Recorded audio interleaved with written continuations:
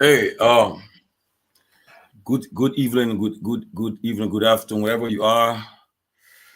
Good to be back on the closing argument. Today is July 7th, 2025, and I'm here with Hamed Symphonic, the CEO of Truth Inc. Truth what? Truth Inc. Truth Inc. Yeah, but Uh, why are you wearing African shirt today on a Monday? man, I always wear African shirt on Monday. You know that? Well, I thought you are prepared to engage a pan Africanist. Oh yeah. Today we will have as our guest Professor P.L.O. Lumumba, the Kenyan legal uh, activist, lawyer, and activist. He's known for giving motivational speeches and also uh, uh, doing a lot of stuff, making encouraging leaders around the world and taking the issue with African leaders and also global issues. So tonight he'll be our guest tonight. He'll be coming in the next 45 minutes. He'll be coming in. But in the meanwhile, uh, Diggy, let me give the news first before I bring you in. President Joseph Newman Boakai departed Liberia this morning for a significant working visit to Washington, D.C., where he will participate in the African Leaders Summit hosted by U.S. President Donald J. Trump from July 7th to 11th, 2025. President Boakai is among 5 distinguished African heads of state invited to this pivotal summit, which aims to deepen diplomatic ties, advance shared economic objectives, and enhance security cooperation between the United States and select African nations. The other participating nations include Gabon, Guinea-Bissau, Mauritania, and Senegal. During the summit, President Boga will engage in bilateral discussion with President Trump and senior U.S. officials on a variety of critical issues. Wow. President Boga is accompanied on this trip by Foreign Minister Sarah Beslo Yanti, Finance Minister Augustine Gaffouin, National Security Advisor Samuel Kofi Woods II, Military Advisor to the President Major General Daniel Zianka, Chairman National Investment Commission Jeff Bebo, Director General of the Cabinet Nathaniel Kwabo, and my own man, Bidel Sandy, Special Envoy to the President. Wow. But Dicky, what's up, man? But before that, how to call him? Myean. I want you to play that. Play the clip. Yeah, I think we first of all we thank our audience, our listening audience. We asked them today is going to be a very important and a great show. We asked them to share the show. We think the Honorable PLO is a fiery African orator, oftentimes providing insights. Very strong. He's very strong anti-corruptionist guy. He is a very proud African who provides roadmap on African dignity, solidarity, and advancement. So I think tonight is going to be a very informative, educative show. So we ask that you share the show, invite others on the show so that we can all participate in this. It's going to be a great period, you know. And with regard to the president trip, I think hopefully within the coming days we will all get to know what exactly is the U.S. own foreign policy towards Africa, which is very important.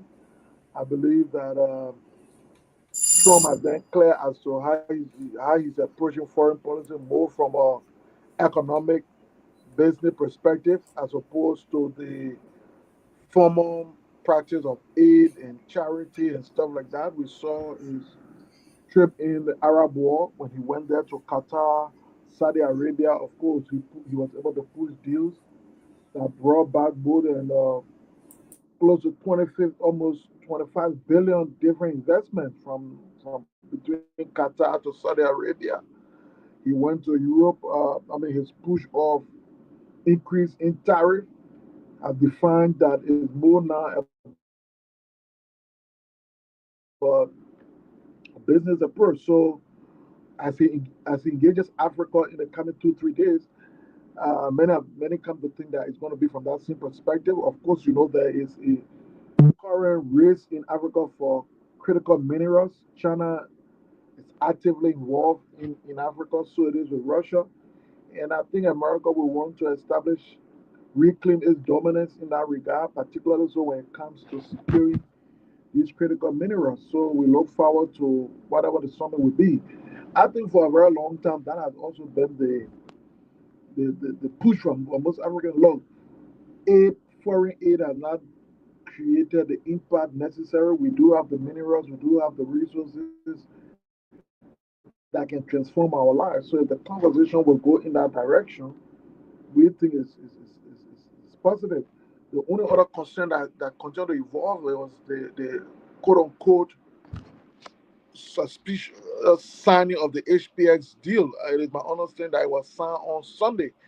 We do not know as to whether that is connected to the trip, a form part of play to pay, uh, considering the different news around it, give reason why the government need to provide more clarification and be transparent. Some saying 1.5. In fact, the U.S. Embassy issued a statement acknowledging the deal.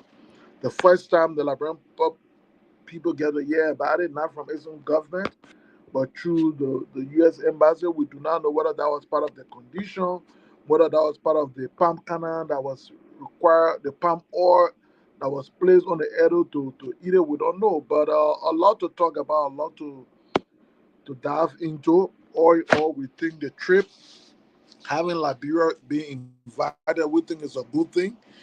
Over the last few weeks, the country image seemed to be rebuilding. Liberia got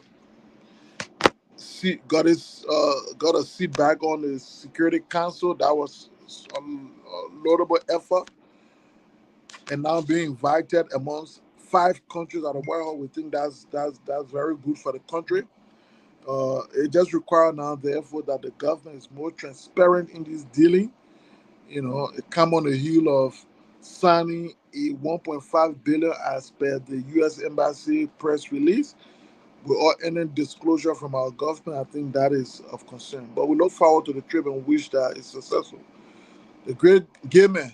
And let me conclude by conveying special thanks to you for your own efforts in securing PLO. I mean, there can be no greater guest on the show when it comes to issues surrounding Africa, Liberia, and the war. So we commend you for that effort because, as we always say, the TCA remains the biggest, most effective, most objective, most substantive platform thus far. And tonight again proved that, and it just all reflect the caliber of people on the show. And so we just want to take our hats off to you. Thank you for that effort. As President Joseph Boakai departs for Washington, D.C. to attend a high-level summit hosted by Donald Trump, back home in Liberia, controversy is heating up over a real deal that could reshape the country's economic and geopolitical future. Trump ally Laura Loomer has raised red flags, accusing elements within the U.S. State Department of pressuring Liberia to approve a deal that could hand strategic rail infrastructure to Ivanhoe Atlantic, a company recently rebranded from HPX and reportedly linked to Chinese interests. At stake is control of the Yekepa to Buchanan Railway, an $800 million investment by ArcelorMittal, which employs thousands of Americans and heavily sources equipment from the U.S. Ivanhoe operates primarily in Guinea and is seeking access to Liberia's ports, raising concerns that the rail could become a gateway for Is it from my Chinese-backed end or firms something? expanding across West Africa. Over the weekend, confusion reigned. The Braga government announced plans to sign the agreement, only for journalists to be barred and later told twice that no signing had taken place. But reports suggest the deal was inked behind closed doors. The controversy has now reached Washington. High-profile Republicans are asking questions, and so are Liberians.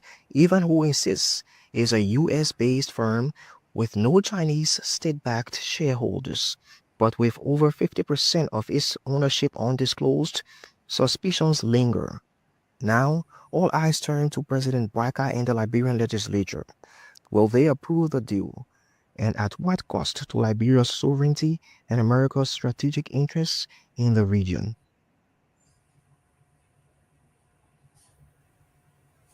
Wow.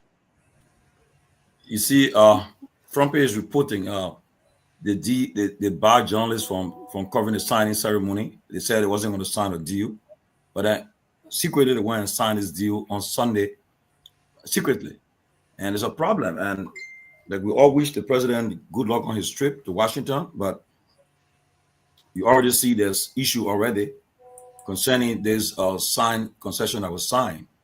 So uh, what are the Chinese and the Americans are fighting? We don't know, but we're going to get to know more in the coming days, coming weeks, as they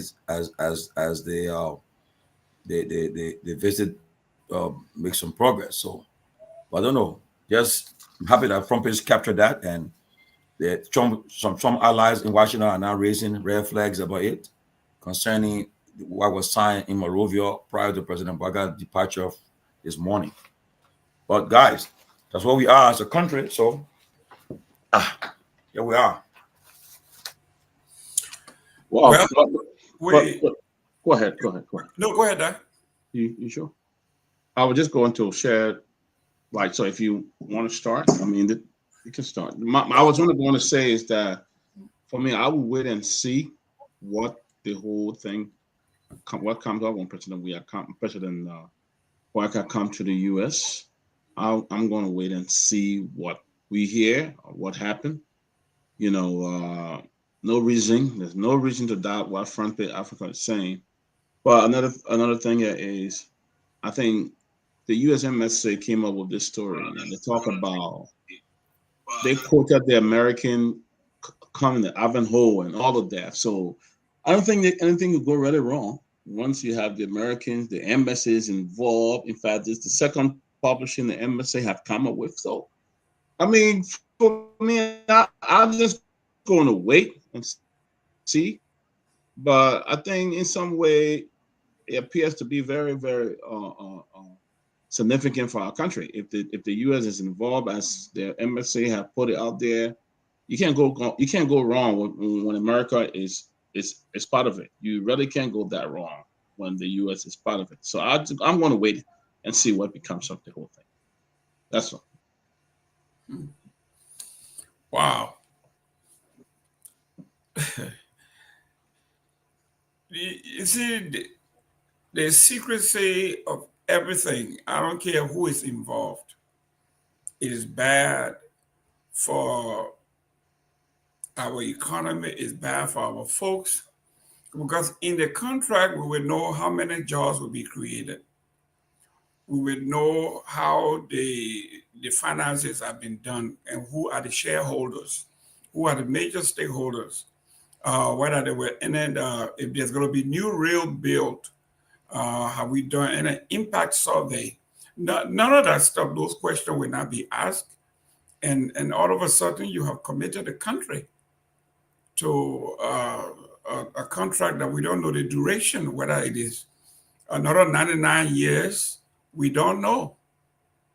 And I know Liberian people will not want to go down that route anymore, where their fortune is tied up for years without the adjustment for inflation, for the quality of life for the folks.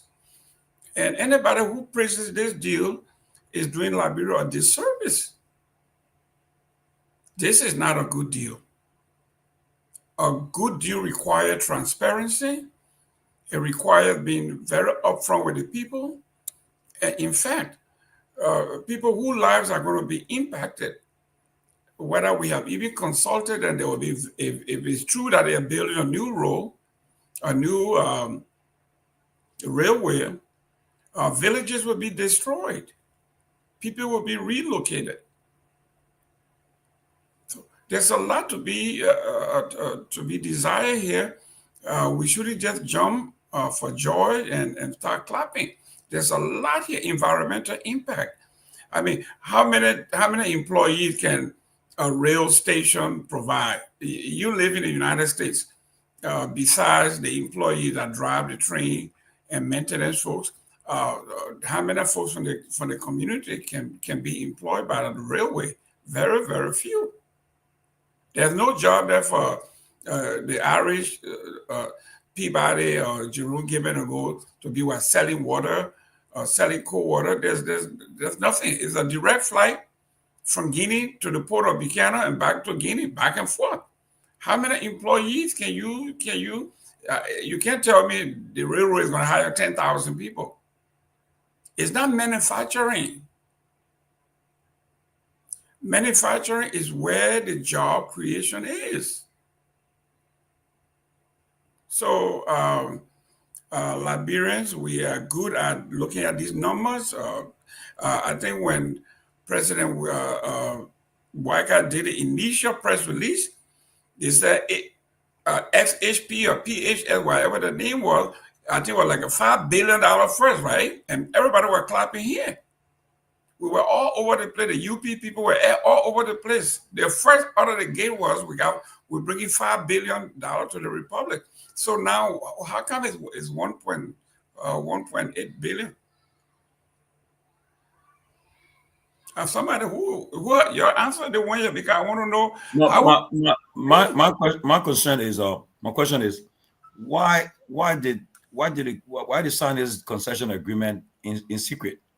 Why they didn't allow the press to be involved, like to do? Usually, because it's a big thing. Because okay, like what I'm hearing to say, Liberia's transition to a multi-user rail system will certainly reduce ArcelorMittal's monopoly over Liberia's key infrastructure. It was inappropriate to even allow a mining company control Liberia's national infrastructure. Okay, but people still remain optimistic that international actors and global regulatory bodies will ensure that ACM conforms to international safety, labor, human rights standards in Liberia. But my question is, why they did it in secret? And then number two, the U.S. government embassy issue a statement right away welcoming this deal. But then again, also, as we play in that clip, people in the Trump administration, they are concerned. One of his allies, the Laura Lady, she's concerned about this deal. Now, Ivan Ho changed the name from SPS to Ivan Ho, I think, something like that. So I don't know what's there's something not right. People are concerned about it too. You know, like I said, I mean, if they really went ahead and signed a deal and made all this happen with even the legislature involved and all of that, then that's a smoke right there. But you know, but what I'm saying is, for me, the president is on his way here, probably has arrived. I want to see what happens. I mean, they came up with another meeting in Philadelphia, the establishing of some trade center or some trade office and things like that. But I want to see what happened when they meet with President Boyka. But the embassy have come up and said that he's going to sign a deal, or he's going to sign a deal worth $1.8 billion. I want to see what happened. Did he come under pressure to do it? You know, I want to see what happened. And, you know, things are no more done like it should be done. Now, we see a lot of things happening in that country. We saw a Supreme Court ruling, and the president said he disagreed and supported the other side. So anything could happen now.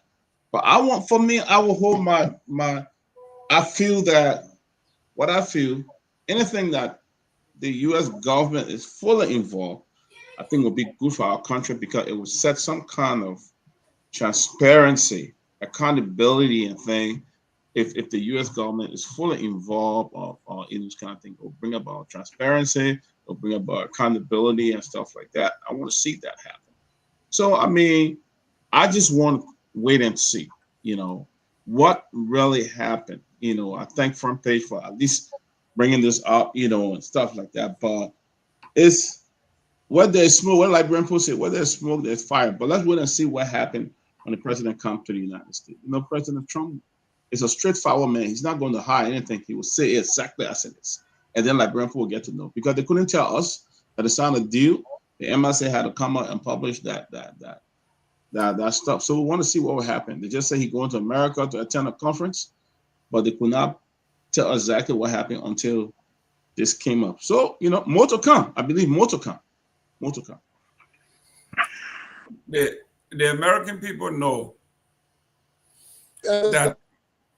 America, of course, America was president when fire was.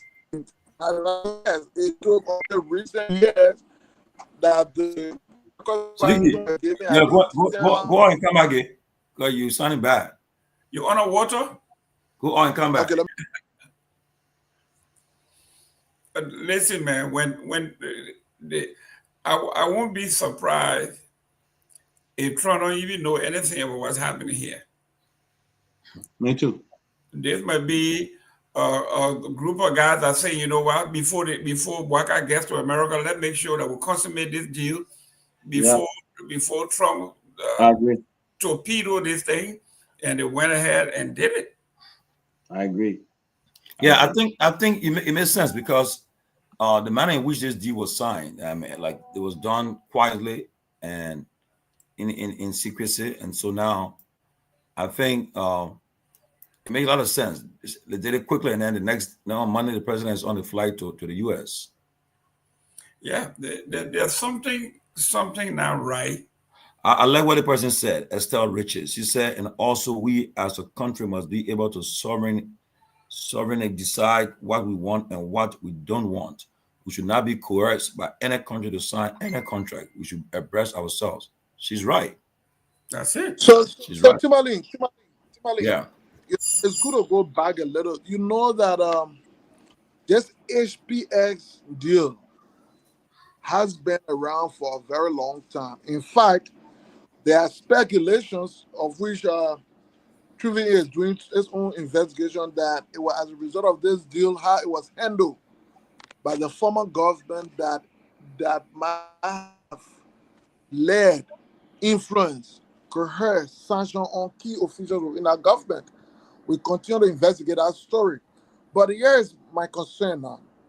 Prior to HPX, I think part of Meta's claim to the report was that it was an agreement within its own concession agreement.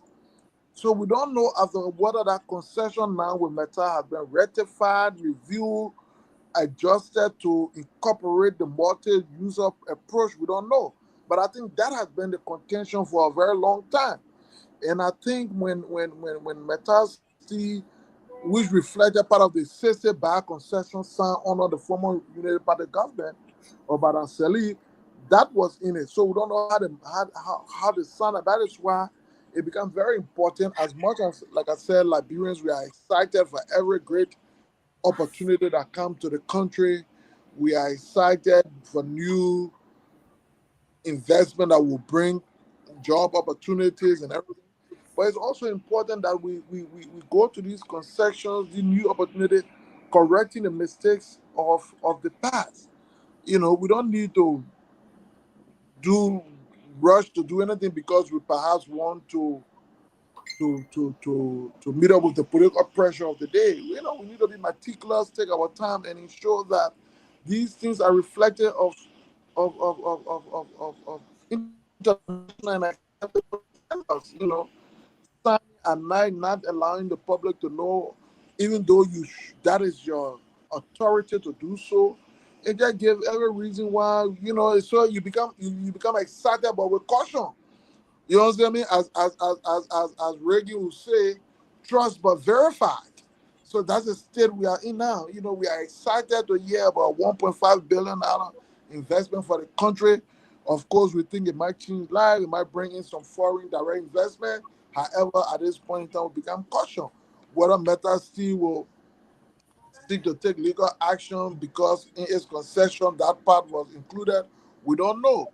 We don't know whether, so there's a lot of questions that seem to be evolving on a deal that should have just been naturally open, transparent, and sweet. Now, with regard to America, that company being an American company, of course, there are laws in America that prevent and disallow Americans to engage in any acts that are unscrupulous, that are reflective of shady dealing.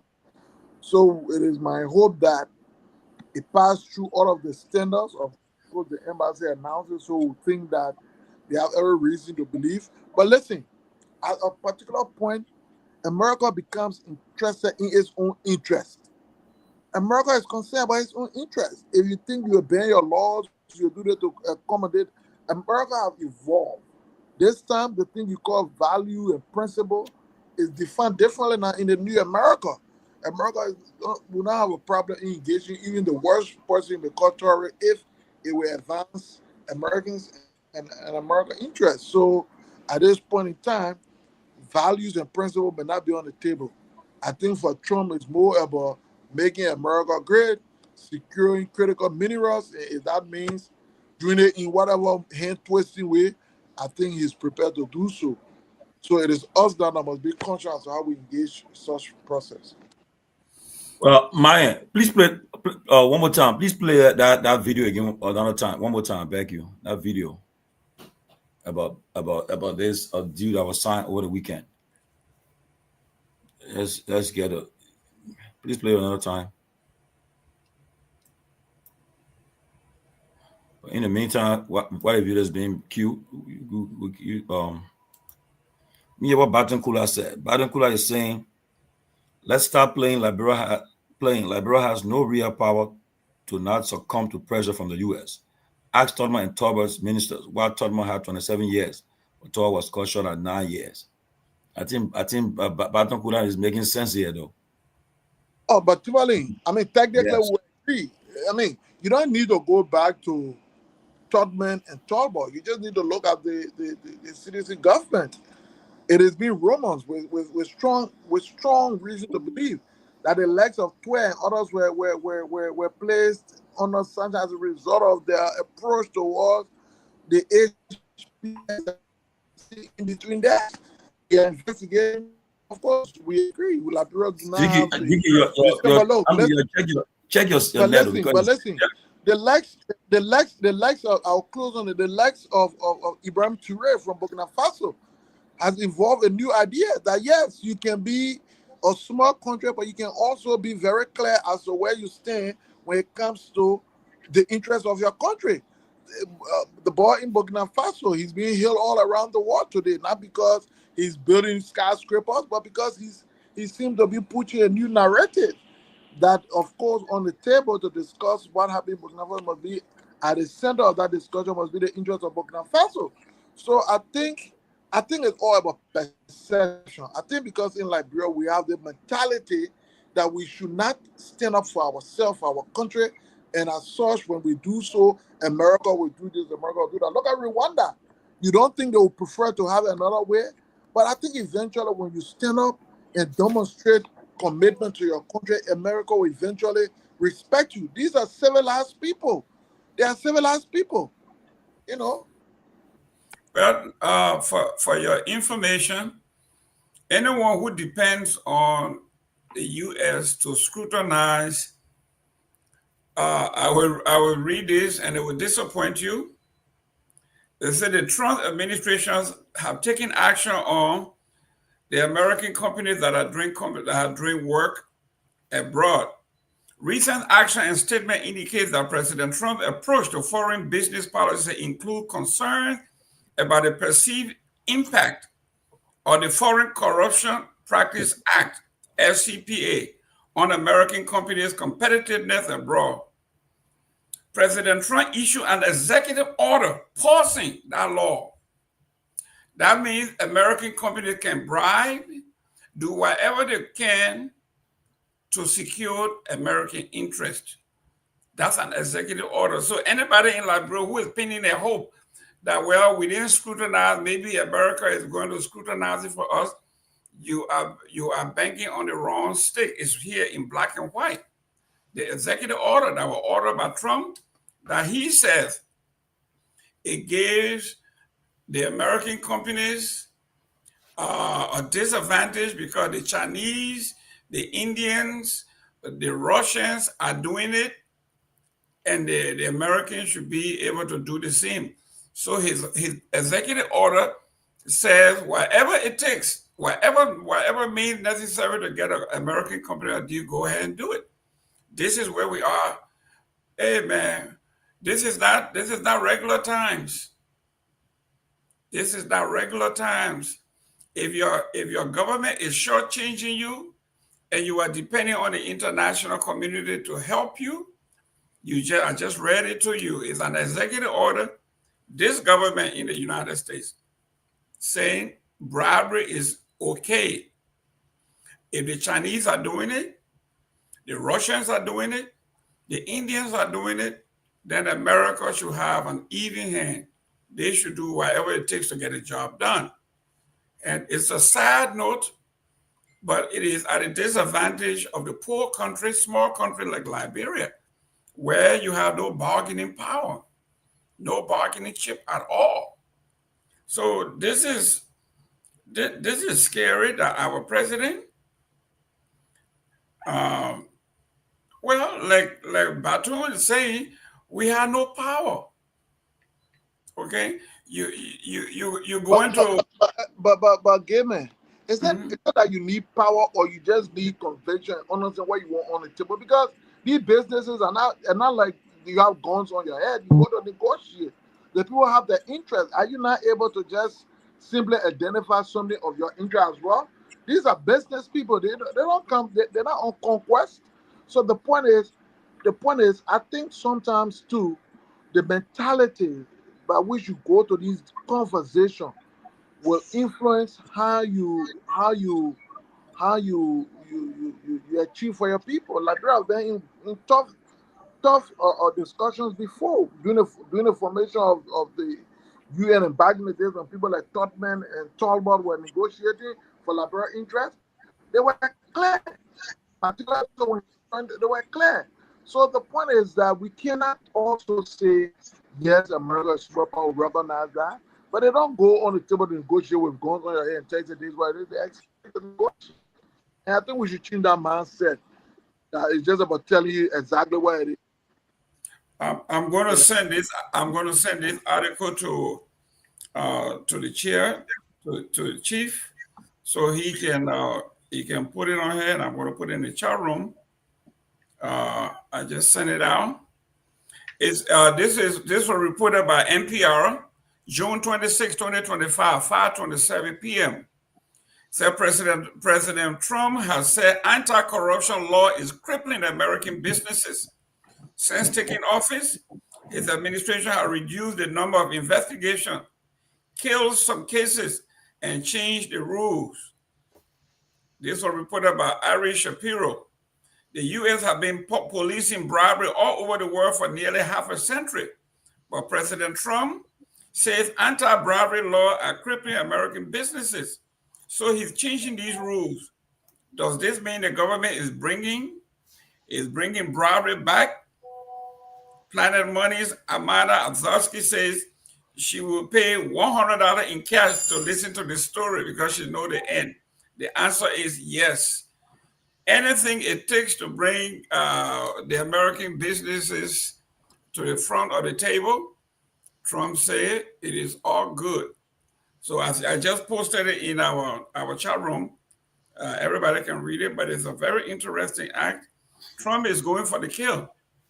Let me say this before we expect the guest to be in the next 19 minutes, according to his team. So he will be coming in the next 19 minutes. So just to let you guys know, he will be coming on. But before I go further, let me just say that, you know, every year, July 26th, we always lobby, raise funds for our guys that's on the field working for us daily in Liberia. Sun and shine, they are there for us. We always ask our listeners, our viewers to contribute so that we can bless them for the holiday in Liberia, because they are basically volunteering their services to help us to be covering the news. So when they announced that by tomorrow we'll start putting up the information for our Zelle, our Cash App, so you can contribute for the guys working in Liberia on the field. I mean, sometimes they stretch themselves. They are at the mansion, at the Capitol building, from one place to another. They are up and down, risking their lives just to help us to get our news on the ground. It's now an easy thing to be a journalist in Liberia, to be covering the news, to be on top of the news. The other day they had to go Grand G there with the president. They had to go to Bon County, Nima. They travel all over the place, up and down. As even the motorbikes, someone gave us the motorbikes presently down because there was somebody hit them. So we're trying to fix it too. So that's why the guys are on their feet, jumping on motorbike, keke, just to bring the news to us, to get us abreast of what's happening in and around Liberia. So as of tomorrow, we start putting our information up. Whatever you got, $5, $10, $20, just contribute to these guys so they can make them happy, they and their families. For 26, you know, if you grew up in Liberia back in the day, 26 was a big day in Liberia. It still is. Yeah, everybody loved 26, you know. I remember in the morning they would say, "Happy 26, Minatai, Minatai," all that song. Yeah, man.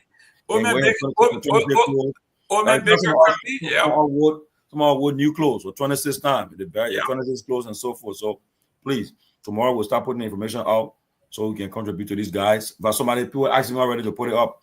But we'll start it tomorrow, and we know that we trust you guys. You always come true for us to help our guys back home, and we know you'll bless them this year again.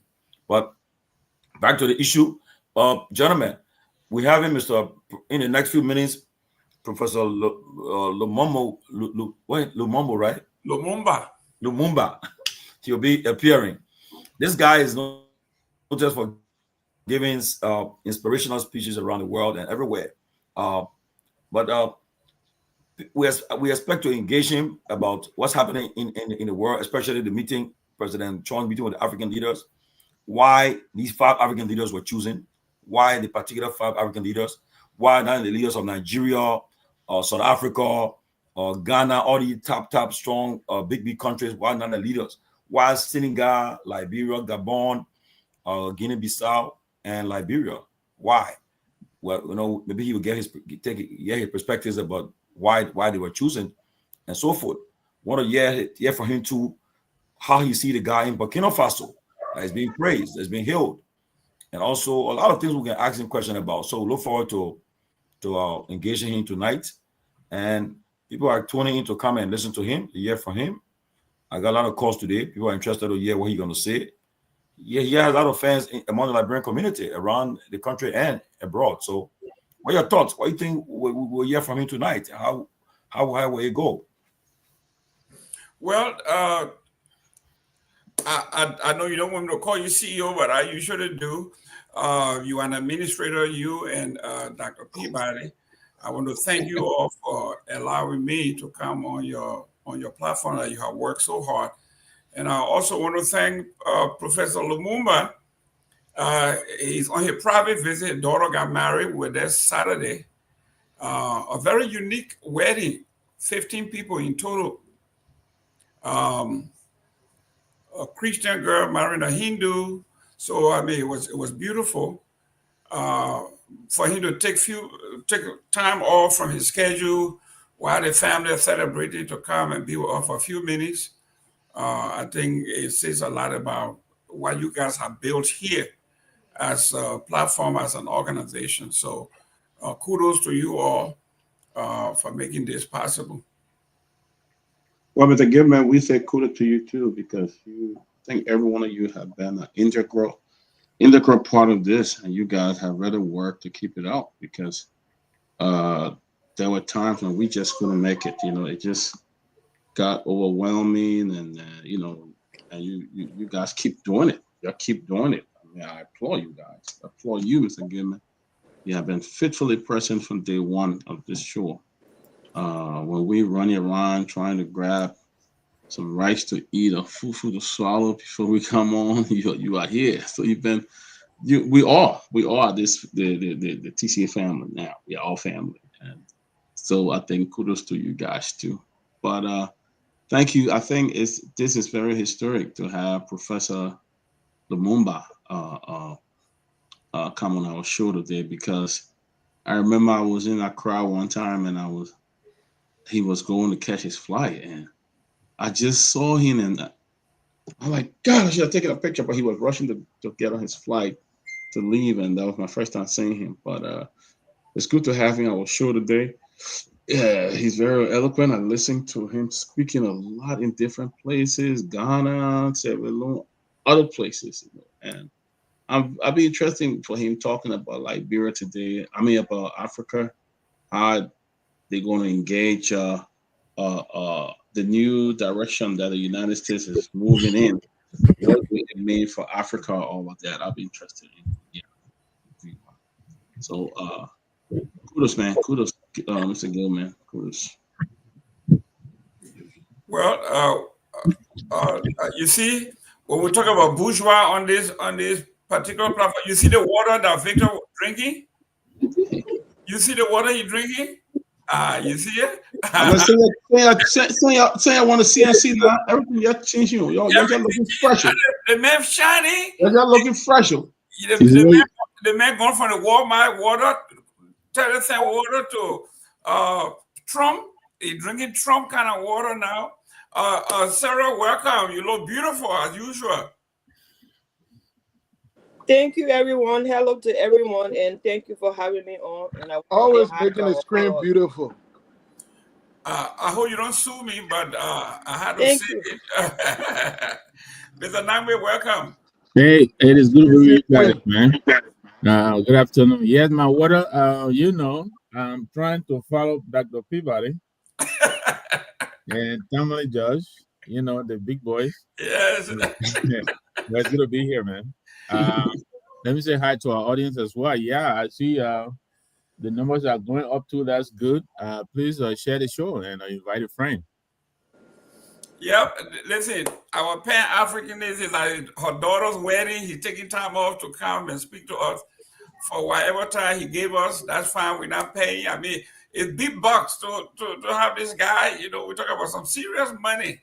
So we are lucky that he's coming to talk to us. He said he will send out an invitation. They are opening a resort in Nairobi. And I spoke to him, and he said, sure, we invite TCA. So we may be headed there to be part of the occasion. We want to be continental, we want to be across the world. So if you just include us in the promotional thing there as that would be great. So I pass it over to the chief himself. If you don't know him, let's just keep with his letter PLO. That's he's preferred to be called PLO. Mr. Gimme, I like your shirt. It's beautiful. Oh, thank you. Today the Pan-African Day now, so he want to catch me wearing suit.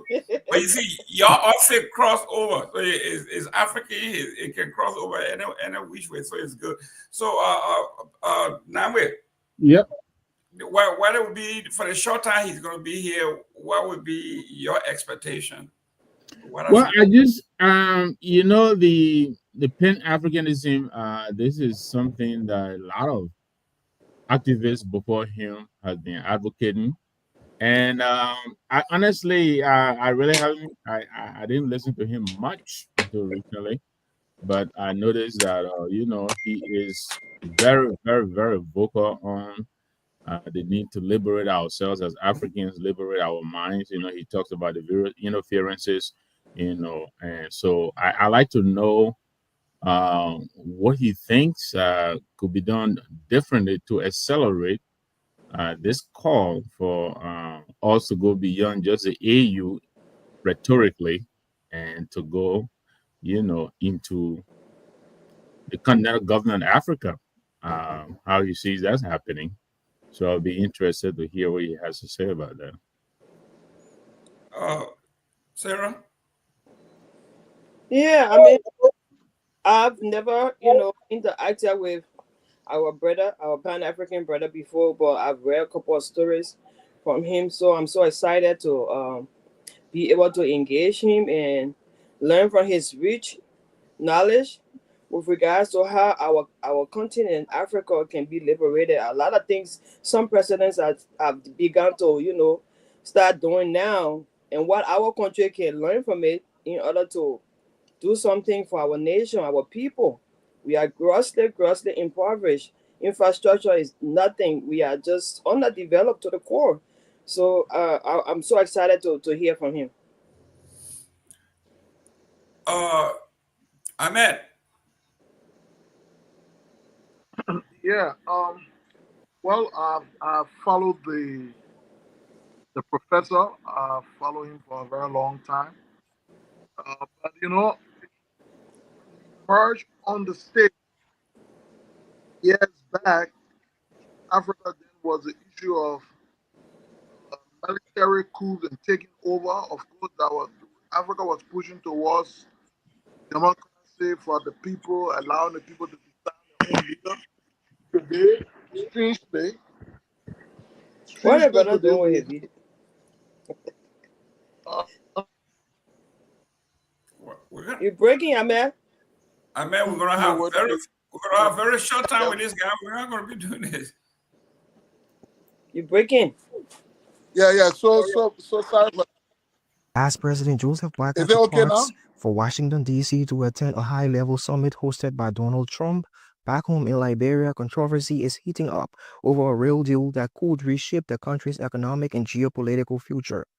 Trump ally Laura Loomer has raised red flags, accusing elements within the U.S. State Department of pressuring Liberia to approve a deal that could hand strategic rail infrastructure to Ivanhoe Atlantic, a company recently rebranded from HPX and reportedly linked to Chinese interests.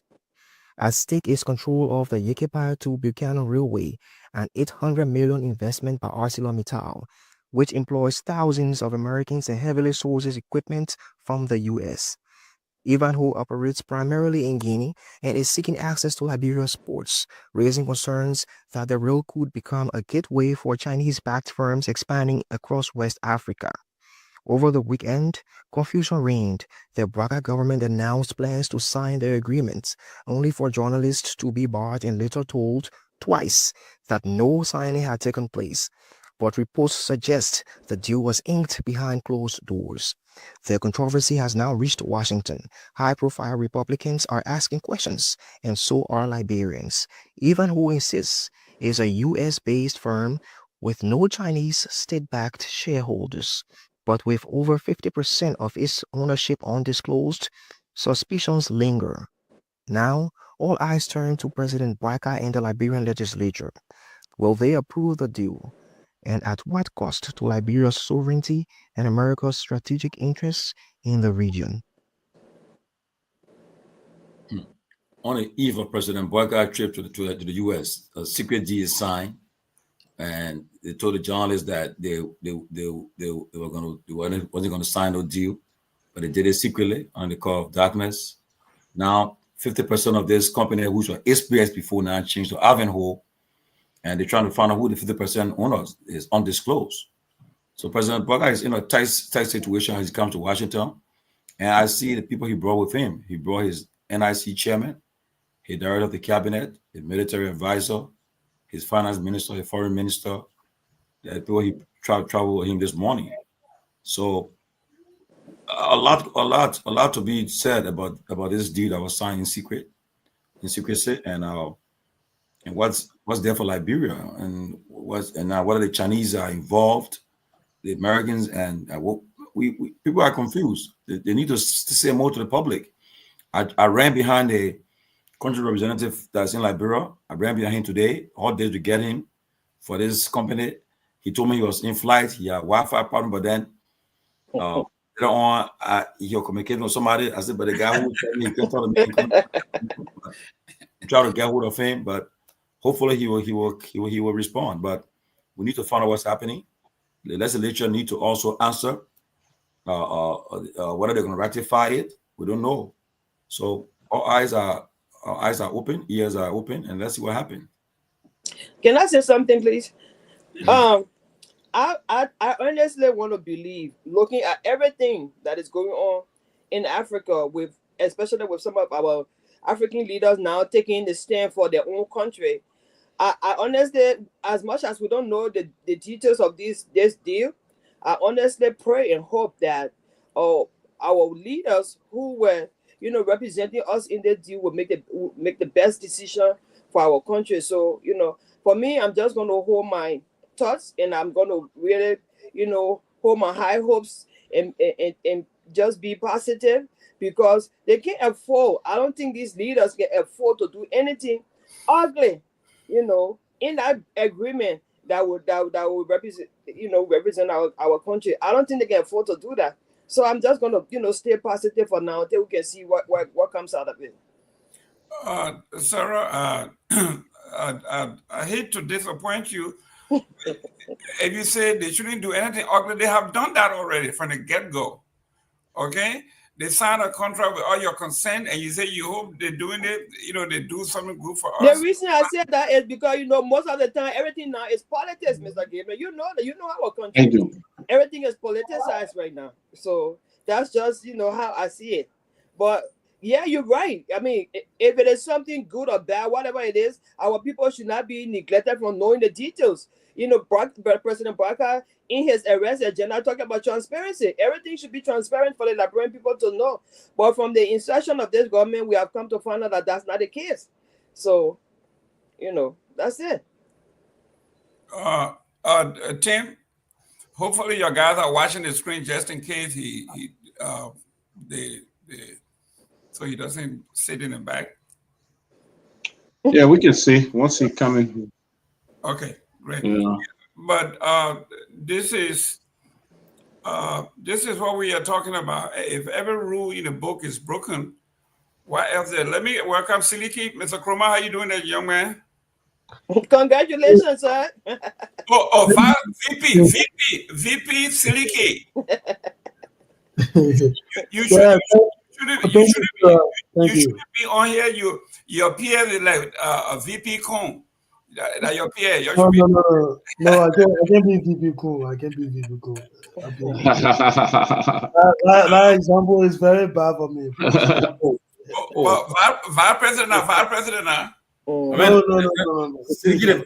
The VP watching you. Yeah, but I can't be the VP now. The VP say you understand. He bring own personality. I can be it.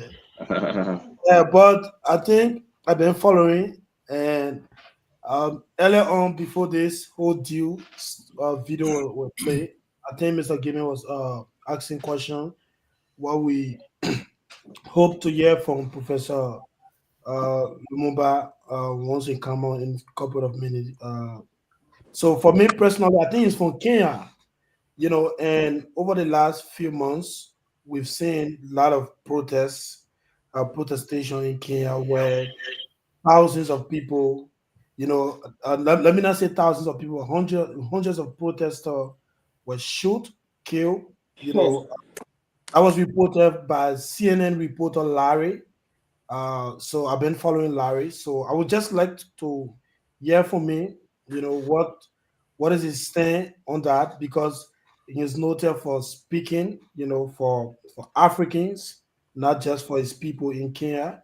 So I would just like to know what is his stand. And recently, the dispute between Rwanda and Congo, I think he was one of the mediators. He spoke about peace, the need for the both countries to come together to settle their differences and all of that. So I would just like to hear from him, especially the issue in Kenya. Even recently, the citizens gathered themselves at the parliament to protest, in an anniversary of the first protest that took place sometime in 2024.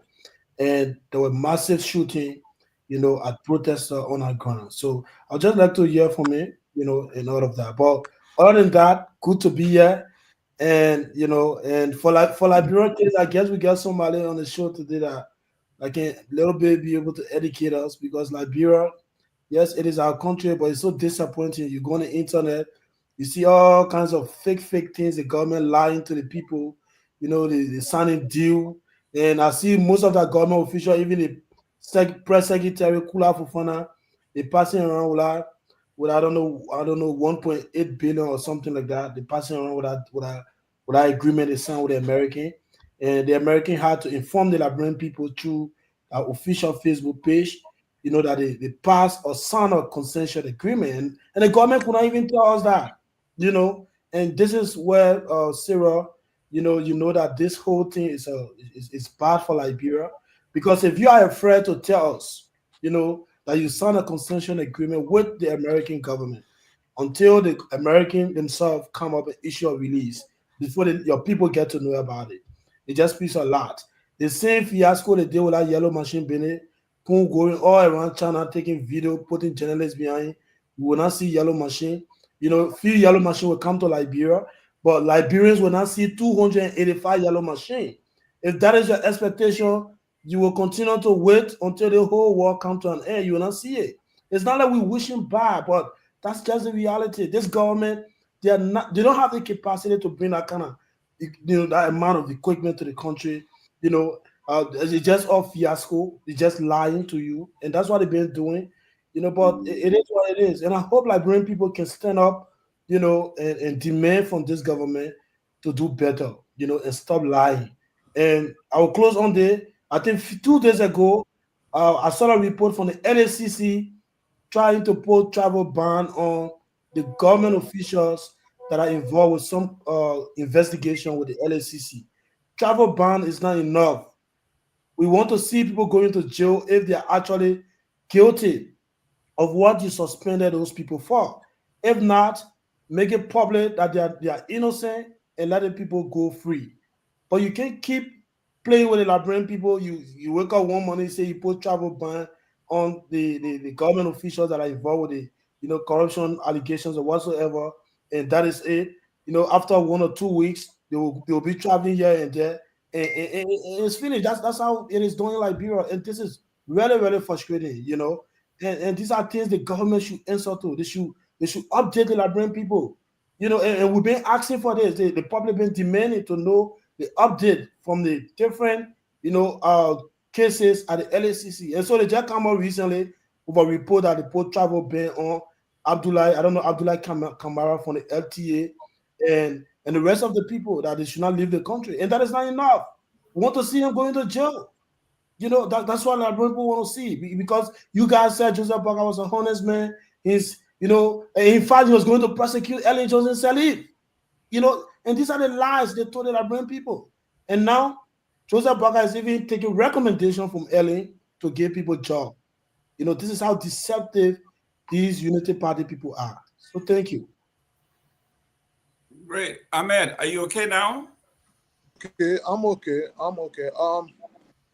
I think I'll just. I think the guest is in the back, but he's still kind of, his photos is not there yet. Only his photo is there. So he's in the back. So guys, let's bring the professor on. Mr. Gilman, I want you to do that. Okay. Hello, Professor PLO. Yeah, good evening. Good evening, sir. How are you all? We want to appreciate you. I know you are a proud father of the bride. We took you away from your celebration. So we are kind and appreciative of you taking your time off to spend some time with us. Thank you very much.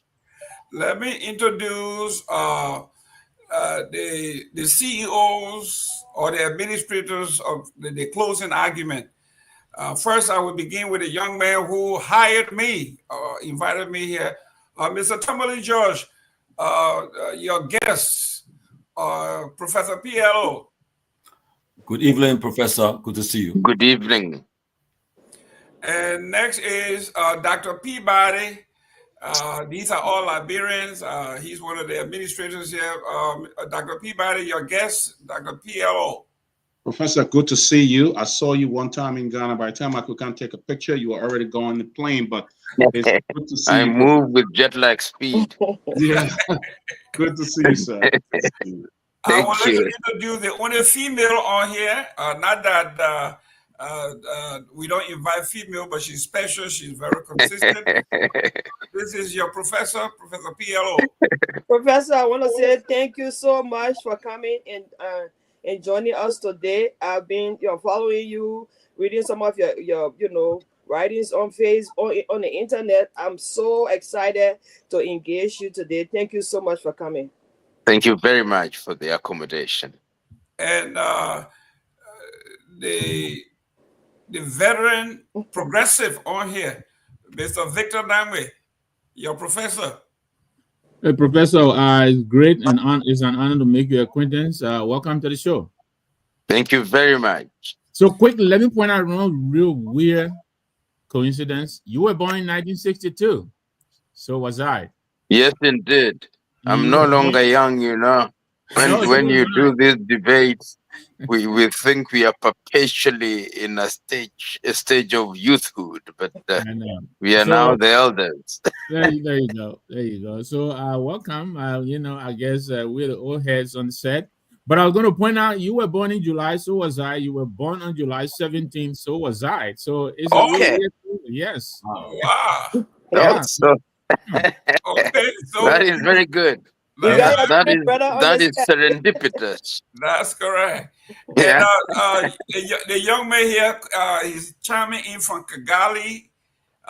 Siliki, your professor. Yeah, good evening, Professor Paul Lumumba. It's good to meet you, and it's a pleasure to meet you. I Thank personally, you. I follow you a lot, and thanks for all you do for Africa. Thank you. Thank you. We all must make our contribution. That's Absolutely. right. Hmm. Thank you, ladies and gentlemen. Welcome to this edition, a special edition of the closing argument. With me is our Professor PLO. Let me introduce him to those of you who don't know him or who have not known him in detail. He always tells me, don't read all this stuff, just go to the point. But for a man who have accomplished and achieved so much, at least I can introduce him. His real name is Patrick Luck Oceano Lumumba. He was born July 17, 1962. He is a Kenyan lawyer and activist. He is the director of the Kenya School of Law and served as director of the Kenya Anti-Corruption from July 2010 to August 2011. Professor Lumumba earned his LLM degrees at the University of Nairobi. His LLM thesis is titled National Security and Fundamental Rights. Additionally, the professor holds a PhD in Law of the Sea from the University of Ghent in Belgium. His PhD thesis is entitled Exclusive Economic Zone, the Use of Delimitations of Economic Zones. So that is just a gist of it, plus several honorary PhDs, several awards. He is one of the most sought after speakers on the African International Tour. He's here with his family. He's here to celebrate his daughter. So we are glad for the few minutes you're going to spend with us. Professor, we have few things here. We'll give you the time to lecture us, talk to us about the state of affairs of Africa, the Africans, and who we are, where we're headed. Specifically, invitations of African leaders in groups to either the White House, Paris, London. What is your take? Let me start by saying that I no longer desire to lecture anybody because when you lecture people, you tend to be prescriptive. But I share my perspectives. And there is a book that now has gained great prominence in my mind. It is a book by Nigeria's Adekeye Adebayo.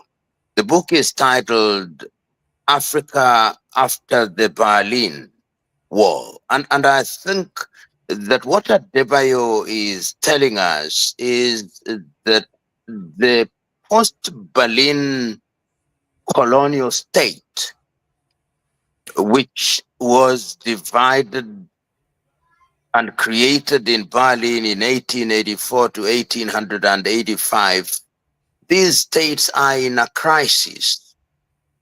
Liberia may make the claim that she was differently created, knowing as we do that it became an outpost for freed slaves.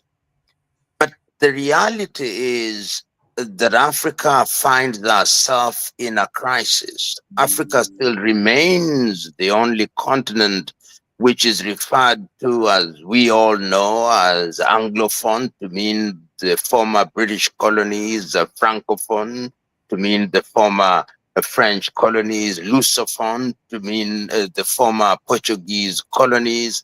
And we also know the unique state of Zimbabwe, and of course South Africa and Namibia. And we know that history tells us that the whole question of how to deal with the boundaries was dealt with in Addis Ababa in 1963, and I think it is at the Cairo conference in 1964 that it was argued that we should retain the boundaries. Nkrumah, if you read him very well in his book Africa Must Unite, took the view that we could retain those boundaries because he assumed that Africa would unite.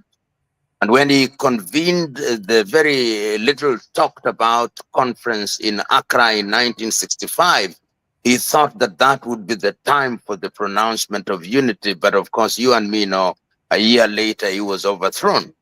So what do we have today? We have African countries, all of which are struggling to protect the state. And I always repeat this statement almost ad nauseum made by John Henry Clark of the United States, that when African countries regained their independence, each one of them, without exception, retained systems of governance that were bequeathed to them by the colonizers. And he proceeds to say, rather sadly, that none of them will ever succeed on the basis of those systems. And look at Africa now. Look at Sudan. Look at Central African Republic. Look at Libya. Look at Southern Cameroons. Look at Somalia. Look at the centrifugal forces in Ethiopia with the Tigray and Amhara and Oromo. Look at Tunisia. You see a continent that is in crisis, and I'm not mentioning all of them. Northern Mozambique, the crisis, the collapse of government in the cohabitation between DA and ANC in South Africa. Look at the history of your own country, very recent history. Look at Guinea-Bissau. Look at the Sahel, which is going through a phase of liberation, second liberation from the French. Mali, Guinea, Niger, Chad, Burkina Faso. Countries are collapsing. We create ECOWAS, but no sooner have we created ECOWAS than it is infiltrated. We create SADC, it is infiltrated. We create the Central African Organization, it is infiltrated. We create East African Community, it is infiltrated. We create the Maghreb, and the Moroccans are undecided as to whether they want to be part of Africa or part of Europe. And when it is convenient, they are part of Africa, but they desire to be Europeans. The Egyptians are undecided as to whether they want to be part of Africa or not. That is the continent and the situation in which we find ourselves. The African Union is often described as a toothless bulldog, but I always question, is it even a dog in the first place before we talk about his teeth? And if you doubt me, look at what is happening. We are the only continent that is assembled. The Italians call our 54.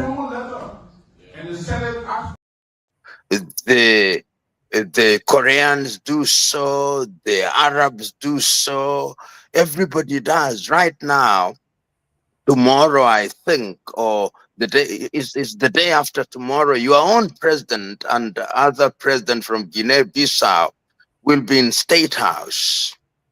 We are summoned like little children, and the mantra is the same: divide them and rule them. And once we allow ourselves to kowtow, what then happens is that economically we punch below our weight.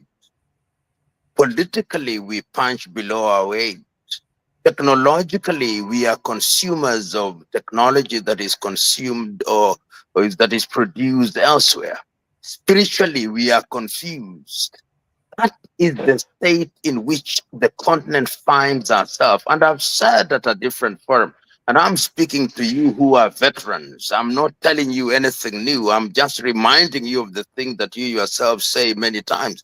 Let us define ourselves. Because if we don't define ourselves, we'll be defined by others. Look at the increasing presence of China in the continent of Africa. Do I blame them? No, I don't. I blame us. Look at the increasing presence of little countries such as Qatar, the Emiratis in Africa. Do I blame them? No, I blame us. Look at Turkey now, coming into the continent of Africa. Do I blame them? No, I blame us. Look at Russia. Do I blame them? No, I don't. I blame us. Even the media that we think is African is not African. It is choreographed from Paris or from Deutsche Welle or from CNN or from Al Jazeera. We can't even create what is legitimately and properly an African medium that we can call our own. So I see a continent which is at crossroads, almost in a crisis, but we must not lament. We have lamented for too long. In fact, there are those who take the view that the African problem is one that has been overly analyzed. And sometimes I belong to that school because these problems that I'm talking about are not uniquely African. There are problems in Asia, there are problems in Latin America, there are problems in Europe. But the question is, what are we doing deliberately and urgently to reclaim our territory and to reclaim our glory? Do we tell the same stories to our young men and women in Monrovia so that the young man and young woman knows that there is an umbilical cord between what they ought to do, or there ought to be an umbilical cord between what they ought to do with the person in Asmara in Eritrea, or in Djibouti, or Hargeisa in Somaliland, or Bamenda in Cameroon. When we talk about Africa Agenda 2063 and we say all the things that we want to do, or Africa Continental Free Trade Area, is it possible that when I come to the shelves in Monrovia, I'll get Lipton's tea rather than Kericho tea from Kenya? That I'll get Evian water or Nestle from Switzerland and Darsani from the United States of America? Is it possible that I'll get Glovo from Spain delivering my Kentucky Fried Chicken from the United States of America? These are the things, in my view, that we ought to place on the table and begin to have time-bound prescriptions for solution. The beauty now, as I conclude my short presentation, is that there is an awareness. In the last 5 years, I've seen a number of things that just make me happy. One, that our kith and kin in the diaspora, whether they are in the Caribbean or the United States or Australia, are beginning to say we want to go back home and we want to invest. I and others were involved in such an environment only 2 years ago when, with my good friend from Ghana and Zimbabwe at once, Arikana Chihombori Kwao, we went to Ghana with 200 people. We then went to Malawi. We are going to Hargeisa on the 29th day of August, 250 million in the diaspora. In the continent of Africa, not a week passes without my talking to young men and women in Liberia. In fact, through my foundation, we now have a clothing line which is coming up from Monrovia, young men and women. Through our foundation, we are now in 46 African countries. People are waking up. But these are little things being done in silos. How can we combine our efforts going forward so that we create a seismic change? And when we are creating these seismic changes, we must recognize that this is intergenerational. Nyerere of Tanzania used to say that you are not a Superman who is going to change the world in one day. You simply play your part and create an environment where you hand over the baton to the next generation. And I hope that an initiative such as this would add to the impetus that is required going forward. Because I believe that if we are focused in the continent of Africa through these initiatives, look at, as I've already said, Africa Agenda 2063, Africa Continental Free Trade Area. When you talk about the rights of women, you have already made a declaration in Maputo. When we talk about free airspaces, we have already made a declaration in Yamoussoukro. When you talk about health, we have already made a decision in Abuja. When you talk about agriculture, we have already made a decision in Malabo. When you talk about anything, we have already free movement of persons. We have already made a decision in Kigali that we eliminate all these passports. We have all the things that we need. Our problem is implementation. And we can borrow from others. China, during my birthday mate, my age mate will tell you, we have seen China grow within our lifetime, lifting 800 million people out of poverty. Can't we do it? Must we not do it? Must we be treated in this world like children of a lesser God? We must do something about it. Those are my submissions. Wow. Okay. Sarah, you are the female here, you the queen.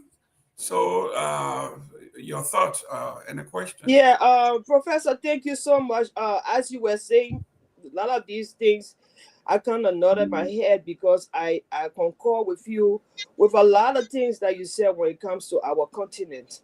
And the things you said is that at least there is our people eyes are beginning to open now. We are beginning to see some of these things, especially with regards to what we all our countries need to do to increase the livelihood of our people. But I want to ask you a question. Do you see that? Do you see that in, like, for example, I follow Burkina Faso a lot. I see what the president is doing. Do you think that is a good model for African countries for what Burkina Faso president is doing? Do you think it's a good model for African countries? Because I truly believe he's doing the right thing for Africa, for his country especially. What do you think about that? I am of the view that the jury is still out. The race has started well, but the starting a race well does not mean you'll finish well, particularly when Burkina Faso is running alone. Right. You can give other examples of African countries that are also on the right path. Then before I come to Burkina Faso, I think Namibia is on the right path. Right. I think Botswana is on the right path. I think Tanzania largely is on the right path. I see some positive things in Senegal. I see some positive things in Ethiopia. I see positive things, but Burkina Faso has become the poster boy and poster girl at once because of a number of things. They are coming out of a colonizer that was very controlling. And remember that this attempt to break away from the French did not come with the administration of Traore. It started with the administration of Thomas Isidore Noel Sankara. Sankara, yeah. And when the Sankara administration came in, very quickly the French were able, we now know, to recruit Blaise Compaoré, who was his friend, to eliminate him, and in that way it torpedoed the revolution. This is a reemergence of that spirit once again. And a few things are happening, but you and me know that insurgencies are being sponsored in Burkina Faso, Yep. in Mali, Yep. in Chad. So when you hear some of us saying, let us protect the Traore administration, we are saying it because we think that it is a symbol which ought to be given pride of place. And that if we continue on that trajectory, I've been asked this question, why are you supporting unconstitutional changes of government? I said, no, I'm not supporting unconstitutional changes. I'm supporting extraordinary necessary changes of administration because the ballot is rigged and always rigged. And for that reason, in exceptional circumstances, we must accept these changes. So my view is that it is necessary to ensure that Burkina Faso is not alone. I remember last year I was at a meeting where all the foreign ministers of the Sahel were present. The foreign minister of Niger, of Burkina, of Guinea, of Chad, of Togo. And my message was one and clear. Let us work as a team. Because when you work as a team, it becomes more difficult to eliminate you. Yes. It becomes more difficult to undermine you. And I wrote a letter, of course, early this year after the election of the new AUC chair and said, readmit all the Sahel countries into the African Union. Don't exclude anybody. The reasons and the circumstances that led to the changes in Burkina, in Niger and Mali are known, and we need to support them. So my view is we ought to support those administrations, and I'm happy that my very good friend, the president of Ghana, President John Mahama, since his election, is making every effort to ensure that Burkina and the Sahelian countries are brought back to the fold. And hopefully that will redefine how ECOWAS treats and deals with them. Okay. I am for change, and I am for change that affects the quality of people's lives in a positive way.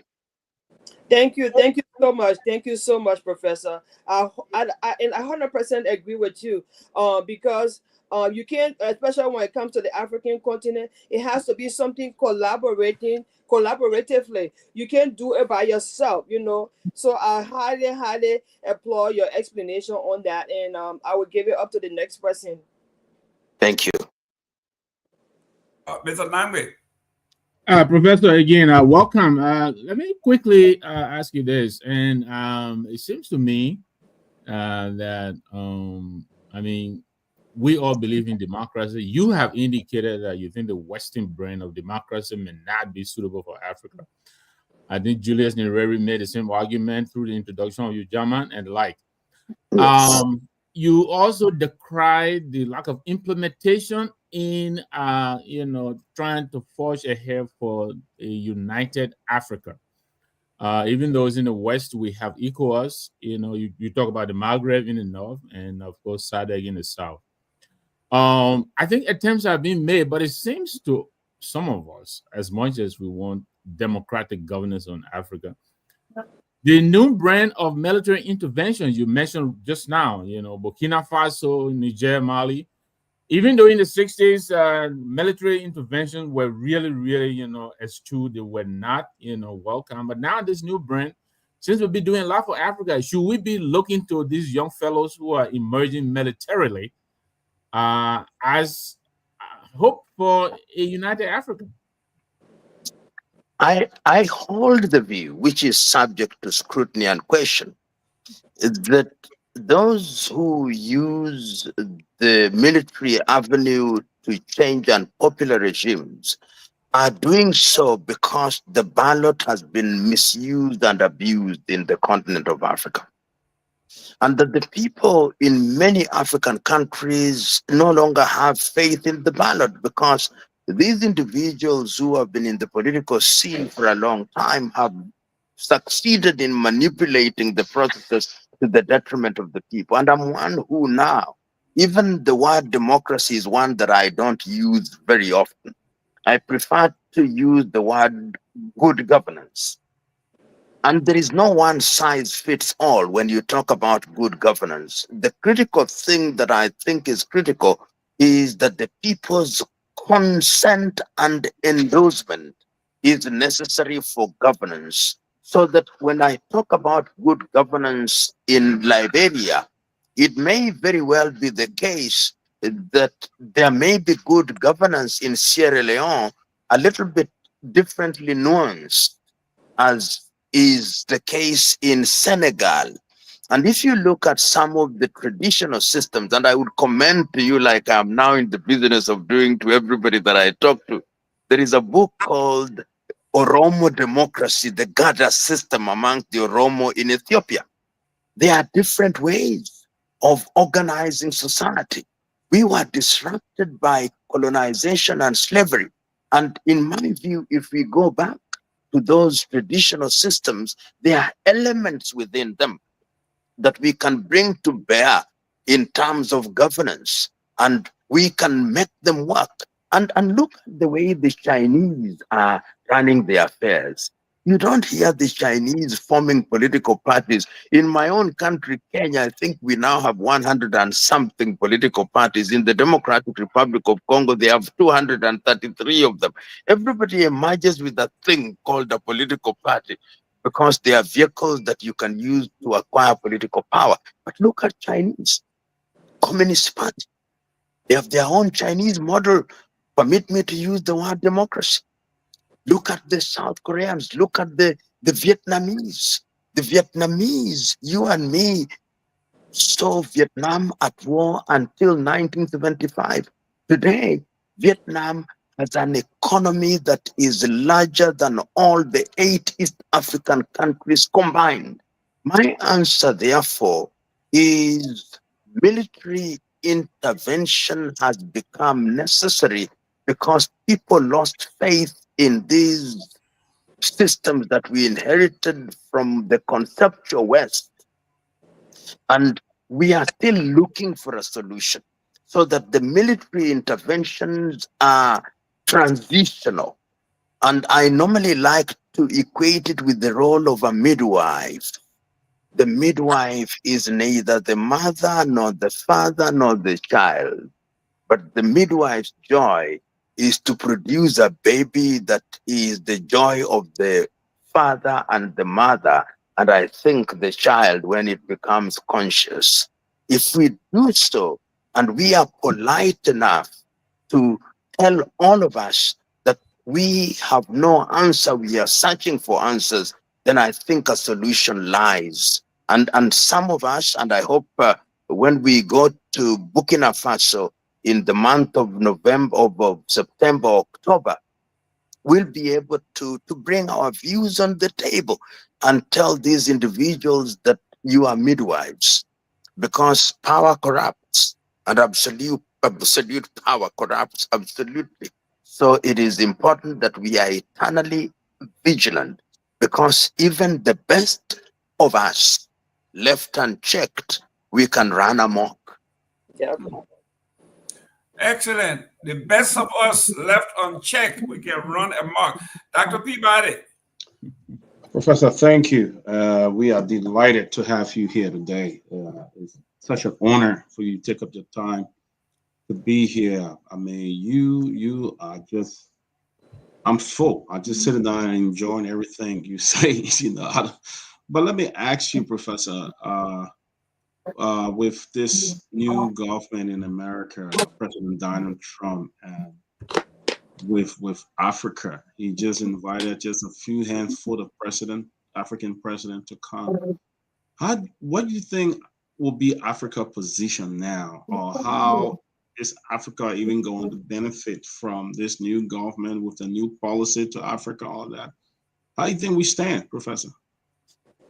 You know, let me answer your question by saying and by making reference to what was said during the administration of President Reagan. President Reagan did not mince his words. He says, America does what is in America's best interest. Do I begrudge him? No. It is the duty of America to do what is in America's best interest. Do we Africans, through our leaders, do what is in our best interest? No. I saw the president of my country during the administration of Biden going to the Oval Office and was overjoyed when he sat on Biden's chair. It's almost like a high school student going to the principal's office and enjoying sitting on the principal's chair. It doesn't make you the principal. So when we devalue ourselves, then we will be treated as, in the words of the President of the United States of America, shithole countries. Excuse my French. You're fine. You're perfectly fine. But that is how we'll be treated. How do you allow, for example, the 5 heads of state who have gone there?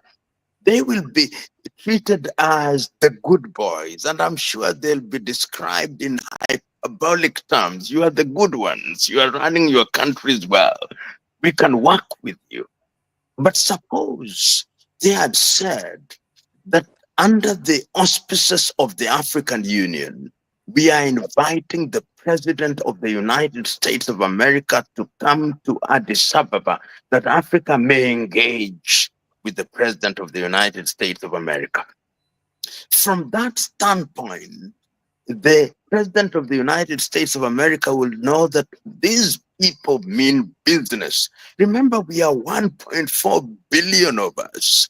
Remember that we are resource rich. Remember that the world, like it has always done, is crumbling for our resources. But when you are divided, then you will be dominated. And this is my fear. And it is not only the United States of America that is dividing us in this way. Remember that after this foray into the United States of America, some of them will be invited to China and to Turkey and to London and to Paris and to Rome and even to little Qatar and even to Kuwait and even Saudi Arabia. So you are tossed like yo-yo, and you allow yourself to be tossed in that manner. We must, in the nature of things, respect ourselves, but we don't. You wait what will happen in the Oval Office. See how they'll be treated like little children. It is only 2 days away. You wait. I'm not a Jewish prophet, as I've always said, but you wait. And you will be humiliated. Thank you. Ahmed. Thank you. I joined Professor. I joined the rest of the crew here to thank you for the time. It's an honor for the platform. It's an honor for our audience.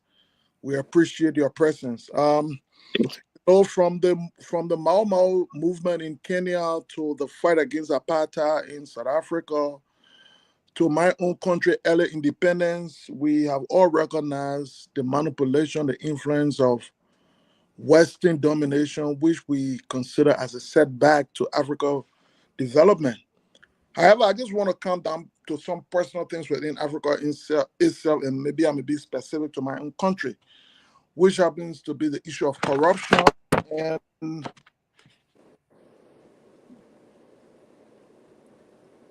Are you okay, Ahmed?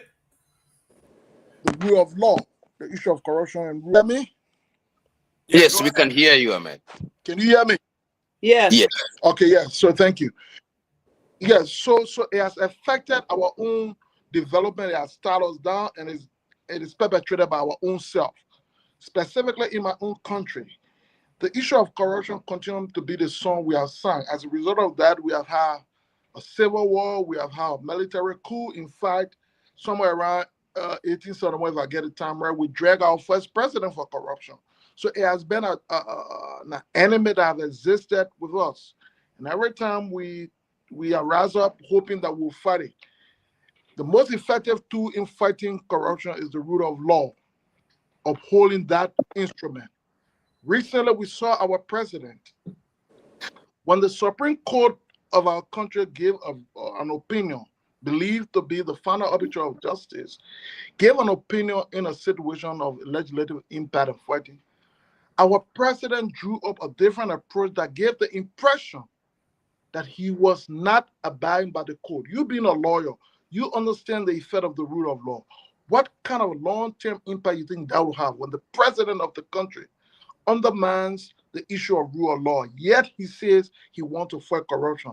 How do you coordinate that? How possible can that be when the rule of law is at a watershed that it can be upheld at will and be pushed aside? Can it really effectively fight corruption with regard to the Liberia scenario? You know, I headed the Kenyan Anti-Corruption Commission, and I came to Monrovia, and at that time you had a cabinet minister called Boima Fanbule, whom I think all of you know.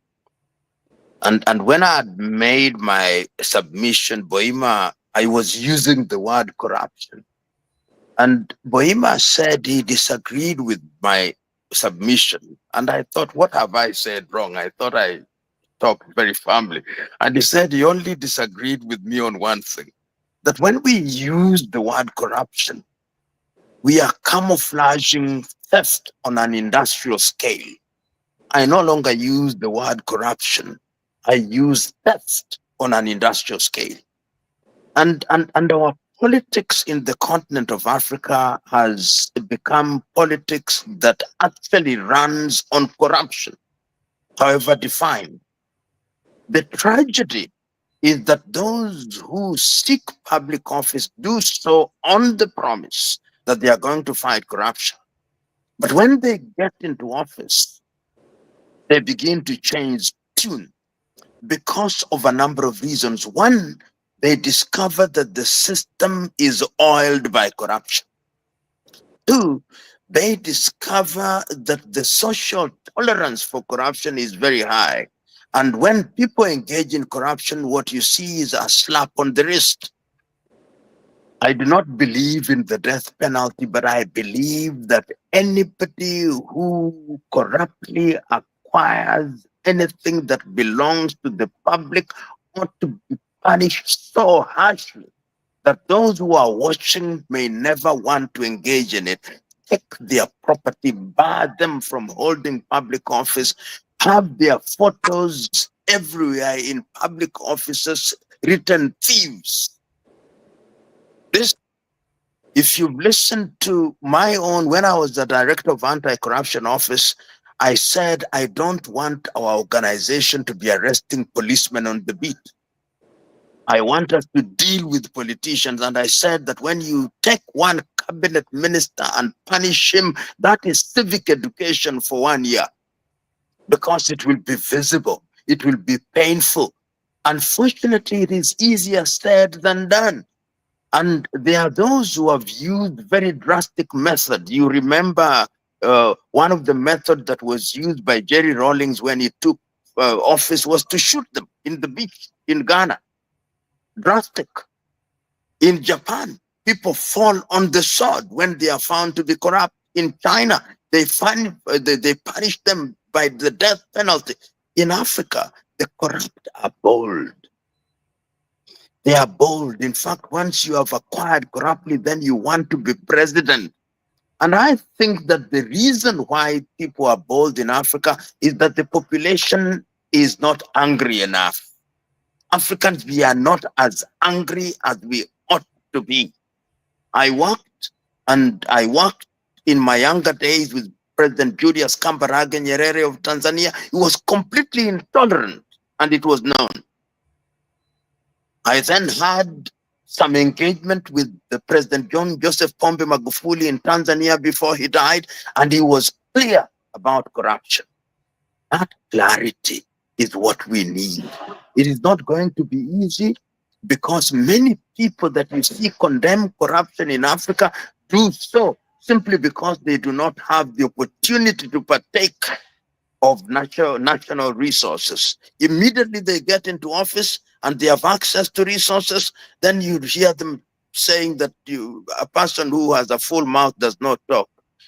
This is the problem that we have in Africa. So you will be frustrated, my friend. I am frustrated on a daily basis. I see some of my students who are cabinet ministers donating over weekend money that they cannot earn even if they work for 100 years. And they are celebrated in churches and mosques. That is the level of moral depravity in the continent of Africa. In fact, Liberia is not leading. Kenya is one of the leading. Nigeria is following very closely. You could possibly number 10 in the league in terms of corruption. Our own president has now said that he's going to build a church in State House, a church for 1.2 billion. His salary is not more than 3 million, which means that even if he works for 100 years, he would not have the money to raise 1.2 billion.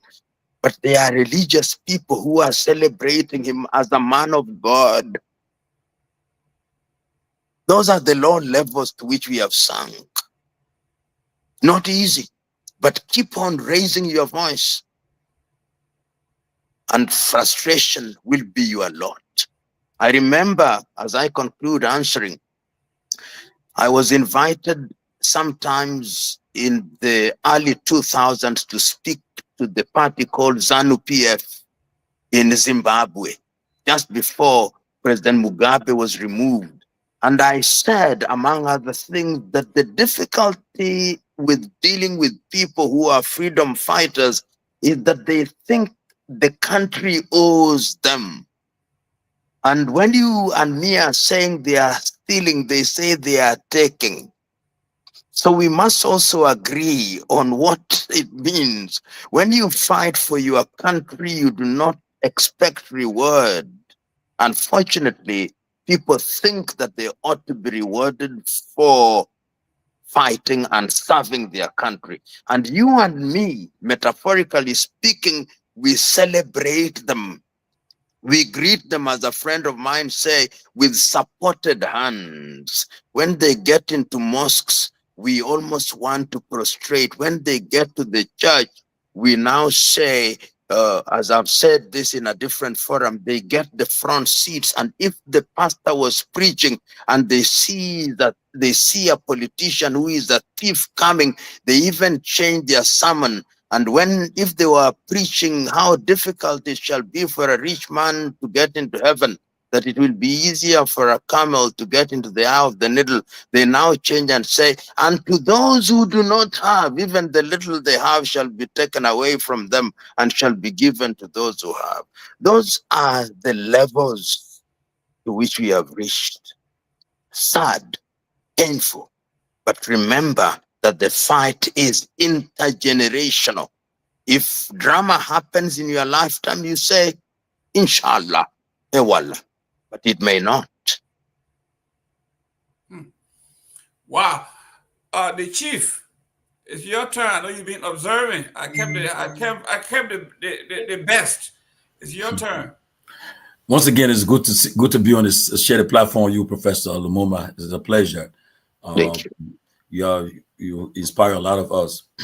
I know I've been following some of your speech, your writings and so forth. You said that African leaders are thieves. You call them thieves. You also said that the reason why Africa is still where we are is because we keep electing the wrong leaders. And lastly, you also get a wake-up call. We talk about corruption, poor leadership, and endless conferences that they attend. I know my colleague just referenced the summit in Washington, maybe tomorrow, with President Trump. But help us. How do we get from electing the wrong leaders? Help us. How do we stop electing the wrong leaders? What needs to be done? Because you look at our continent, we have old people. I mean, I saw a picture, video of old African leaders in the 90s, in the 80s, but yet it's still the continent is going nowhere. How do we stop electing these people? Help us to understand that.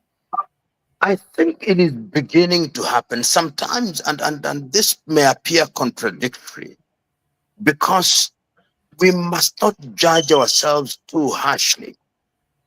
Remember that even as we talk about Africa, our continent is divided into 54 odd internationally recognized countries. And there are good things that are happening. If you look at Botswana, too small, you may say, but they have elected a young group of men and women, and I think they're on the right path.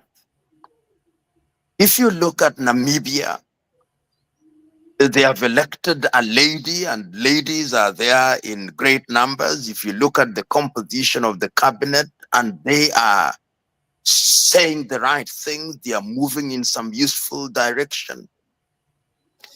If you look at Seychelles, small once again.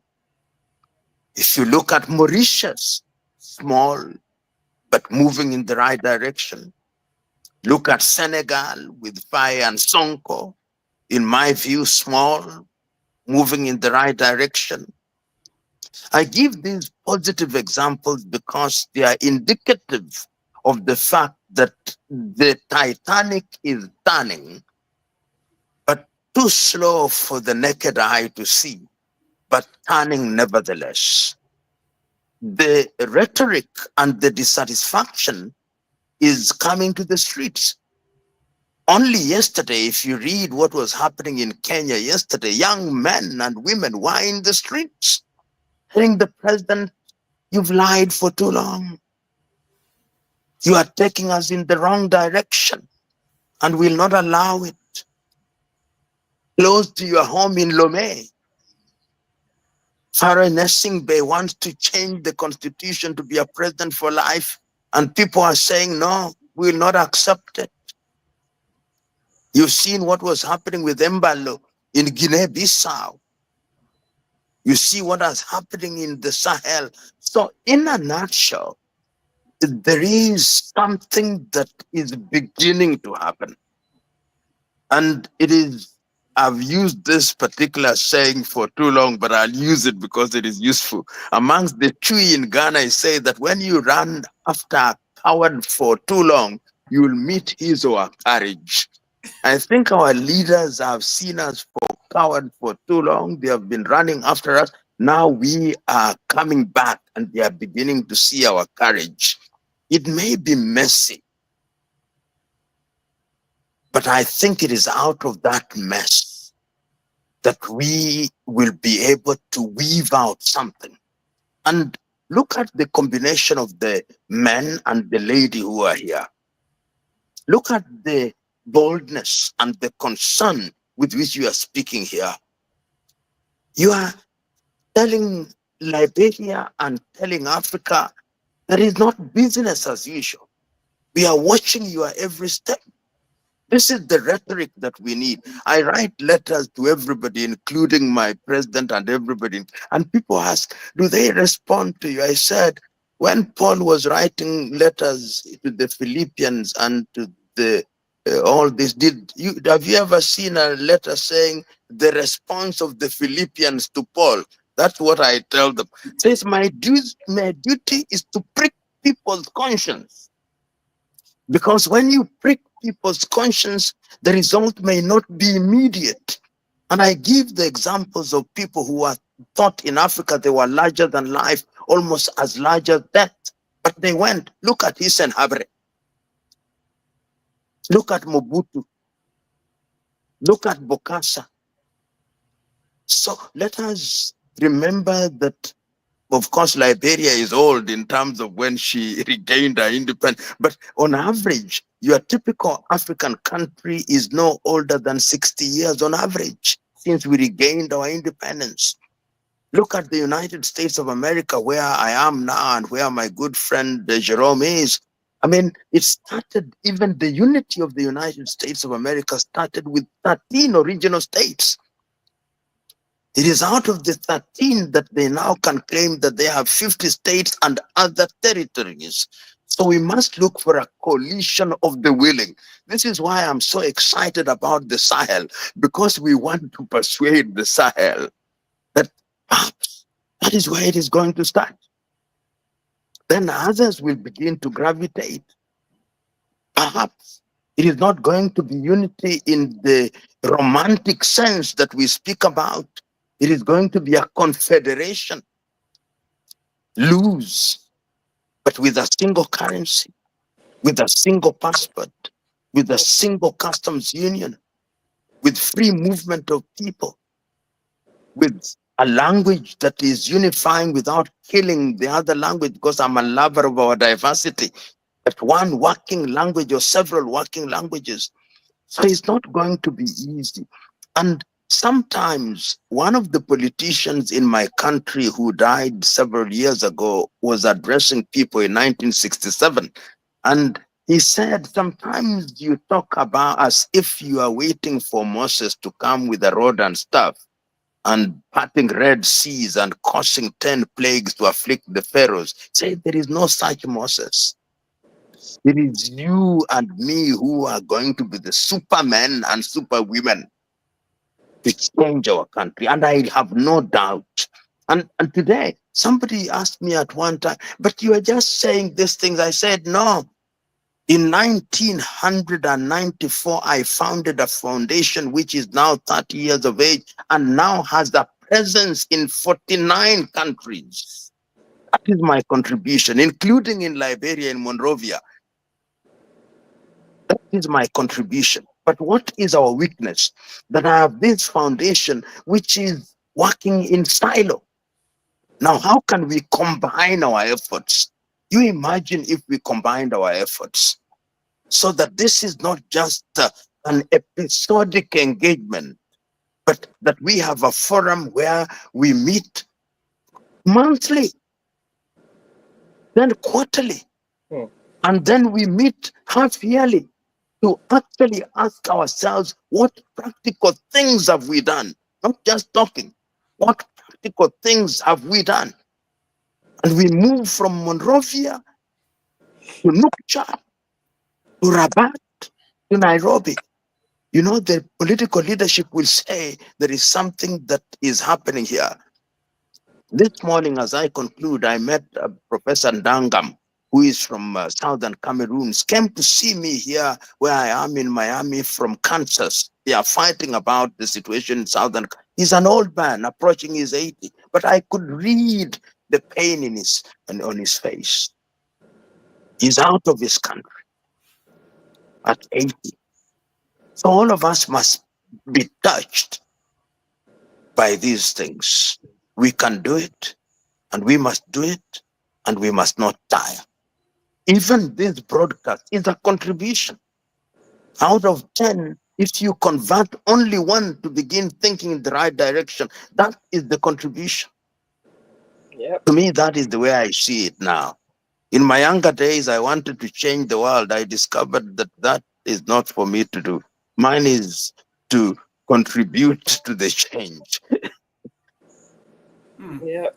Thank you. Ladies and gentlemen, if you're just joining us, we have with us Professor P.L. Olubumba. He's here on his private affairs.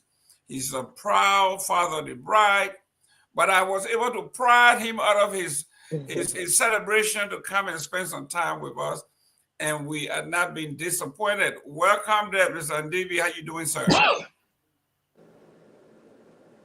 So thank you very much. You must now allow me to go and celebrate, because celebration is part of life. Yes. Go even ahead. Even in the midst of. Go ahead, please. Thank you very much. Sidiki say he ask a question. Huh? Sidiki. Oh, okay. We got one more person. Go ahead, Sidiki, real quick. Okay, that is fine. Okay, go ahead. Be brief Okay. now. Okay, thank you once again, Professor Lumumba, and good to have you on. Thanks for your explanation. But I just want to know, like, what is the solution based on everything you've said about Africa? What is the solution? What is the way forward? What can we do to change things around. I understand you are from Kenya, and recently we've seen, and this question is coming from where you said the population have not been able to stand up. And in Kenya recently we've seen the population that's standing up to demand from the government of Kenya. And whenever they go on the street to protest, there have been massive shooting at peaceful protesters, and all of that. And I just want to know your stand on that, and what can we do as Africans to put an end to some of those things? Because recently also the US government put up to some aid that was coming to African nations, the USAID and all of that, and which have put a lot of African out of jobs. Some families, some children stop going to school and all of that. So what can we do as African, to really solve our problems? Is it because of the way we elect leaders, or it's just because African leaders, we always electing the wrong people into office, or we are not just equipped? What can we do? What is the way forward? Because we've had people talk about Africa problems, but what is the solution from your end? Let me start by answering the USID question. What I'm going to say may sound callous, but I think that there is a good that will come out of the decision of the US to suspend aid. We have relied on others for too long. In my ethnic group, we said, when you are milking a borrowed cow, you must always look at the gate because the owner may come for the cow. We have been milking a borrowed cow for too long. The owner has now come for it. It is our duty to finance our affairs. And remember, in the year 2001, African countries met in Abuja on health. And we agreed that we are going to dedicate 15% of our budget to the health sector. Only 2 countries achieved it: Mauritius and Seychelles. Botswana did 8%, and I think Rwanda did 8%. But if you look at the money that we lose through corruption, we could very well have funded our health sector. Look at agriculture. We are importing, I think, anything between 60 and 70% of our food. If you come to West Africa, including Monrovia, I suspect you are importing eggs. In Nigeria and Kenya, we are importing chicken from Brazil and fish feed from Brazil.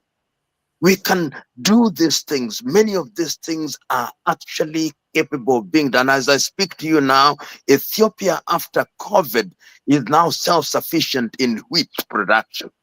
Tanzania is now self-sufficient in maize production and cashew nut production. It can be done.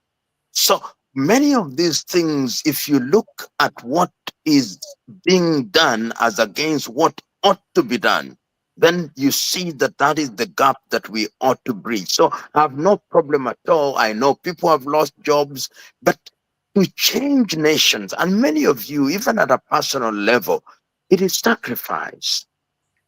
So I think this is the time when we ought to sacrifice. And when we sacrifice, there will be pain. Every childbirth is both a painful and a joyous occasion. Ask the women, they will tell you. It is pain, and after the pain, then there is joy. Yep. And I think that that is the analogy that one wants to give in order to appreciate what Africa must do. Talking about how we can resolve our African problem. Recently, I was very disappointed when the foreign ministers of Rwanda and the Democratic Republic of Congo met in the Oval Office to sign a peace agreement. And yet there was an African initiative. There was the Nairobi initiative. There was the Luanda initiative.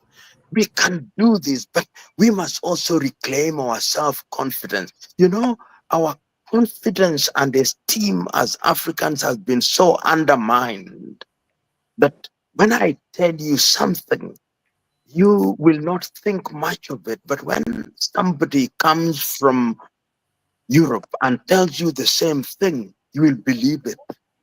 So we must regain our confidence, our self-esteem.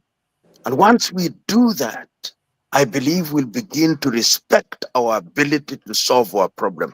And many times I tell us, let us not go to Europe and America. During our own lifetime, we have seen Korea, South Korea rise. We have seen China rise. Right now, Indonesia has a GDP last year of almost 1.2 trillion. Wow. Look at little Norway. Little Norway has a population of no more than 6 million. Their sovereign fund is 1.7 trillion. It can be done. It is you and me who are going to do it. I was at the African Union meeting, at a meeting where African Union representatives were, and I told them, can we take a solemn vow that African Union will no longer hold meetings other than monitoring and evaluation meetings? What have we done after the protocol on agriculture? What have we done after the protocol on equality of women? Now, right now, we know gender-based violence is rampant across the continent of Africa. What have we done on health? What have we done on free movement of people? And if we meet quarterly to evaluate, believe me, you look at Liberia. Let's come to Liberia. Look at Raba.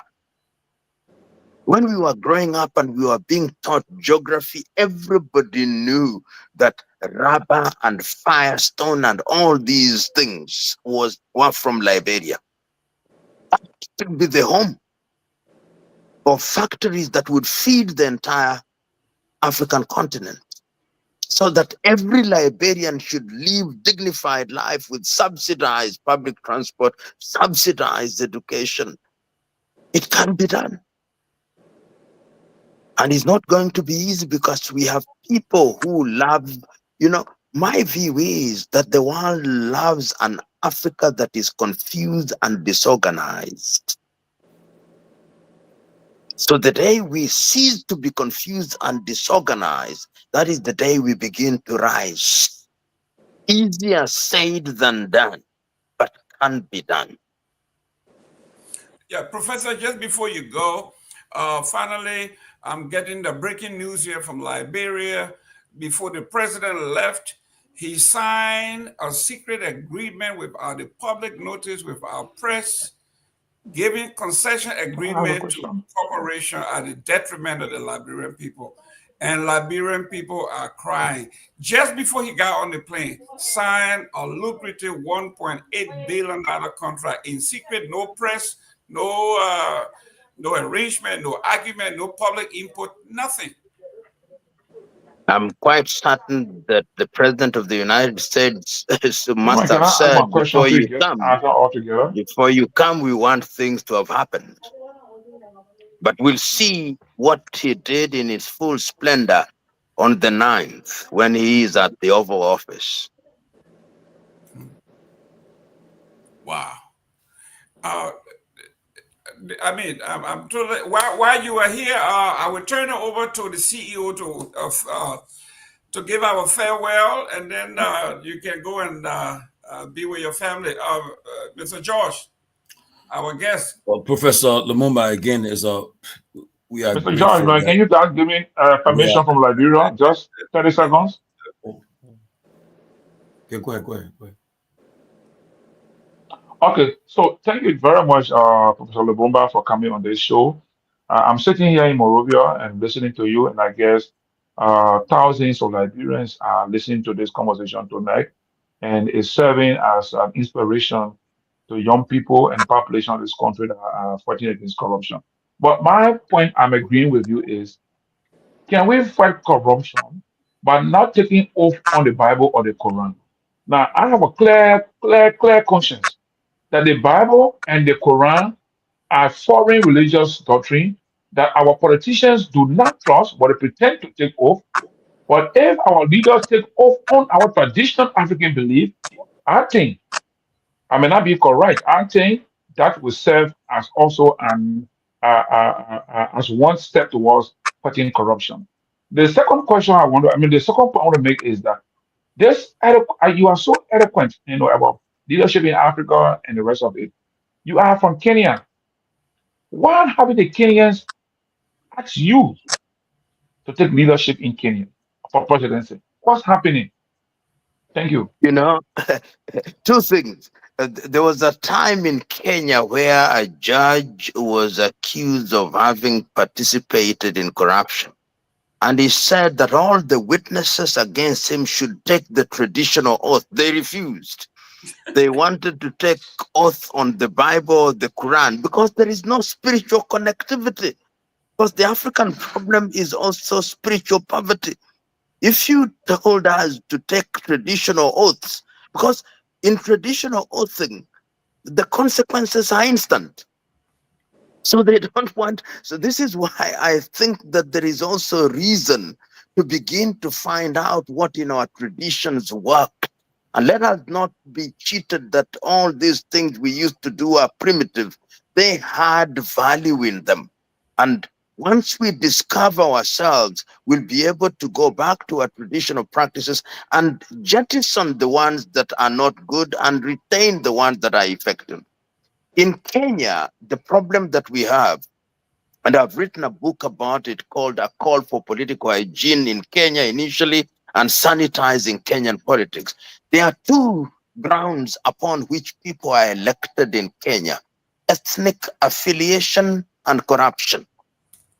So that if there is a friend of mine who wanted to contest an election, so he wanted to address a rally, and the crowd told him, "No, we know what you will tell us, so don't worry about it. Just give us money. We'll vote you on this on the day of voting."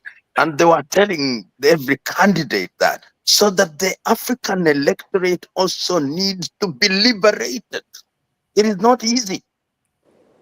Look at, as I conclude, look at Burkina Faso.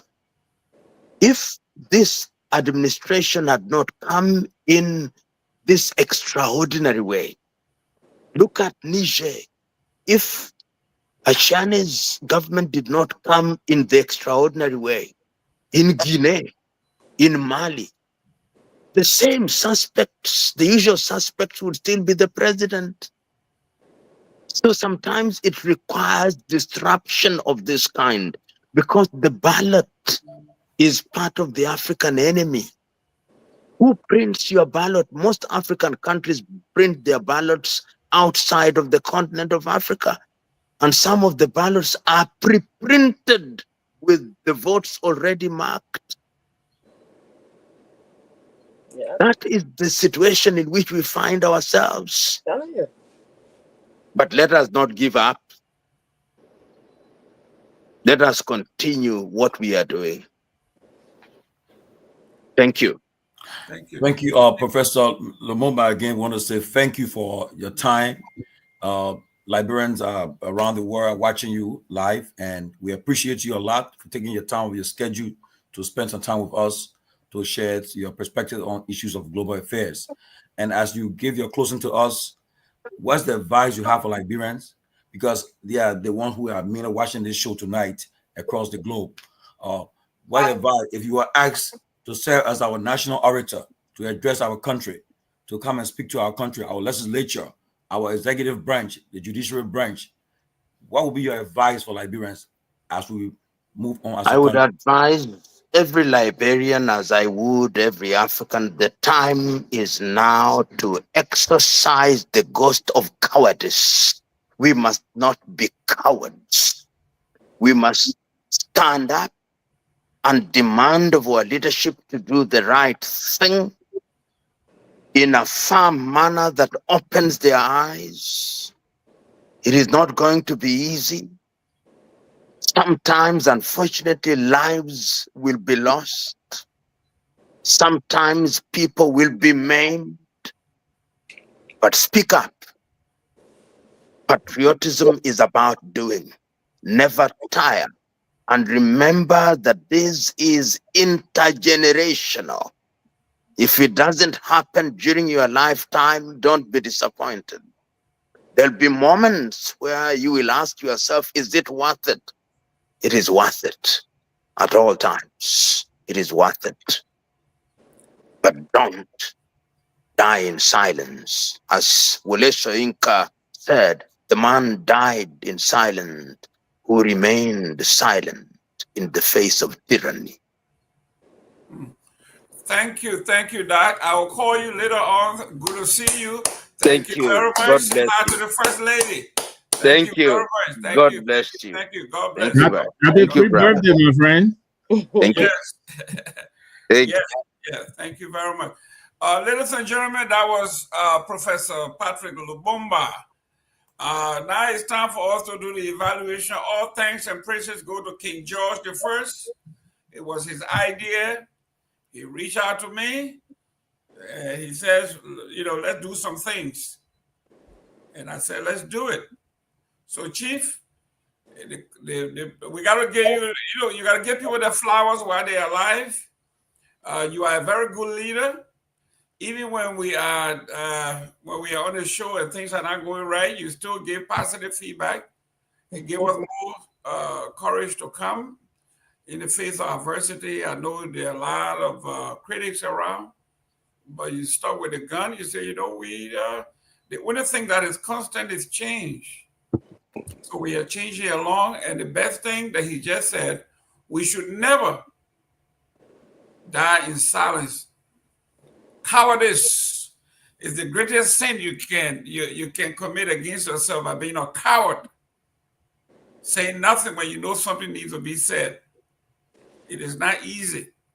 So thank you very much, Chief. It's all yours. Thank you again, Mr. Gibbon. Thank you for being the arrowhead to help to get us to this point today. But I want to say thanks to all the panelists. You guys did extremely well.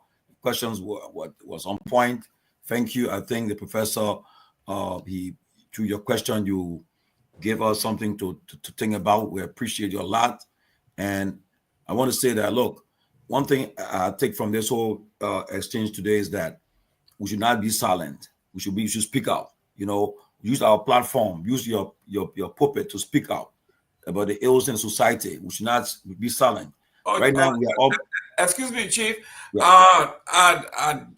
Professor Peter Diangui just joined us from the University of the golf course. He's a cousin to PLO. He came in. Thank you very much, Doctor. Welcome. Thank you so much, Jalom. I've been quiet and listening to my brother, but I'm so proud. Can I say something? Sure. I am just so proud. I think this is what Africa needs. What Liberians are doing when you hear what is going on in Kenya, it is your brothers and sisters. Just today, as the professor was talking about, I don't know how many children have been lost in what we call the Sabasaba, July the 7th. We have written to them and told them, you cannot do this. We want the Liberians to join us. If we all team up together, they are cowards actually. They will calm down. We have told Ruto, who is the greatest of all the puppets of Africa now for the West. And even those leaders from Western Africa going now to the Oval Office. This is terrible. But we must never give up, as our brother says. We must team up together. Jerome, you know very well, you are more than a brother to me.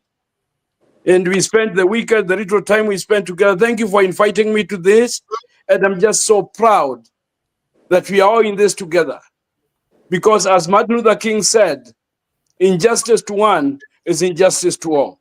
The blood shed in the streets of Nairobi today and the ones shed last week. We wrote a very strong letter even to the British in fighting Ruto after the killings in the streets of Nairobi and other towns in Kenya. And we said they are perpetuating the same nonsense they did during colonial times. It's time up. Thank you for doing this. Thank you for inviting me, Jerome. We are so honored. And of course, listening to my brother, it's just a great thing. But I'm so honored to be part of this. I feel at home. The Liberians are my brothers. I'm from Kenya, but we are together and we must keep on fighting and fighting together. That's the only way we can win. I love the questions there. This is just amazing. Thank you so much. Thank you. And if you have a daughter or a child that wants to go to a great university, the Gulf Coast University is one of the more pristine campuses you will ever get to build, and he teaches in the Department of Education. So if you want to send a child to a prestigious school, you need to talk to Pete. Pete, thank you very much for being part of what we are doing. Welcome on board. You can come anytime and make comment, do a commentary. He's an avid writer. If you saw me and Professor Lumumba, his book, he just wrote one of his books, and they were launching his book also. And the book, Doctor, can you tell us the title of the book again? Yes, the book is On the Way I See It. It was forwarded by Professor P.O. Lumumba. Injustice, the essays on the turbulent political landscape at Luto, because we have a voice. And I've even included several essays from young people, the Gen Z, as we call them in Kenya. And we are telling Ruto, you can't go on like this and think we're going to be quiet. That story of the professor talked about, of Ruto going to build a church in State House, he forgets that he is only a tenant there. And he is building it with $1.2 billion. We are telling him, okay, if you have that much money, why don't you go and build hospitals? Why don't you help in our education? Why don't you help in the roads? But don't go aloud telling us that you can build a church for you to. What about the Muslims? What about the Hindus? What about everybody else? Go if you want to build a church in your own house, but bring that money. Let us use it to enjoy. After all, it is money you have stolen from us. Don't tell us it is your own money. You could not have earned that money genuinely. So we are together, brothers and sisters in Liberia. We are team together. Jerome, always, always, I love you, my brother. You are more than a brother to me. Thank you so much. Thank you, Dr. Peter. This guy is a prolific writer. I will send most of his articles and books to you guys to read. Guys, let's go. Let's do the evaluation here. Let me go to our queen here, Sarah. Your evaluation of the professor, the show, and the message. As the professor was, lamenting on all of the things he talked about, I feel really happy and humble in my heart, because for all of the things we are doing here, we might think it's insignificant, but it's not. And that's the important thing the professor pointed out, that we should not die in silence. We should be able to speak our mind. We should continue to expose the ills in our society. And the one he talked about African solidarity, when I asked him the question about Burkina Faso president, he said Burkina Faso president is doing a good thing, but he doesn't need to be alone. It has to be a collaborative effort. So because of that, I mean, if he goes alone, it's possible that,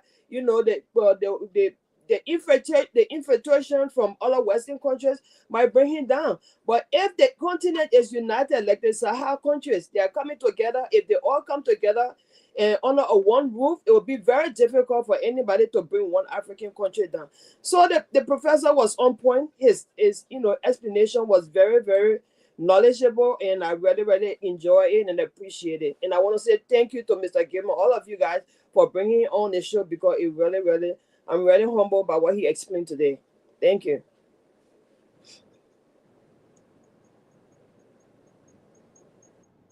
You're muted. Siliki, your thought. Siliki, you muted. Yeah, I think it was a great show, and thanks for facilitating. By the way, since you won that position, your microphone got bigger. I know, right?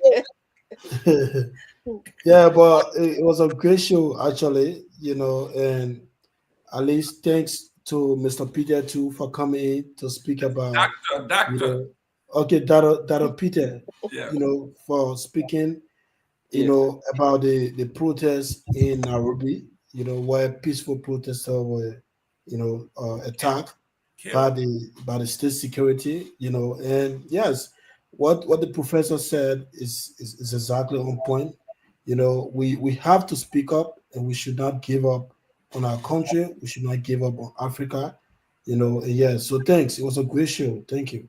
The only thing you wanted to forget about me, that's all. Oh, I'm sorry, sir. We'll never forget about you. Mr. Namwe. Yeah, I mean, let me also help join you in welcoming Dr. Indiengui Peter on set, and yes, and we join you in celebrating your Saba Saba or your 7-7. And I agree with the parting words of the professor. Cowardice really, I think, it only enables the oppressor. And we have to understand in Liberia that opposition is not enmity. I can agree. You can be my best friend. I can be opposed to your methodology, the way you want to liberate or lead my country. And I have a right to demand that you do the right thing. But in Liberia, when you do that, even your best friends, they begin to avoid you, and we have to stand up to this. Our leaders, when they come to lead us, in Liberia, for instance, select few are given that opportunity among the 5 million of us. It's a calling. It's an opportunity, and we have to make our people to do right by us. So I joined the professor. I'm also I find it very interesting that he drew the line. Back in his day, in our days, he and I was saying here, were born the same year, the same month, the same day.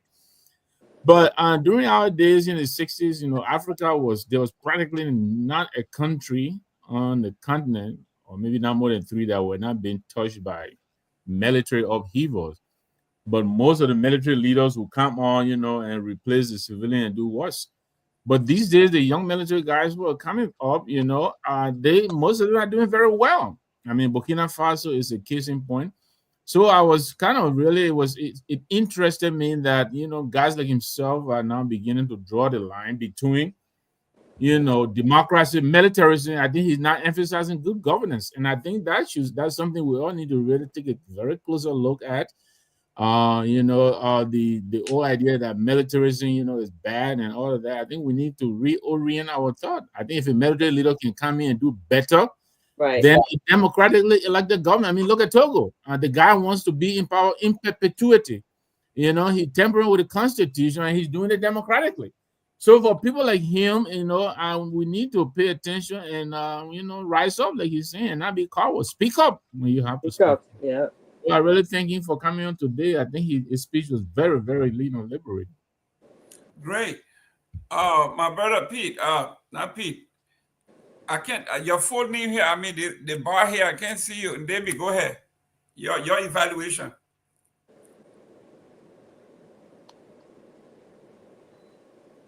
Are you muted? Who? Johnny. Oh, okay. Thank you. Okay. Thank you, Mr. Gilmer, and the rest of the team. That like to have the professor on the show with us. I mean, I'm so delighted to share a platform with him. This is historical for me. I appreciate being on platform with African scholars and intellectuals and leaders. And I mean, from his presentation, I just found myself, in most of his things. Just going back 2008 to now, I've been working around Liberia in villages and towns. And at one point, I remember one evening in Maryland, in Apple, I was sitting in Hoffman Station and I was speaking to this elderly chief about rule of law and governance. And the way the old man explained to me, and I said then, which rule of is it rule of law by way of the Western civilization or rule of law by the African governance system? And today he just reminded me again that yes, governance or democracy has always been around in the world. But if the Western concept of governance is not helping Africa, Africa needs to rethink Yep. and rediscover itself. We need to rediscover ourselves, technically in every aspect, whether it's in governance, it's in religion, in family life, whatever. We need to rediscover ourselves and know who we are. Then we know how to move forward. You understand? And I mean, clearly he was speaking. I was following the show driving, and when I got home trying to join the show, he was just like in my mind, like in my head, in my brain, that everything I've always thought about how we can move things. in Liberia and Africa. I give an example. I went to Tanzania and I just thought to behave like a little bit being different. And the guy asked me for passport. I don't have passport. I'm African. Yeah, at the Nairobi airport. I don't have my passport, but I just want to just say something there that look, why are we battling ourselves for passport in Africa when we are one family? We are one generation. We have the same culture. And currently, we're in Tanzania, I realized that some of the tribal groups I work with in the rural communities have typical traditional practices and values that of us in West Africa in Liberia. So I mean, he did well, but for me, it's not strange because I'm a follower of his presentations on the YouTube and rest of it. I follow him since almost 3 years now, since I heard about him. But I think it should serve as a message to us in Liberia. Then we all need to show our Liberians. How can we identify ourselves? How can we shift our political system for the best interest of Liberians? Today, I was in Burma. I have gone to meet with some traditional elders within the bomb mining area. I saw a structure that says school building. What is in that school building? Well, what is in that structure for agricultural school? You understand? I drove through compound coming to my GB and went through one place called Big Brazil. I mean, we need to rethink as a people. Government should not be about those that are in power. It should be about those that you are to serve. And in the typical African traditional leadership system, it is always about serving the people. I will give you one example before I close my statement. Right now, in every town, the town chiefs in the town do not go to their farms as early as 6. They do not. For a very simple reason. Overnight, they receive complaints, they receive disputes that they must sit in the morning and make sure it's resolved because if the town is not peaceful, is not in harmony, they will not function as leaders. Second thing, the town chief will go to the chief elder who is going to be resting in the town. And the elder man in the town or woman will say, look, immediately elder man say, I'm going to my farm, but just in case there's an issue on the ground or we see stranger you need me, you please call on me. That is why even most town chiefs now do not make their farm very far from the town. Their farms are made near the town because they have interest in their people. When there's anything that will break out in the town, they got to come back to support their town and help welfare people.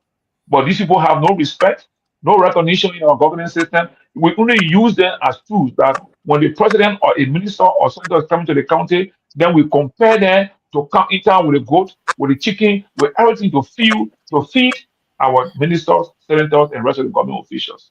So I think the lesson that we should learn from here is we need to start to rethink our governance system.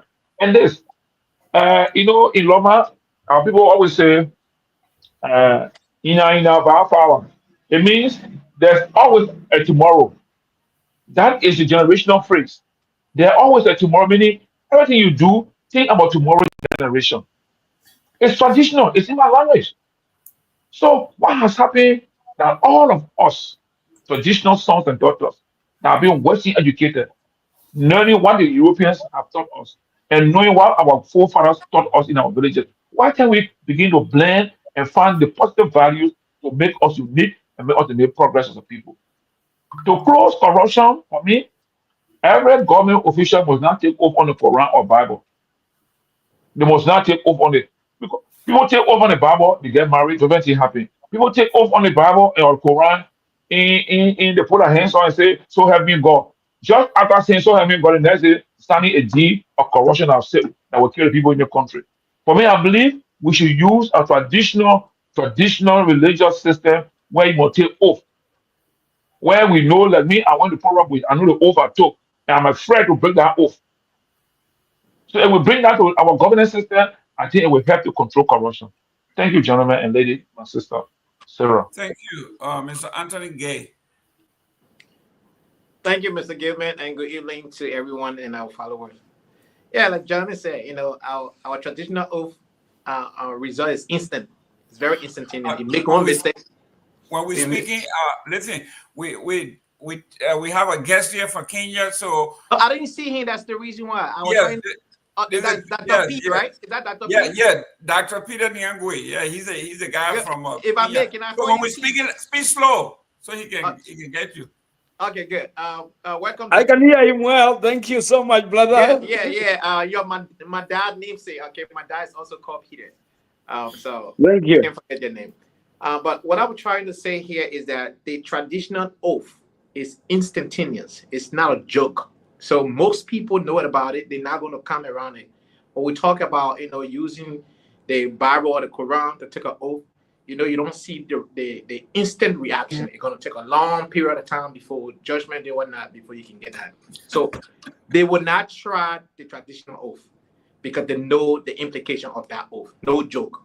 Even when you ask them to go in before they show them and swear, they're not going to do it. So they know why they are doing that. But here's what I want to say. First and foremost, I'm a religious follower of, Dr. Lumumba. I've been following now for the past 6-7 years.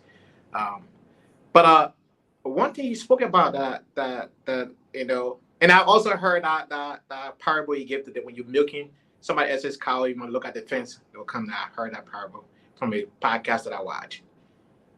The fact of the matter here, and on the heel of July 17 protests, he spoke to the hearts and minds of the Liberian people that speak out.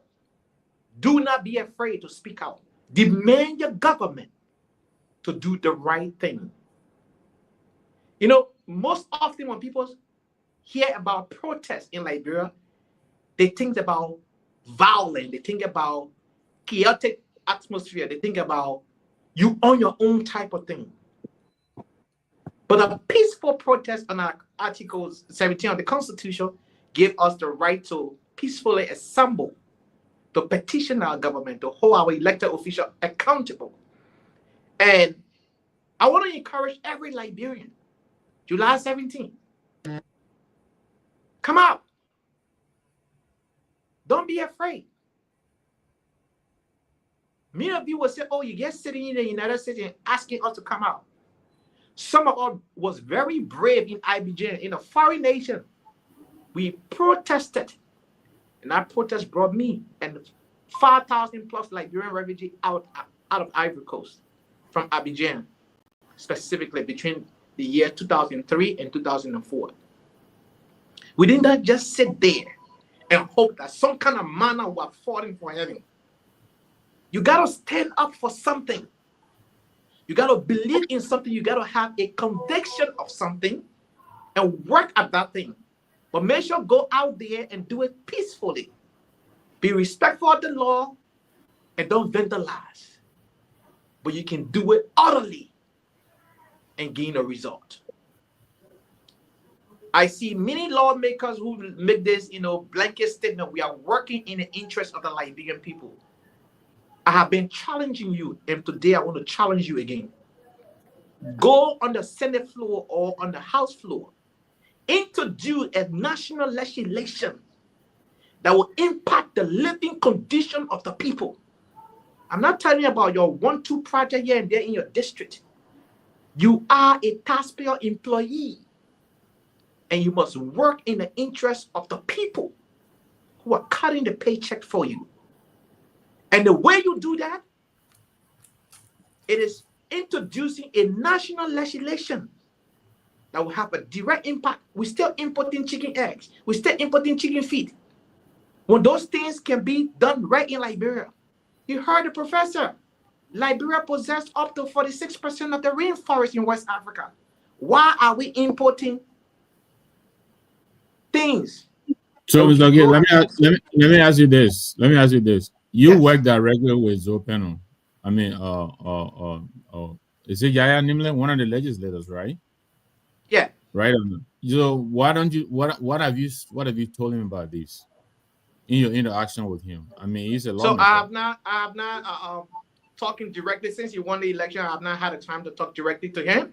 But yes, what I'm working on. Yeah, hold on. And I like the fact I have drafted a national legislation for a 2% sales tax to be levied on all alcoholic beverage and tobacco products in the country. And guess what? Outside of petroleum products and rice in Liberia, the third most consumed product in the country is alcoholic beverage. So a 2% sales tax, a legislation that I have worked on, it can be modified when you get to them. Guess what? I'm going to channel it to him because I'm asking other lawmakers to do that. I will channel that to him. So yes, I like that question that you asked. I'm not against that question, and I'm going to do that. And I'm challenging other lawmakers also to do same. They can find anything, whether farmer subsidy, whether any other thing. So the third most consumed product today, as we speak in Liberia, is alcoholic beverage, outside of rice and petroleum product. So what are they going to do with the 2% tax? Right. Good. So the 2% sales tax that are going to be levied from all alcoholic beverage and tobacco products in the country goes toward three things. Number one, it goes toward healthcare, education, and agriculture. How do you collect that money? We have mobile money service in Liberia. They all go to the depot to buy those alcoholic beverage in bulk. The people at the depot collect that sales tax. Every quarterly, the government gets that money from them. That way, no if and but about it. The government create an escrow account where that money goes strictly there. Because we cannot say individual retailer can collect that tax because we don't have the cash register to every location. The best way you get it, where they go to purchase the alcohol in bulk from the depot, that way you do that. And I think the financial team can come up with other different specificity into that aspect. But I already drafted our legislation. Thank you. Mr. Garguah, welcome. Thank you, Mr. Gay, man. Thank you so much. We on the evaluation. Hopefully you have listened to the conversation. What is your thoughts? Well, I decided to stay back and just listen in. And I thought it was I think one of the best TCA shows ever, right? And this is what makes this platform different. We don't only talk politics. We bring people on to really prick our conscience, and I think that's what the Professor PL did today. I thought he was very great. He's always great. I mean, I was listening to one of his messages when he talked about there's never a shortage of idiots in Africa, right? And he expanded on the fact that interference in Africa started with slavery. And when slavery had lost its value, it graduated to colonization. I mean, just put that in perspective, right? Put that in perspective. There's a reason why, in some parts of Africa, and I would say specifically Liberia, where we still struggle with identity issues. We don't know who we are. We don't know who we are. We are Liberians. We are American Liberians. We don't know what our core values are. And by extension, when you really look into all of this, I think it has played this detrimental role in where we find ourselves in our governance process. The other day we had Ms. Steve Tauber talking about what do we want when it comes to our foreign policy, right? What, as a country, what do we want? How do we define our foreign policy as a country? We are engaging countries and engaging nations who understands what they want, who are putting the interests of their people first, right? And this has become core to all of these engagements. But we, as a country, as Liberia, how do we engage our foreign policy? How do we engage our partners when we don't even understand, right, our interest internationally? We don't understand our interest internationally. I mean, it breaks my heart as a young man just listening to the U.S. Embassy statement today with this whole deal that the government has not announced. When they talk about transitioning from aid to trade, we are rich in minerals. we are poorly managed. But the country is rich. I mean, the professor talked about the entire Africa knowing where tires came from. Liberia is not a small country, right? But we are poorly managed. But you mean to tell me that it took the U.S. or any other country to really get our leaders to understand that aid is not the way forward, that aid is not it's not a sustained strategy, right? That we have to start utilizing all of our minerals and what God, the natural resources that God has blessed us with, right? And even in this, we still don't understand. Our leaders still have not grasped. They still don't understand our wealth as a country. From $5 billion of the possibility of even signing $6 or $7 billion concession deals that in return benefits the country, the infrastructure development, that we are signing $1.8 billion deal when we don't even know what's in. I mean, all of these things, these are discussions, I think, and I will close on this note. These are discussions, I think, that are necessary part of not just Liberia, but Africa transformation, right? Africa transformation, that we are all one. That my brother from Kenya, my brothers from Ghana, my brothers from the Ivory Coast, we are all one. It doesn't matter what language we speak. It doesn't matter if we understand. We are all one. And this is what I think, I won't say the West. I think this is what folks who don't like or fear what we could possibly do when we are united. This is what they have brainwashed us with, right? In this country, blacks are against blacks. You won't believe how many times African Americans think that we are better than them. They've been brainwashed to think we're better than them because we come to this country with so much energy, with so much zest to succeed. We go to school, we go to universities, we are managers, but where they are born, irrespective of the circumstances and their stories, they're still lagging behind because they fear what we can possibly do as a united front. So I really enjoyed the conversation. I thought it was it was moving. I thought it was educative, and I think we should have more of these conversations, even as we disagree. This is what the closing argument does. And again, thanks to those who made this possible. Thousands of I was watching the show and I was getting text messages. Robert, why are you not on? I mean, this is an amazing conversation. I've engaged a professor once, and I thought it was great that others who have not had the opportunity to engage him was able to do so. But I thought all of you guys did an amazing job asking the right questions, and I thought the responses from the professor was spot on. Thank you. Good. Pete. Yes. Yeah, 1 minute.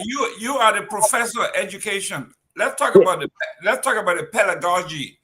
How do you now, professor, educator in Kenya and London, teaching in the United States, now that you're going back to Kenya, how do you blend? Like the professor said, why don't we take what is good, modify it to our liking? You, as a professor now going back to Kenya, how do you make that transition? How do you massage it to make it work? Thank you so much, Jerome, for that question. I think one of the worst things that we all do is forget where we came from. For me, I was from the village in Nyeri, Kenya. The community came together, educated me step by step until the time I was coming to America. Everybody was there saying, we are taking our son to America. But when I arrive here, normally what happens is you forget the people behind. I think it's very important for all of us to realize what those communities told us. They used their resources to educate you for you to help them.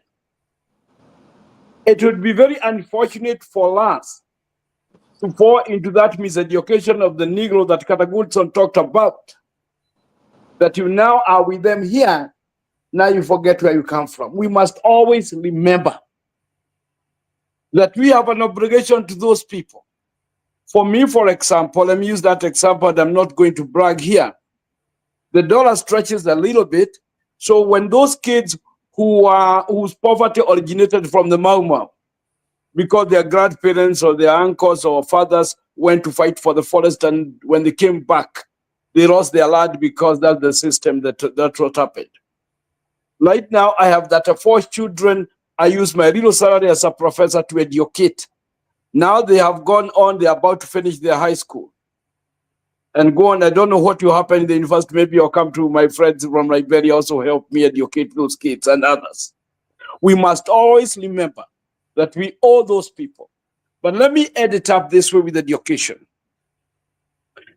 There was a lady from my village called Professor Wangari Maathai. Those who know her, she was a Nobel Prize winner, and she used to teach us. As we know, Africans, we like teaching with stories.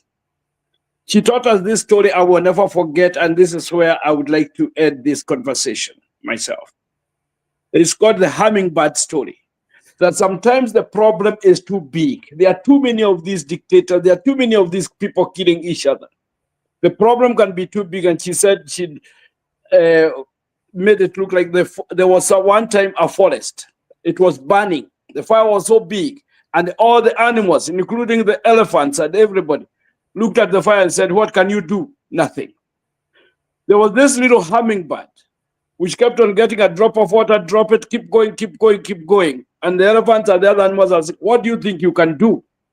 The fire is too big for you." The little hummingbird, without shying off, said, "I am doing the best that I can."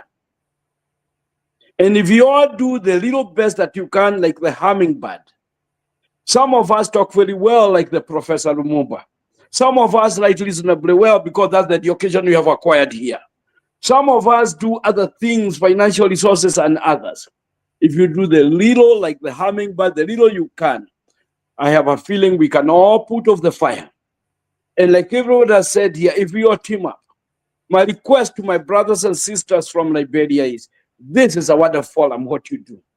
Please include us. Thank you for sending me the link, Jelon. And I share it next time, let me know.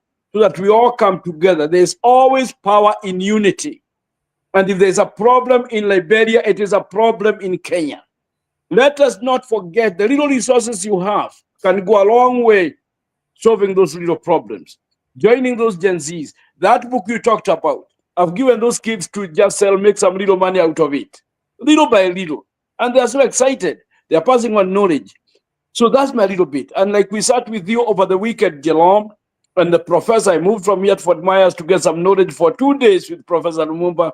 Let us keep on educating ourselves and know that the education, if it's not there to help your people, is useless.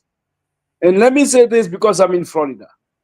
We keep hearing about the DEI and all that kind of stuff. We all have an obligation to tell our children the truth.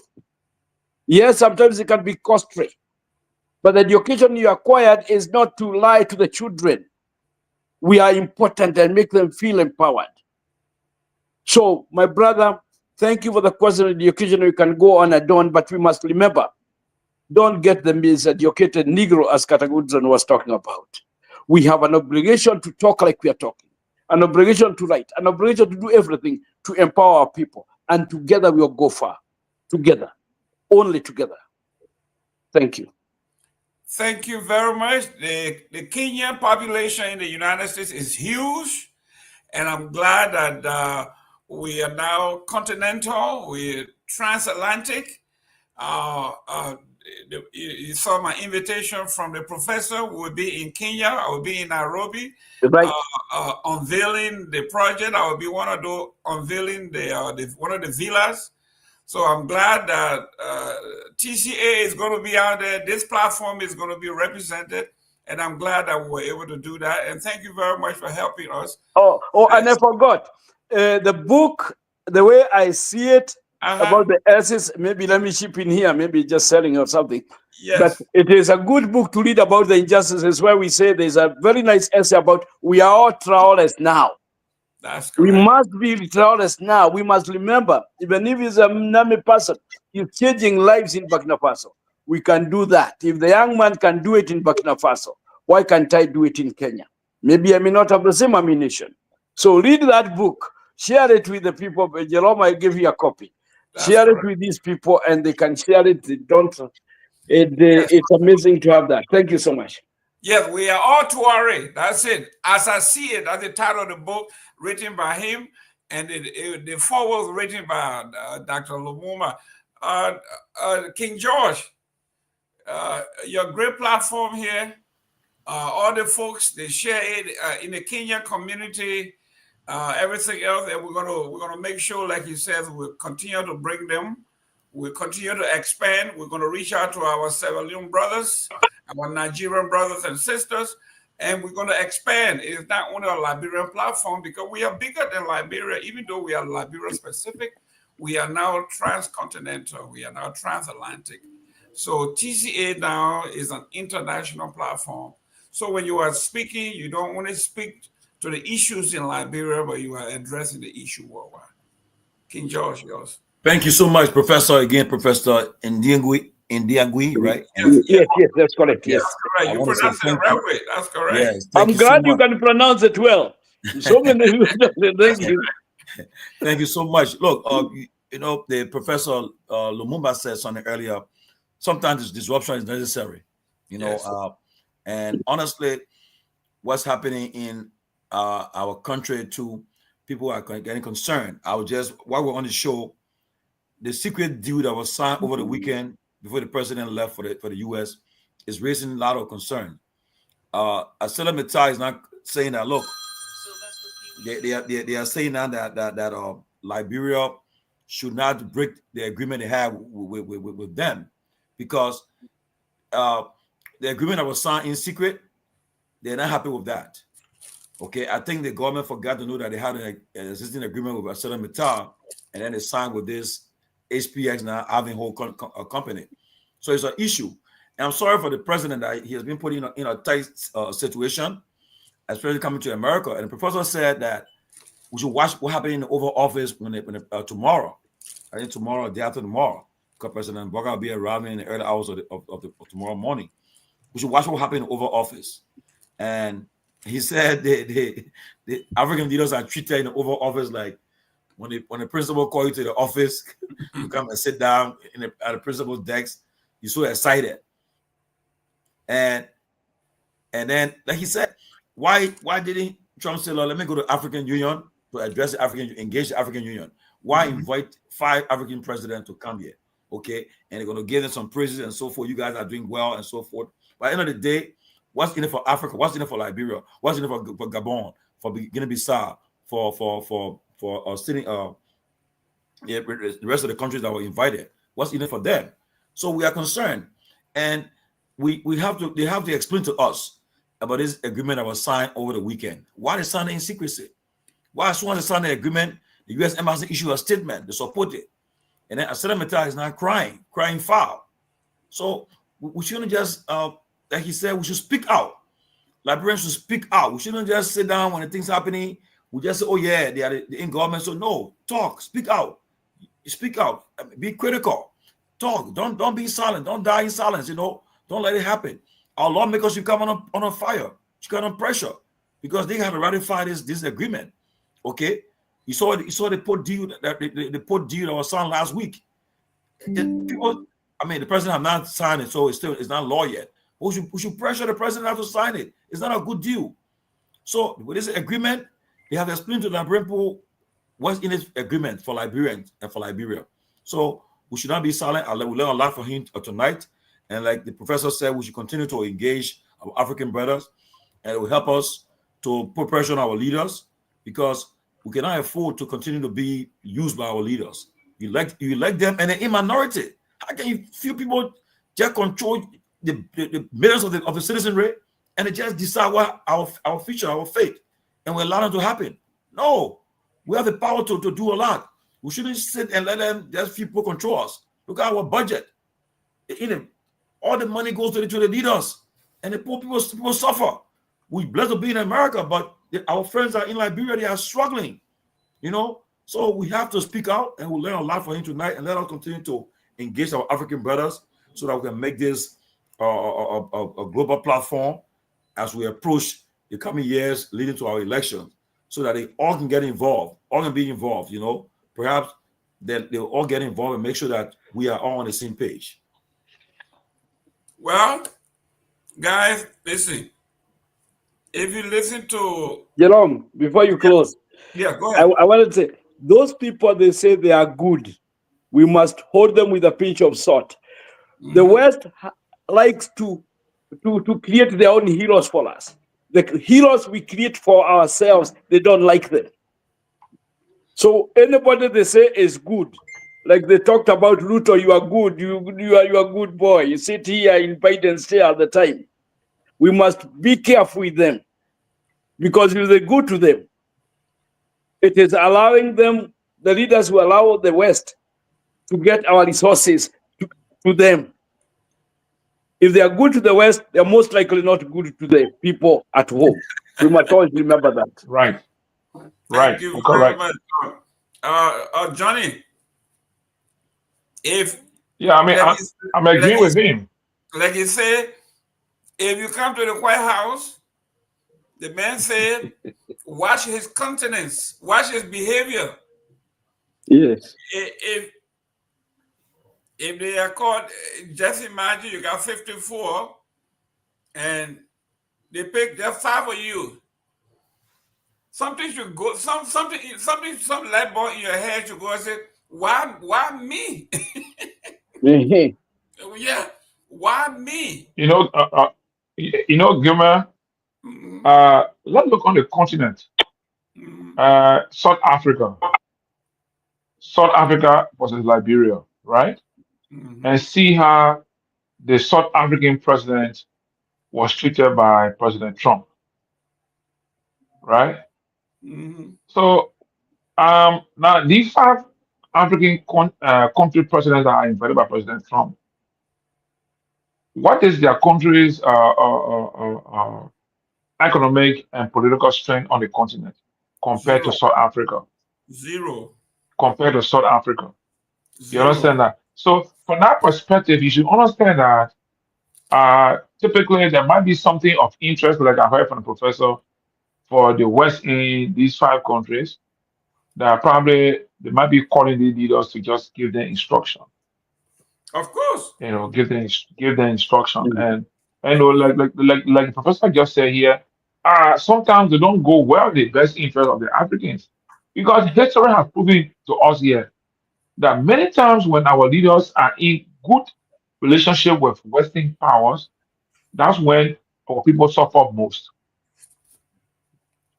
The radical change that took place in Ghana was because the late President Jerry Rawlings was determined, was deliberate and intentional about what he wanted. The changes that are taking place today in Burkina Faso, in Niger, in Mali, but particularly in Burkina Faso, is because this young man is deliberate and intentional about what he wants.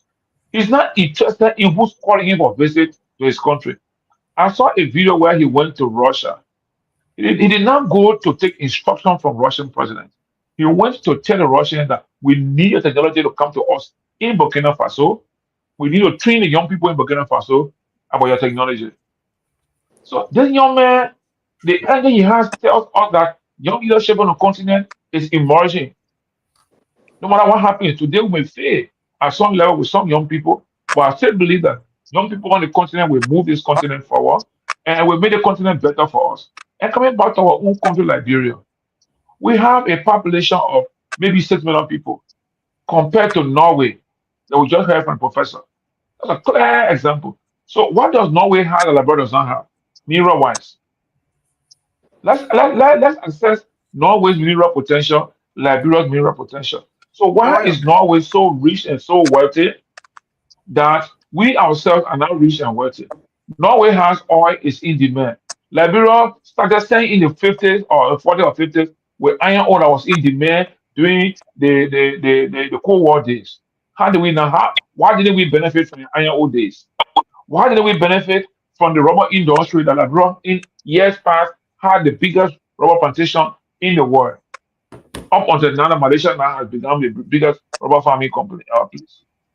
Right? So it's just about us Africans, our leadership. And that's why I said today, again, I agree with the PLO And in my own view, I always said we need to redefine our governance system in Liberia.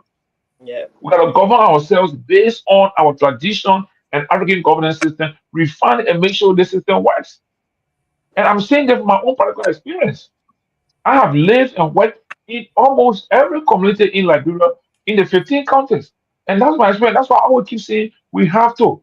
My brothers and sisters here, we have to make Liberia a unique place, like Burkina Faso is doing on his own. We can make every country has a unique identifier, a unique way of doing things. So back to Liberia. What is our post-war niche? What do we and what would the world know, or what does the world know about Liberia as a post-conflict country? To say, yeah, this country went through 15 or 14 years of war. They are buried their hatches. They are moving forward. What can the people see or that they will learn from us? What is our area of focus? What is Liberia's unique identifier? That Liberia, as a post-conflict country, they are making major progress in technology, or in health, or in education, or in agriculture, or in energy, or in water supply, whatever.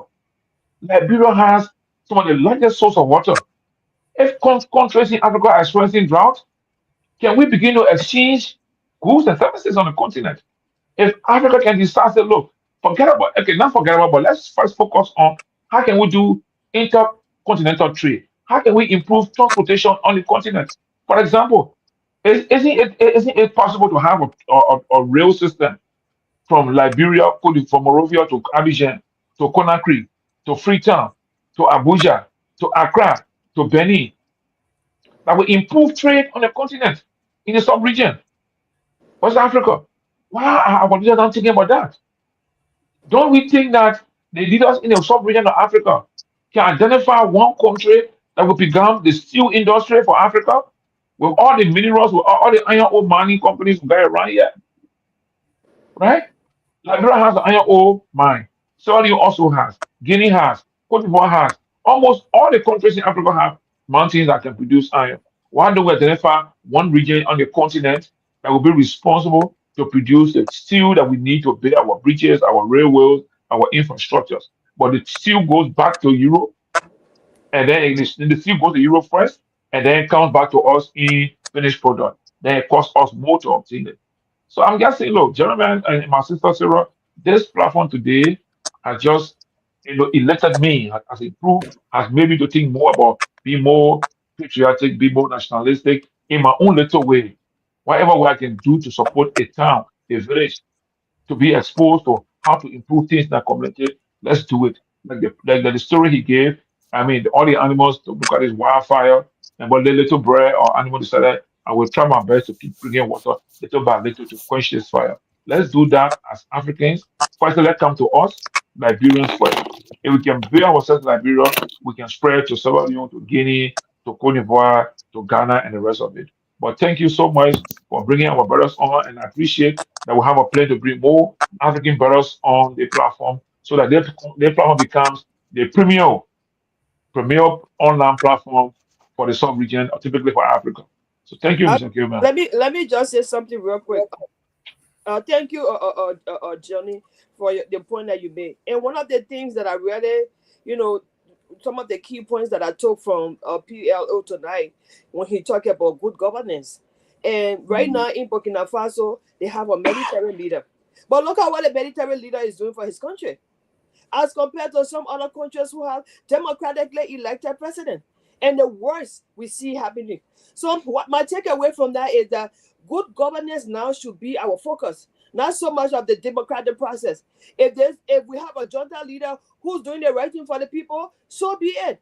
If we have a democratic government who's doing the right thing for the people, so be it. But our focus now should be how our country is run, the good governance, the respecting of our laws, and all the kind of things. So the professor was on point tonight. He was really on point tonight. And most of the things he said, our country is lacking. But like he said, we should not give up. We should not give up. We should continue to talk, because all of the things we are saying here, sometimes we feel that it's not significant, but it is. It is resonating with some people in Liberia. It is resonating with a lot of people. This is why a lot of people tune into this platform to listen, because some of the things, most of the things that I say here, it bothers their mind. They think about it. They conscientize themselves. Okay, so we have to continue this fight. This fight, we might not realize the benefit in our generation, but it might be realized in the next generation. And this is the reason why we are here. Thank you. Let me show you this book. You see this book? Somebody sent it to me. It says here, The Empire of Rubber. Empire of Rubber. Then closer you will see what it says there. Firestone for land and power in Liberia. It tells you all about what we are talking about here. Okay? If you give somebody 199 years on feather power over your people, the professor was talking about intergeneration, right? From generation to generation. Do you know how many generations is that? 10 generation, 10. Absolute power. The empire generations. It's an empire they build on the backs of our people. And in here, he says that Greg Whitman, one of the most destructive part of the Firestone deal is that all our traditional men and family tradition that were supporting the family links all over the country, all the men were corralled, they were brought together, removed, and centralized them into Firestone. And all our villages, all our connections, all our tradition died along with it because we had no men left behind. They were farmers now. They are now depending on Pusawa to come monthly. They were making. But you know what, Gemma? Gemma, the Pusawa. That thing is called Pusawa. That's not the name of the rice. No, we know. Pusawa means three things. So that means why you will make your own farm and feed yourselves. You abandon that. You come and tell maybe 50 or 100 trees in a month, and we'll give you 10 cups, per period. Then we'll give you 1 cup a day, and in 30 days you got 30 cups, and then because the rest was brought in from foreign country. Everybody like new things, everybody like foreign things. So we go for it. So that's what today, that whole Firestone land, look, back there, you go to as far as Wong in Gibi. Right? If you go as far as you want around the Farmington River up north, you will see how fertile that land is going forward. I'm surprised that they didn't reach that far to take over the Gibi Mountain. Is a completely reversible condition. You may not. Let me. Go ahead when you're done. Let me work on Pewee. So I wanted to just respectfully disagree with my dear sister Sarah, and I'm doing so just based on everything we've heard from the professor today, and I will encourage us all to listen to one of his messages where he talked about Africa's definition of what democracy means to them. And I think he was very clear that, and he agrees that democracy is not a bad thing. What's bad is the fact that Africa or African leaders have not understood in their own terms what democracy meant or means for them. He talked about liberation of Africans out of poverty. He talked about identification, which I just alluded to earlier when I talked about even us as a country. We don't know what our true identity is. We can fight all day. We can have political disagreements all day. But I don't know outside of death.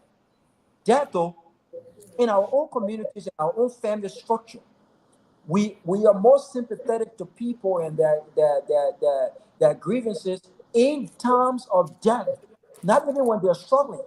We identify. So we don't know what brings us together as a country, as a people. I have not seen that happen.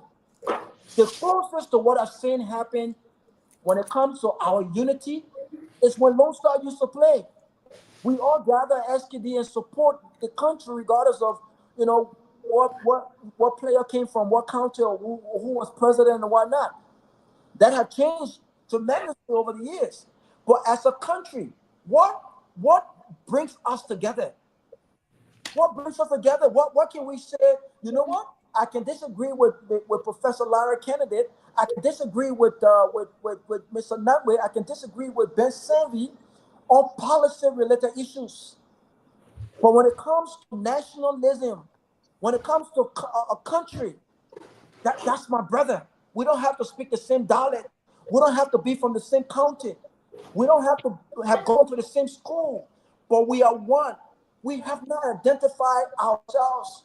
And so we are still struggling. So I don't think that democracy is the issue. I think that every country in Africa still wants a government reflected by the people and for the people, where the people have the power on deciding who are their leaders. I don't think that's the issue. The issue is that those that have been entrusted, and I think that won't even say the issue, part of the issue, those that have been entrusted in public services have not delivered. And the people, because they have not been liberated, the people have been taken advantage of on many instances where they have continued to elect the same failed leaders, even though they have not shown what they've done for the 6 years they're giving them, 12 years they're giving them, 20, 30 years they've given them. So I don't want us to push this narrative, sir, respectfully, that democracy should not matter. That even if it takes a dictator who is doing well for the country, somehow we should consent to that. No, I think we can have it both ways. We can have great leaders who are democratically elected, do the right thing, or we can have them replaced if they fail to do the right thing. We have not done the opposite. We have kept them there. We have kept rewarded failed leaders, and we continue to elect the same failed leaders, but it's not an excuse as to why we should go back into this whole dictatorship where you have someone leading our country for 15, 20 years only because they're doing good. I don't think that's a narrative that the professor will concur with. And I don't think it's one that I agree with. I agree with your disagreement. I understand what you're saying, Rabbi, but I'm not trying to promote dictatorship or whatever. But my point I was trying to make is that he talked about good governance. And the good governance is if a democratic process wherein we have a president who is doing the right thing for our people, following the laws of our land. But on the flip side, you have like in the case of Burkina Faso, wherein they demonize this man. He's a junta leader, whatever. But his intention is good for his country. He's intentional about changing the lives of his people. So I'm not trying to promote what that side of it, but looking at his form of governance is what I'm trying to promote, which is good governance. If we must have a democracy that is not doing well for our people, then what's the significance of it? The neo-progressives like Mr. Nyenwolo and others would disagree. And when you go back to Liberian history, one can only ask then why would they even keep Torgbean in there, right? Because from all indications, people felt like he had great plans and intentions for the country, but there were issues deeper than just a great plan for the country. I think we've lost our way. We need to go back to the drawing board, identify ourselves, have some core values, and define our foreign policy. And on top of that, actually and truly liberate our people where they understand the power that they have. They have the power to say, you know what? If you are not good for me, I have the power to elect you and I have the power to fire you. We have not gotten that yet. But I still think we can have it both ways. We respect democracy. I think democracy is a great thing for our country. But we need to get to the place where our people understand that you have the right to elect and you have the right to unelect. We need to do that. Great. Let me welcome Professor Larry Kennedy. Let me welcome Pewee. Real quick, I don't know, you were following the show. Were you following the show, Pewee? Yes. Interchangeably while commuting or negotiating my way through. Okay, I spent some time. But you got his signal. Yeah, I got his signal, and interchangeably, I was engaged with the show. Yes. Something he said that caught my attention is the process of democracy. He says sometimes the ballot is our enemy. Yes. And basically, what he was saying, those that yield the power usually determine what is written on a ballot, when it is printed, where it is printed, when it is delivered, and how it is dispensed. Your argument or your take on that, what do you think? Yeah, I pay key attention to that, and I've been trying to recollect as to I would respectfully disagree with him on that portion. Thank you. And the reason is simple, and I believe the essence of democratization. I personally did a paper on the issue about democracy and how secure democracy is. I respectfully disagree with a very powerful intellectual. I think he's intellectually dishonest when it comes to this particular aspect. Now, here's what I would say. The ballot, I will give a classic example of our country, Liberia, for instance. The ballot are not printed with already pre-marked names on it. Those are, the professor is well celebrated, but sometimes it's like the country chicken we have back home. You praise the country chicken too much, and then you run to the pit and then inside with some oil. But I disagree with him, particularly on the issue about the pre-marked ballot and the essence of democracy. And the ballot are not pre-marked, and the way he tried to portray that is that you try to what I want to call to put a dent on democracy and even push people to skip democracy and go for autocratic kind of a tendency, and that would be a dangerous precedent way to follow it. I also follow he said something very key. And I do agree with that in something because I read part of the book, the book of Prince, that the Prince is saying sometimes you disrupt certain things to fix certain issues, right? He talked about the necessary need for disruption into African democracy to fix the democracy. He gave a classic example of Guinea. He gave an example of Niger. He gave an example of Burkina Faso. And I do respectfully agree with him on those. But in terms of the pre-marked ballot and all those things, now let me push back on that. Do we have examples in Africa where the ballot have been rigged? Oh, we do have a lot of examples in Africa. Okay. No, come here. I know what you. And Sylvester, while you continue, let me just say that quickly. I think we're mistaken here when we equate, military rule to dictatorship. What good governance and autocracy, they can never go together. The two of them are absolutely not. They're opposed to each other. So if a military leader is delivering good governance, I don't think that's being autocratic. He's attending to the needs of his people. I mean, look at Kigali in Rwanda. I mean, look at Burkina Faso. Yeah, of course, people have questions about Paul Kagame and all of that. But let's keep it with Burkina Faso. I think that's the point he's making. But yeah, that's the point he's making. That's the point he's making. Yeah, and I agree entirely. He got very good feeling. I respect it. I follow and Pewee, I want to disagree because it might not happen in Liberia, but there are other countries where they have experienced pre-marked ballots in their country, for which reason some presidents rig the elections. But then we don't have democracy in those countries. That's not democracy. That's the point. That's the point. But that's my point of disagreement now. That in those countries there's no democracy. In those countries, but then you can't say. But then you can't say he's in error. No. But listen, gentlemen.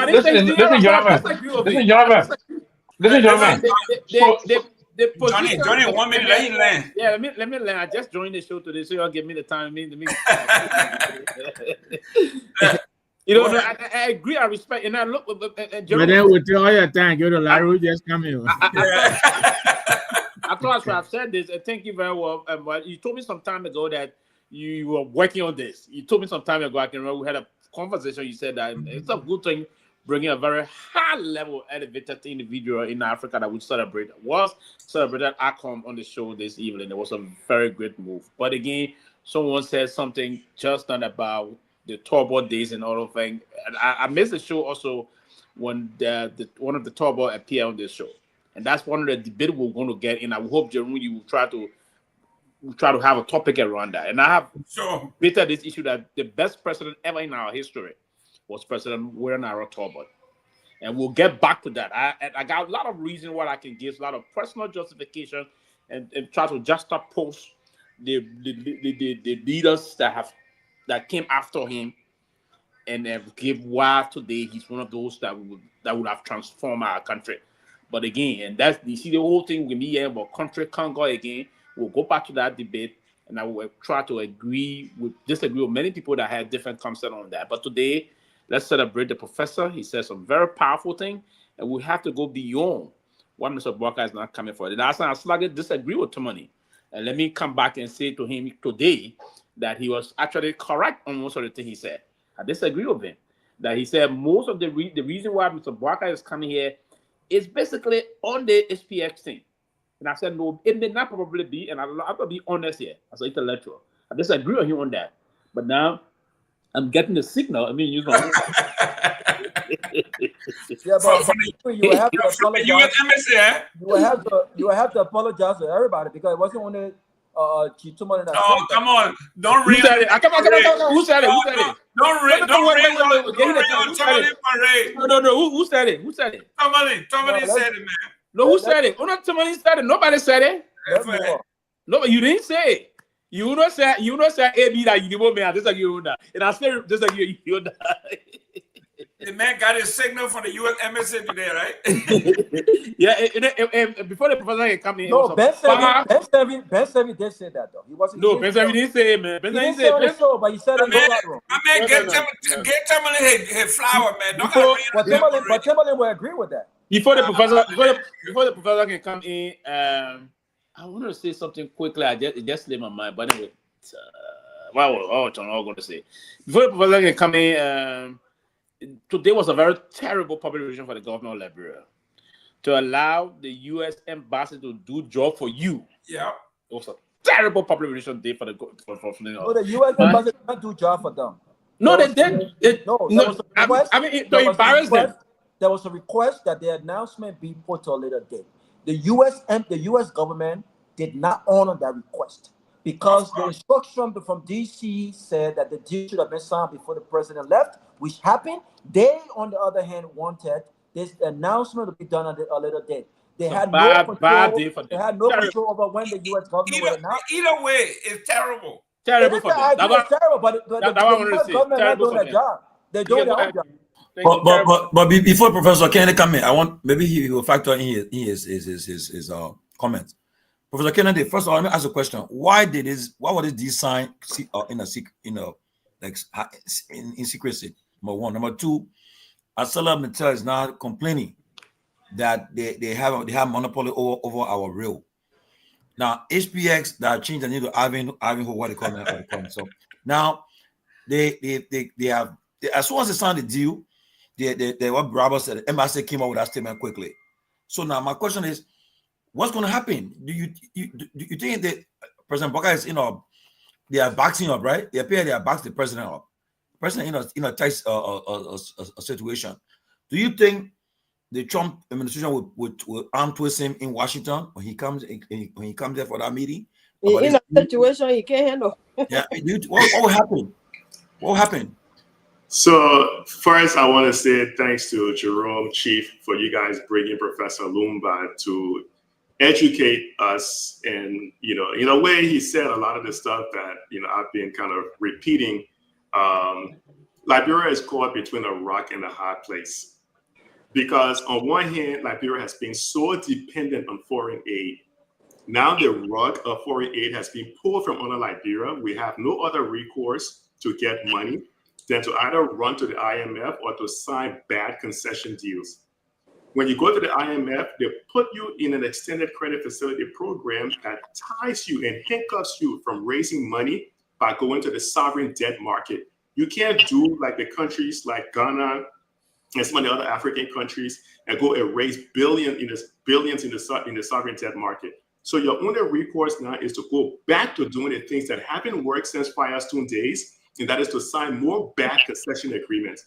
That is where we find ourselves right now. So they're relying on foreign aid. Back in 2017, President Bouaka self made a statement that Liberia needs to get off of foreign aid. But here it is now today, now that the foreign aid rug has been pulled, we're stuck. So where can you go? If you don't have foreign aid, because foreign aid was raising roughly about 500 or so million in economic activity in Liberia, although a lot of that money didn't stay in Liberia, but it was some type of economic activity. We're at the foreign aid. Where are you going to go? This whole deal with HPX, Ivanhoe, whatever you want to call it, Freelander, is a bad deal. These concessions thing, they haven't worked. You can't name me one country that has successfully elevated its people from poverty using concession agreements. Even when you take a look at how Liberia tried to borrow $5 million from the U.S. that led to this whole Firestone fiasco, they were trying to borrow a little as $5 million, if I remember correctly. It was a small amount of money. The deal was actually approved by the United States Congress, and then at the last second, that deal was withdrawn, and then Firestone agreed to lend them that money and use the concession as collateral. And here we are, 100 years later, we're in the same fiasco. Africa has become a resource supermarket for all these, I don't want to say neo-colonists, because that's what's happening right now. But President Boyka is in a rock and he's stuck. He has no other means to raise money, but by signing it, because if he didn't do it, he's gonna have nothing. Because where is he gonna get the money from? The economy is not doing well. We have so many other issues going on. And you saw, I showed the example earlier today in our chat room. To prove that these things do not work, I showed that Liberia received over $1.3 billion from between 2013 to 2016 in terms of foreign aid from the United States, just the US. Wow. And where is the health sector today? That was all because of Ebola. Where is the health sector today?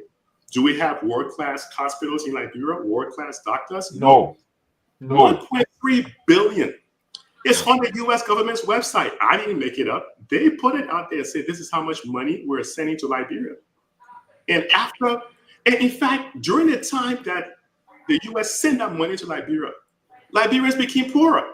On a GDP per capita, Liberians became poorer while more foreign aid was coming in. And when they stopped the foreign aid, Liberia only managed to come up to where it was before foreign aid started coming in. These things do not work. Take a look at China, for example. China has the second largest economy. Back in 1966 or so, China GDP per capita was like around $97 per person. Liberia was twice the amount of China. Liberia, GDP per capita was almost $200 and China was like $97. We had an economy that was better off than China. Singapore, the GDP per capita was like around $586. Wow. Liberia was like around 200. Singapore, they were only ahead of us by $400 per person. Where is Singapore today? Almost 80,000 per capita. Where is Liberia? Around $700, $800. Something is fundamentally wrong. But you know what it is? Sometimes if we look at the Liberians in the diaspora, we can say that maybe the way how we even treat our people in the diaspora, we don't back Liberian businesses. We don't support each other. We look for ways to try to take each other down. It's a reflection of what goes back on when they head back home. We need to be able to support each other. The government is not going to change these things because we've seen instances where the entire legislature have been changed. And a new group that came in, they was just as corrupt as the group that left. So not unless you're investing in the young people right now, the 10-year-olds, 11-year-olds, because by the time they hit a certain age, you're putting in them some sort of a moral values, about corruption, about ethics and all that stuff. So by the time they hit teenage years, then you're growing a critical mass of young people who are far more ethical. You're going to have a tough time, even if you protested and change people right now. Nothing's going to change. So President Boyka, I don't agree with what he did or what he's doing, because as someone who almost 30 years on Wall Street, I know how to raise this kind of money, because what HPX is doing, this is stuff, not only do I have done it on Wall Street for almost 30 years, but I teach this stuff, right? So I know what he's doing. But because I don't think President Boyka has that level of expertise in his camp, he has to do what he's doing. Let's put it that way. And so HPS, do you think that the concession they signed, you think it's a fair concession? Will you it's fair? Because I'm getting people are saying that they will benefit Liberia more than what ArcelorMittal is doing. What? I mean, that information I'm getting. That's what I'm asking. We can all speculate, because not unless you have the raw numbers and can crunch that number into the data analytics, we all just be speculating, because people don't have the raw facts. We don't know the true value of the economic activity. People are just speculating right now. We know part of what HPX is trying to do is because they have a concession on the Guinean side of the Wologisi, and they need that rail to pull that in. But I can tell you one thing for sure: HPX is going to make billions off this deal, far more than they're actually investing. they're going to make 4 or 5 times what they're actually investing. If they're investing about 400 or 500 million or even $1 billion, HPS is expected, based on the price and quality of the iron ore, they're going to be making anywhere from 18 to $20 billion. But imagine, Chief, what if I tell you, say, oh, that property you have over there, let me buy it from you from $5. You're all excited because you're broke and you're struggling. I take that $5 property that I just bought from you and I go and sell it for $10,000. Don't you think people will look at you and say something wrong with you? Wow. And that's what all these guys are doing. Africa has become a resource supermarket for these other developed countries, and they're all fighting now to rush, whether it's China, whether it's the United States, they're all fighting and rushing to Africa. But let me say one thing real quick. President Trump said in his inaugural address that it's going to be an America First policy. So he's only doing what he said he's going to, what is going to be best for America. And he said other African countries, not just African countries, but he said other countries should do as equally, they should do as best as they can for their own country as well. So Liberia needs to do what is best for Liberia, but I don't see that happening because of where we find ourselves economically. We're in a stranglehold, better known as a poverty trap. And unless we have a pivotal leader that will come in, it's not going to change. When Mao Zedong left, Deng Xiaoping came in, we had a change. When Lee Kuan Yew came in Singapore, we had a change. The same thing happened in Botswana. Professor Lumumba was here. When he talked about investment in the healthcare sector, he talked about the Seychelles, which is one of the richest countries in Africa. They put in 10% of the GDP into the healthcare sector. He talked about Mauritius. They're doing about 8% of the GDP. He talked about that as well. So there's a relationship through investments in your country, healthcare, education, feeding yourself, that leads to a reduction in poverty. But because we don't do that stuff, I think the diaspora needs to do a whole lot better, invest in the private sector amongst ourselves, and not rely solely on the government. Because I don't see anything changing real quick. You can have a protest in Liberia, but you know why protests in Liberia doesn't last long? Because it's not sustainable. The protests in Hong Kong lasted for over a year. And the only reason the protests in Hong Kong faded away between 2019 and 2020 was because by March of 2020, COVID hit. But it was a state protest in Hong Kong. When the guy in South Korea tried to instill or put down martial law to seize power, you saw how many people protested and ran him out of there and tried to put him on trial. So Liberia, we just find ourselves in this perpetual cycle where we're replacing legislators, the new ones come in, they do the exact same thing. Unless we find a leader, a transformational leader, or we invest in the young people and just say, look, hell with everything for the next 15, 20 years, let's invest in the young people, grow up in ethical society, nothing is going to change in the near time. The protest is going to help, it will bring some pain, but at the end of the day, it will die down and we'll go right back to doing the same thing we've always been doing. Thank you. Wow. Jerome, can I just quickly? Yes, go ahead. Yeah, Professor Kennedy, welcome again, my man. I thought you were going to be busy today. You were not joining us, but it's good to have you. Yes. In your deliberation, I want you to tie in what happened to Obasanjo and George Bush when they needed Charles Taylor to be handed over. They gave him an invitation to the United States while he was in the air about the land and say, if you don't turn Charles Taylor, you're not landing here. And he called home and said, but Jerome, real quick, brother Garguah, real quick before you cut in. You see, this is what's so hypocritical about the U.S. Because when Samuel K. Doe charged Charles Taylor with embezzlement, Charles Taylor was held at a maximum security prison somewhere in Massachusetts. Yes. And during Charles Taylor's testimony, he said that his cell door was open one day. He tied some bed sheets. He scaled down the walls down in Worcester, Massachusetts. He got down to the gate. There was a Lincoln Town car waiting for him. He hopped in it, drove down over to Staten Island. Not too long from Staten Island, he ended up in Mexico. Then he flew Sankara and ended up in Libya. It was this, how did he get a Lincoln Town car waiting for him outside? You can't tell me the U.S. government wasn't involved in that. Wow. So what is interesting before the same people that release him were the same people that eventually grab him again. I'm sorry, go ahead, Brother Robert. Well, what is interesting is you mentioned that, Gilman, about the Obasanjo scenario in Charles Taylor. And I did a piece today where I share a bit of, information that I received on this deal. And I actually, it reminded me of that, of what happened, right? I mean, it's a perfect example because, remember, Obasanjo had initially rejected the request to have Charles Taylor turn over.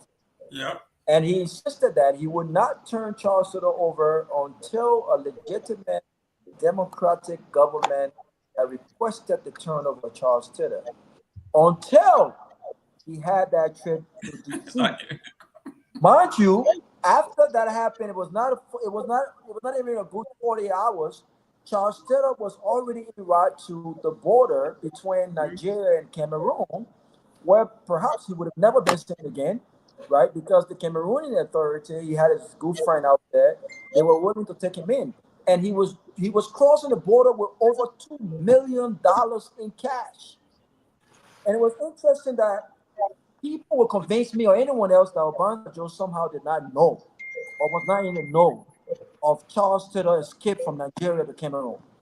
But when Bush gave him that instruction, he quickly turned Charles Taylor over, and they created this narrative that Taylor was found at the border. Customs service officers had captured him at the border. And this is what's happening. When he was being captured, Obasanjo was boarding a flight to DC. This is exactly what's happening. The deal is being signed on a Sunday, where you would think that the government and folks at home having, a dinner with families. And today the president leaves the country, boarding a flight, when the U.S. Embassy have announced a $1.8 billion deal. Meanwhile, the Liberian government has not told the public what's in it for them, how it benefits us. None of these things. But there's more to this that meets the eye. And the more you hear folks talk about this deal, right, the angrier I get, to be honest with you. But Mr. Nama, go ahead.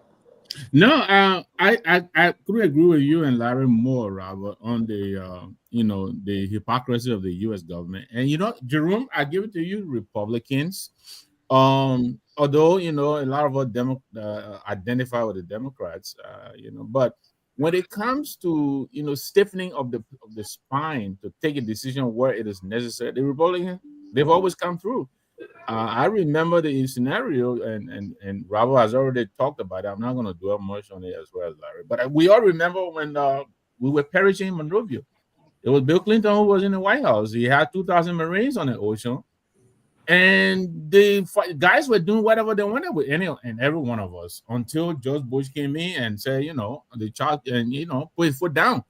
And so we all know how Obasanjo was here, and the man said, no, you're not coming to the White House until you tell them where Charles Taylor is heading. But anyway, I want to ask Larry this, and, put your professor cap on. Let me ask you this. And I like the way you ended on leadership. I really think in all of these matters, Larry, and you tell me otherwise, I think it always comes down to leadership. Ghana has utilized the IMF loan several times. We know that. Jerry Rawlings had to come twice. You understand me? Well, Kufuor, all these guys were still messing up. He had to come twice. But they used a combination of various strategies, diversifying the economy. But they also utilized some of the IMF money. They used that, stabilize their country, and then, send the IMF off. Can we not do that? I mean, I don't want to agree that the IMF assistance is always an albatross on a government's neck. I think if you use it smartly as a good governance leader, just like Lumumba said here today, don't we think we can do something about it? Yeah, so you need to have a plan. It's like people back home may not understand this, but you over here in the States, you will understand this. It's like putting somebody over here in America on Section 8. We're all set. Right. Section 8 can be a stepping stone to help you get on your own 2 feet. If your intention is to get on Section 8 and remain on Section 8, you will forever stay in poverty. So you can use that as a tool Yes. to lift you up, as leverage to lift you up and get you started. But then once you get started, you need to have a plan to how you will wean yourself off Section 8, how you will wean yourself off the IMF program, and eventually stay on your 2 feet. America doesn't use IMF when they want to raise money. You go down to Wall Street, they issue U.S. Treasury securities, and they raise a ton of money. Who lends money to the U.S.? Ireland, Japan, China, all of these countries, they lend money to the U.S. So, Mr. Nagbe, you're absolutely correct. It's not all bad if you want to use it as a leverage to get you started. Right. But when you look at African countries, it's just a cycle. You talk about Jerry Rawlings using it. Today, Ghana is still using it. And they even defaulted, and when they defaulted on the IMF loan payment, it became a problem because then they couldn't raise more money. Right. The Ghanaian president had to fire the finance minister, brought in some new guy, and now they're trying to make some changes. The same thing happened to other African countries. They get on the IMF program, but they can't get off of it. So not all bad. Use it as a stepping stone to get started, but they have a long-term strategic plan to get off of it, and then you'll do so much better. But it's not a sustainable strategy. Let me ask a question, right? I beg you. I got because this concession agreement is about to go to the legislature.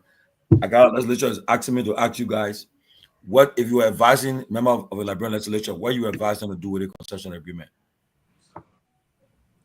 Nationalize it. Tomalin, first of all, you have right now the government. I think part of the reason why they needed more time on this deal is that there's a possible legal issue right now because again, there's already a deal in place with the AML, right? They have access, they have 100% access with the Yoruba and the counter rail, right? Yeah. Now, how do you explain legally, given HPS this access? How? And you know what? The few folks in government right now that talked to me today and said, well, you know, the goal is for them to transport iron ore from Guinea. That's not even true, because Guinea has taken tremendous steps in establishing its own railway, right? And so that's not even true, and they won't let that happen. But how do you sign a deal, government's continuity, with a man? So if I'm in the House of Representatives, I'm looking at the possible legal issues because the government does not only constitute the executive branch of government, the government constitutes all three branches of government. And they're going to say, well, the government can implement this deal after the AML deal expires. When does that expire? When? How possible is that? It doesn't make any sense. It doesn't make any sense. Lastly, they were in February talking about a $5 billion deal, and I don't think they were bluffing, Tomalin. If you look at the possibility and the potential of what we're talking about right now, the government should be ambitious, especially when we're transitioning from aid to trade. So from talking about $5 billion deal, which I thought was possible with the smartest folks in the room, to $1.8 billion, this is chicken change. This is we're cheating ourselves. And beyond that, we don't even know what's in this deal that benefits us. We don't know what's happening. So the government has decided to put that desire to meet President Trump, because I think this is a part of this. This government wants an invitation for a red carpet meeting at the White House after the African summit. And because those close to Robert Fairland in the White House have interest in this deal, they're doing whatever they need to do to make that happen. But there's a legal issue that hangs over our head here. I think this is bad for our country. And I think if there's any deal that needs to be signed, we should go for the highest bidder. I think this was prematurely done. And I'm on the side of the government yet. Look, I don't think Joseph Walker wants this. I think, like Mr. Larry said, he's caught in between a difficult space right now. But even in these circumstances, as president, I would have insisted otherwise. If that meant I don't go to D.C., then thank you, I don't go to D.C. But these are decisions that we have to take in the interest of our country, because when it boils down to it, America will always put the interests of their country and their people first, regardless of what it is. Let me quickly answer that question before I jettison out of here. So that legislator, this would be my recommendation to them. The first rule in finance is information is the basis for decision making. So that lawmaker needs all of the relevant information as it relates to that deal, because sometimes they are making decisions and voting on things that they haven't read in its entirety. Somebody's telling them about it, so they don't have all of the relevant information. So information is the basis of decision making. Get all of the information. The second thing you need to do is to set aside maybe a 3 to 5 member think tank to help you analyze this stuff. Now, because of the world we find ourselves in, we're in the information age, you need to set up what is called a generative AI tool to help you analyze it. Because no matter how smart all of your people are, you still cannot outthink the artificial intelligence that is out there. So whether you're using things like Google AI Studio, I know ChatGPT has a pretty good model, but you can build a model that can help you take some of these agreements, put it in there, crunch the numbers for you, and give you the decision. So that would be my recommendation to them. And I know I'm sharing a lot in here, and that's all for free. Right? Thank you, Larry. Thank you. We're not going to pay you once. I want you to look at this. This was February 23rd, 2024. Yeah. Thank you. You see, Joseph Wagner signing the $5 billion investment with HPX. Yeah. I got it all here. Tommy, let me speak with that real. How do you go from $5 billion with the same company, the same people? This is going to end up in court. It's going to end up in some international court somewhere. It's going to be a big deal, and the person who has the signed contract right now is going to end up winning. I don't want to say, well, the word winning is relative when you have the U.S. involved, but it's going to end up in court. So Larry is basically reiterating the same thing Steve Talbot told us here last week, and a lot of us, you don't have to be that smart to arrive. You don't have to be as smart as Larry to arrive at this conclusion or Steve Talbot. First of all, the legislature, if they're asking you that, Tommy, I think that's good. At least they're reaching out and they're trying to understand what is to be done. And I have to commend them on that. They should get help. They shouldn't be embarrassed. Get help. Yeah. Talk to people like Larry here. Go in the region. There are other countries in the region who have done this before, but get help and get good advice. That would be my suggestion to them. Get help. Yeah, don't be embarrassed. Yeah, but I mean, Brian, I'm good. Let's look at something, right? Let's assess the quality of people who got as legislators. Let's look at that quality. Let's assess the quality of staff they got in their offices. Right? I mean, no one individual knows everything. But the people you have in your office staff, your 5, 10, 15 men you got around you, how prepared are they to support you with information when these things come out? You understand? I'm sorry, some guys may feel bad because I know I got a lot of friends in the legislature that are working in some of the guys' offices. But look, I will block you after tonight. They'll block your number. No, they will not block me, man. They will not block me. But if they want to see me somewhere in Ghana, they will just start throwing some words to me. But the point is this: this is about Liberia, right? You cannot be a senator or representative, and all your staffers are college students. That's a challenge. That's a serious challenge, right? You need to have real trained bureaucrats or professionals in the various aspects that will advise you to even discuss the national budget, to discuss the kind of contract that come about. Now, Larry is here now making the comments, providing free lecture and freelance intellectual information. But we need to do that. But the point I also want to make here is that Liberia has not experienced a nation-building leadership since our post-conflict period. And nation-building is key in leadership. So all the children that were born in 2004, today they are 20 plus years old. What have they experienced growing up now at the age 20 and above? What are they going to be learning? So what kind of young people do we have at our age now? And they are the voters. They are decision makers. What have we done to prepare them? What do we do? from 2004 to 2024. That's 20 straight years. And that population may be anywhere around maybe what, 15, 20%? Maybe, I'm just guessing. And that's a good number. And if that population does not have any ethical discipline, any ethical training, and then economic training comes to nationalism, being patriotic, understanding what government is. Why do you vote for somebody to be your representative, your senator, or your president? Then the country is in serious trouble.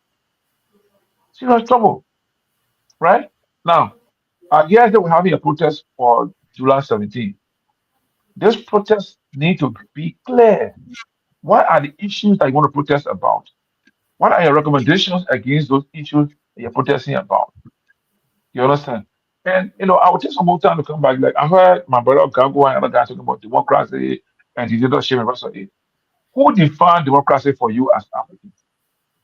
Who define who is a dictator for you as an African? The same mistake. We read Western concepts, Western literature. We want to enforce that into our country. You have the same thing I told you. The whole Europe got small countries, but they all have their individual languages there in those countries in Europe. People in Poland speak their language, in Norway speak their language, in Spain, in England, in France, everywhere there. All the small countries in Europe speak the language, they teach in their language. What are we doing in Africa? We are either French or English or Portuguese or what, something else. You understand? So we have to define ourselves. If we allow those people to define us to tell us your leader is a dictator, your leader is an autocrat, then we got a problem. Now they are calling the Russian President Putin a dictator or an autocrat or an authoritarian, right? Is that how the Russians see that leader? So we have to try as Africans or as Liberians, for that matter of fact, to make sure that we know what we want our leaders to do for us, and we compare them, we hold them to task to do what they have to do for us. We go back. Norway has almost 6 million people in Norway. Liberia has about the same 6 million people here. Why are they better than us? Why do they have better system, education, health, their economy, their politics? Why is it better than us? Do we have all the Europeans doing the same thing Americans are doing governance-wise? No. Other people are saying similar monarchy, right? For me, I don't mind. Mandela says he doesn't care whether the rat is black or white. In as much as it can catch a mouse, that cat is good. Good. Right? So we have to decide how to define ourselves, how to define our system that will work for us in the best interest of all of us. If we keep following the practice of our former colonial masters or our European and the people who can define us in our Berlin conference, whatever, we're going to make mistakes continuously in Africa. And for us in Liberia, the same mistake. Now, if you check on, Liberia is known as the the number one country that has the lowest IQ. Next to Liberia is Sierra Leone. I saw that somewhere. Globally, Nepal is the first. The country with the lowest IQ, low way of thinking, because our education, all our things are playing factors. So if Liberia is the first African country with the lowest IQ, that speaks a lot about us, about how we make decisions. It speaks a lot. And so how do we fight to stop us being considered as the country on the continent with the lowest IQ? We need to improve our education system. Like I said today, I was in Burma. I saw the school structure. I just bowed in sorrow. And those little children that were going to that school, they are not responsible. That's what they have provided for them. Who's going to be teaching them there?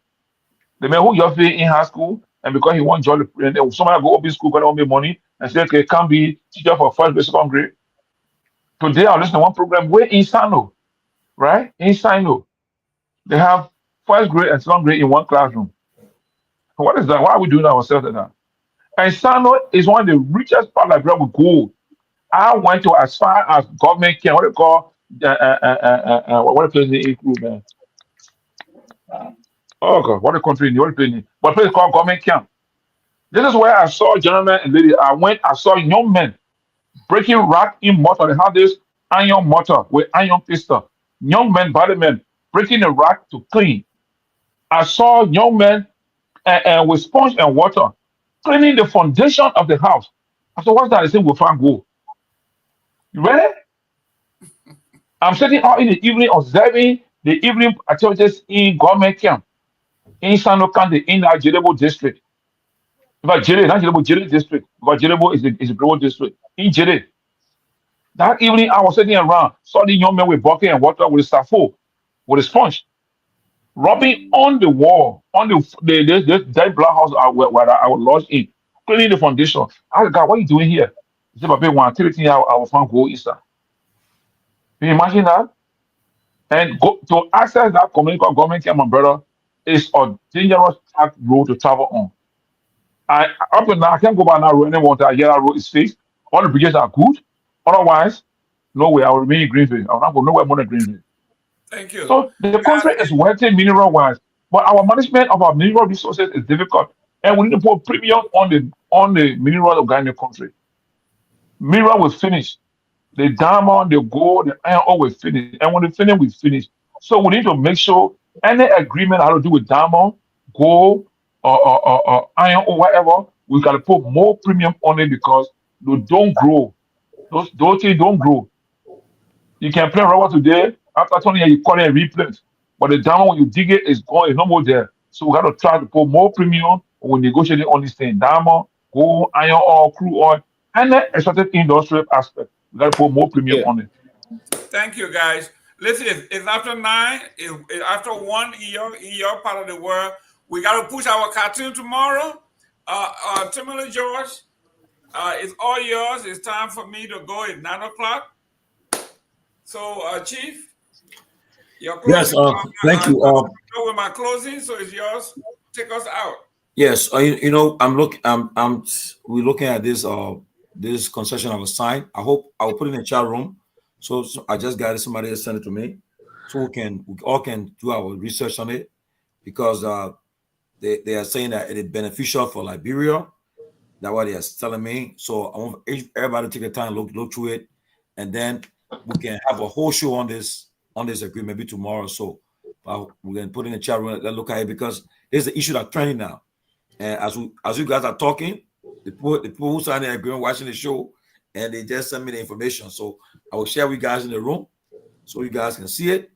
And they are defending it, and they're trying to tell me to go to the government people. They will not come forward. You know how this they will avoid getting a tough question. Okay. If it's so good, if they have done such a great job, why did not come in here to publicize and say, you know what?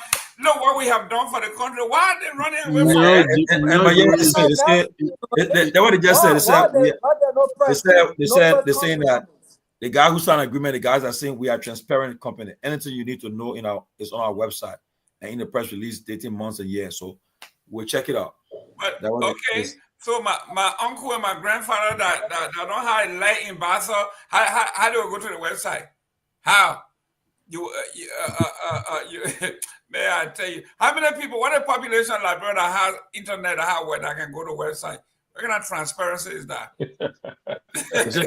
Great show, guys. Thank you very much. See you tomorrow. Yeah, thank you very much. Sarah, thank you very much as well. Thanks for being on all the time. Chief, thank you guys very much. Well, thanks a lot, man. Robert, Johnny, man. Sylvester. Good night, guys. So Pewee, how was Roland? Your first time on Roland? It was good. It was that is the smallest state in the union. You know that, right? So it's not the smallest state. Roland. Okay, yeah, I was there. So I thought it was Delaware. No. I lived Roland for 12 years before I moved on this side. It's the smallest state. For most Liberians that came to America, they'll tell you started from Rhode Island for the transition to other states. Okay, it was just it's a layer. But you saw how Liberian Bogu, right? Yeah, they there. And the good thing I like about it, it's not, if you from one point to the next, it's not that far, right? It's pretty small. You get Pawtucket, Providence, Warwick. I was based in Warwick, right? So Warwick into Providence. Warwick to Providence, Pawtucket, North Providence, and they're just there. Yeah, but it was more strategic as to how they build the place, right? Because A plantation there. The road network. Is it Rollin, Providence, Everywhere Providence you go, you plantation? often hit the 95. You have the 95, you go to other area. But I like how they did that connection. It's nice. It's nice, but there's a very big Liberia population there. Oh yeah, large. Big. Very big population. So Tomalin, Yeah. Tomalin, man, I beg you guys, I would like for us to make it a mandatory protocol for the program. Even if we give 15 minutes to the public that's listening to us to call and make contribution to the show. I think today's show was a great show. Yeah. And there's a lot of people that are following the show. I'm sure they wanted to make contribution, even though they were writing their comment, but they wanted to participate by calling and making show. So let's try to make sure that be a protocol on this show that whoever the hosting must create 15, 20 minutes for phone calls. You know, from everybody, whatever will call will be good. Then it becomes everybody's business. It should not just be about us, expressing our views and our thoughts. I agree. Yeah. Okay, but the guest, I think for him at the time, his time was, so we just took him out of his schedule. We just got him out of his comfort zone to come in. No, not for the. I mean, not for the guest special, but for the entire show. Yeah, but for we the create future, space for the audience. Right. Yeah, for the audience to call and make comments or make contribution on what they thought about the way we discussed. Yeah, it's true. Yeah, that's true. I feel like a lot of people from Cape Verde live over there. Yeah, that's true. In Rwanda, the Cape Verdeans are there a lot. The Haitians, they're a lot. Yeah, you come across them. Yeah, for most people, Rwanda live Rwanda and work in Massachusetts because they pay more. I see people live in Pennsylvania. Most of them work in Jersey. Jersey pay more, and Delaware they work on the side. That's how they do it. It's all about the mullah. The mullah. Yeah, people. I mean, so tomorrow we been way in Temple. After I've been my job for 12 years down there. I live in way here, but I'll go way in Pennsylvania. I'll be every day. I'll be working 4 5 jobs. Yeah, but more wages in Massachusetts. That's true. Yeah, you make more. People that can really move. They see people like G. Gwens, John Smith. Yeah, they can. They are nurses. They can go anywhere. They make the money. Yeah. But anyway, you put a nurse, they will pay them according to their status. So the nurses then. But you other people then forget it. We who did sociology. When you find someone to be there because when you look at, we see the nurses then, like G. Gwen there. G. Gwen, John Smith, Eugenia there, they're the one. Sarah there. Sarah, that nurses, so they make money. See Laura Hooks there? Yeah, they're the one. They're going to where they survive. But not also. We got to plenty of rappers. You're good now. Yeah. Okay, man. Trying to get a haircut. So you looking nice, man. Nice haircut, buddy.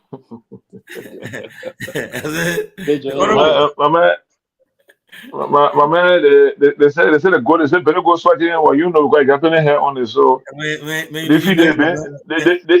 if you did been difficult, but I can make sure I should look good out there, so that I can get like all the things show over my face. So, but anyway, we overcoming all the problems in the next few days or weeks will be okay. Wow, the person said the guy said the nurse is making 120 an hour. What? Man, feel like a true story there. That one not true. We're gonna nurse making 120 an hour. The guy here. G Gwen true. And nurse is making 120 an hour. Impossible. Nah, man, I don't believe it. 120 an hour. Pewee, come on. It's small. It's too much. No, man. It's possible. My man, no answer no nurse making 120 an hour, man. It's possible. My brother. Then what is that don't make? Depending which is the person a restaurant nice or so? Because they get some help. How they call it? Let G Gwen Smith tell me the truth. She said not right now. That's why I said it's possible. I'm not saying it's possible. Ben Jonah, you're a nurse too. Tell me, anybody make 120 an hour? Yeah, Ben Jonah said it's not true. He said really? Yeah. Let me frank, man. But again, you go to 20. I may not know the detail or have the detail, but yes, what I would say. you have to know the classification of nurses also and see it's impossible that in certain areas, some of them. He said yes. Classification. You travel nurses. Oh my God. That's what I'm saying. Damn So it. Ben Donald, that's ready. I mean, what kind of nurse is he? So we have to know the classification first and foremost, then we'll determine how we're gonna learn. So what kind of nurse the person is in, what category the person is in. It's possible that somebody can be 120 an hour. But Ben Jordan, he's a travel nurse. That's what I'm saying. I said we should know the. I'm not saying he's not. What the classification? Yeah, you see, all the nurses talking. Ben Jonah, Nora, Ruth. What do you mean, like, bro? Ruth, come on, you're like, bro, man. Who made that kind of money, like, bro? Ruth, you full of fun, eh? Jigwen, Maze. Jigwen said, I've been COVID that poor made that money. Oh. Ruth Roberts, come on, don't mislead us here. It was it. Who made that money, like, bro? You might fool your friend to go, like, bro, to go there, yeah? Net practitioner. He said, net practitioner. $120 an hour, yeah. The net practitioner. I mean, but I want to say, like, in another classification, no, but they want to say, but the net practitioner, these are people. They don't want. I think that nurse practitioner is nurse practitioner they can give or they can give or they can give or the pay grade with description thing. I want her. Yeah. The pay grade will determine your own classification, or your classification will determine the pay grade. So it's obvious that a nurse practitioner of this and that. I mean, but it's I want to say a big yes or big no, but it's possible. That's what I would say.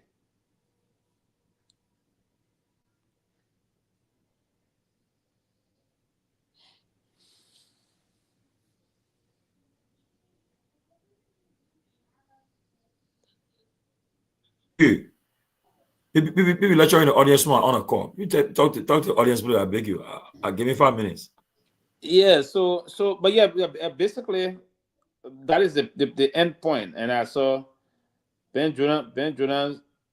It's not clear. Some area he's saying yes, some area he's saying really, some area he's so you in the era, Ben, you have to come sometime and give the expert opinion on these things as they unfold, because these are things that basically we do follow, but professionally there's a possibility that folks may make those kind of money, because how they call it, the LP, there are certain LP that get paid sometimes around $50, $60, $70 in certain areas. I've been told, like for instance, in the prison, right, in other areas. So that it may just be a big possibility of those things, especially those that have into those a very, very much cashing area. So it's big time possible. So don't push people on the side. Ben, you push, we'll go take our nursing classes too. Yeah, but more or less, nurses we get paid. Okay, so if the travel nurses, as you say, you get paid via package or different kind of packages and all of things, and that may just be part of the package to incentivize, because they will have to do things to incentivize folks to travel from one place to the other. Because the reason why travel nurses, as you said, the reason is simple, because if you don't give folks, if you don't incentivize them, they will just decide, okay, I'll remain in my area. So basically, they create the kind of opportunity for people to get attracted to go into different areas to function. So that may just be another reason why folks, those in the traveling field, would make more money and the rest of that then. So that just some possibility there. But yeah, folks may. You see, Ben Jonas said he just did 3 months in the prison. That's good. Yeah, that's what I said. I know the prison, they do pay an extra amount. I see what Ben got to be more for. He can talk crap because he's making plenty of money. I see why he get out more. Man, that talk, yeah, I see why. Hey, nurse and anesthesiologist. Yeah, and these are okay. Nurse and anesthesiologists are people that also make the money also, because those are $140 an hour. Yeah, because those are folks that have to put the patient to sleep before you go to operation. Wow. Yeah. That is a very concentrated area also. So these are folks that would have to know the kind of way. Let me highlight what I guess you. the woman. She's saying, but right now, no agency paying 120 to our end. The hospitals are fighting against. Yeah. But I tell you the truth, the nurses make money in the country. The people, it doesn't make money. But they can make, people make money. And they work a 12-hour shift. And they work, I think they work 3 days a week. Depending on, then maybe they take another 2 days or do overtime. They work to another place. But But it's a 2-hour shift, right? Yeah. It's a 2-hour shift. So I mean, it's yeah. I mean. Yeah, she say, "Man, talk about pay. I beg you, going wherever you are. You swallow all. We talk about pay where you swallow all. I beg you, talk about pay. You get that money you make. We can make that money back. Don't forget it. You know all the bonus country has any pay. You get just talk there. Let me tell you. But that's about forget it. Put a bit money, ball. And someone there though. And Pewee.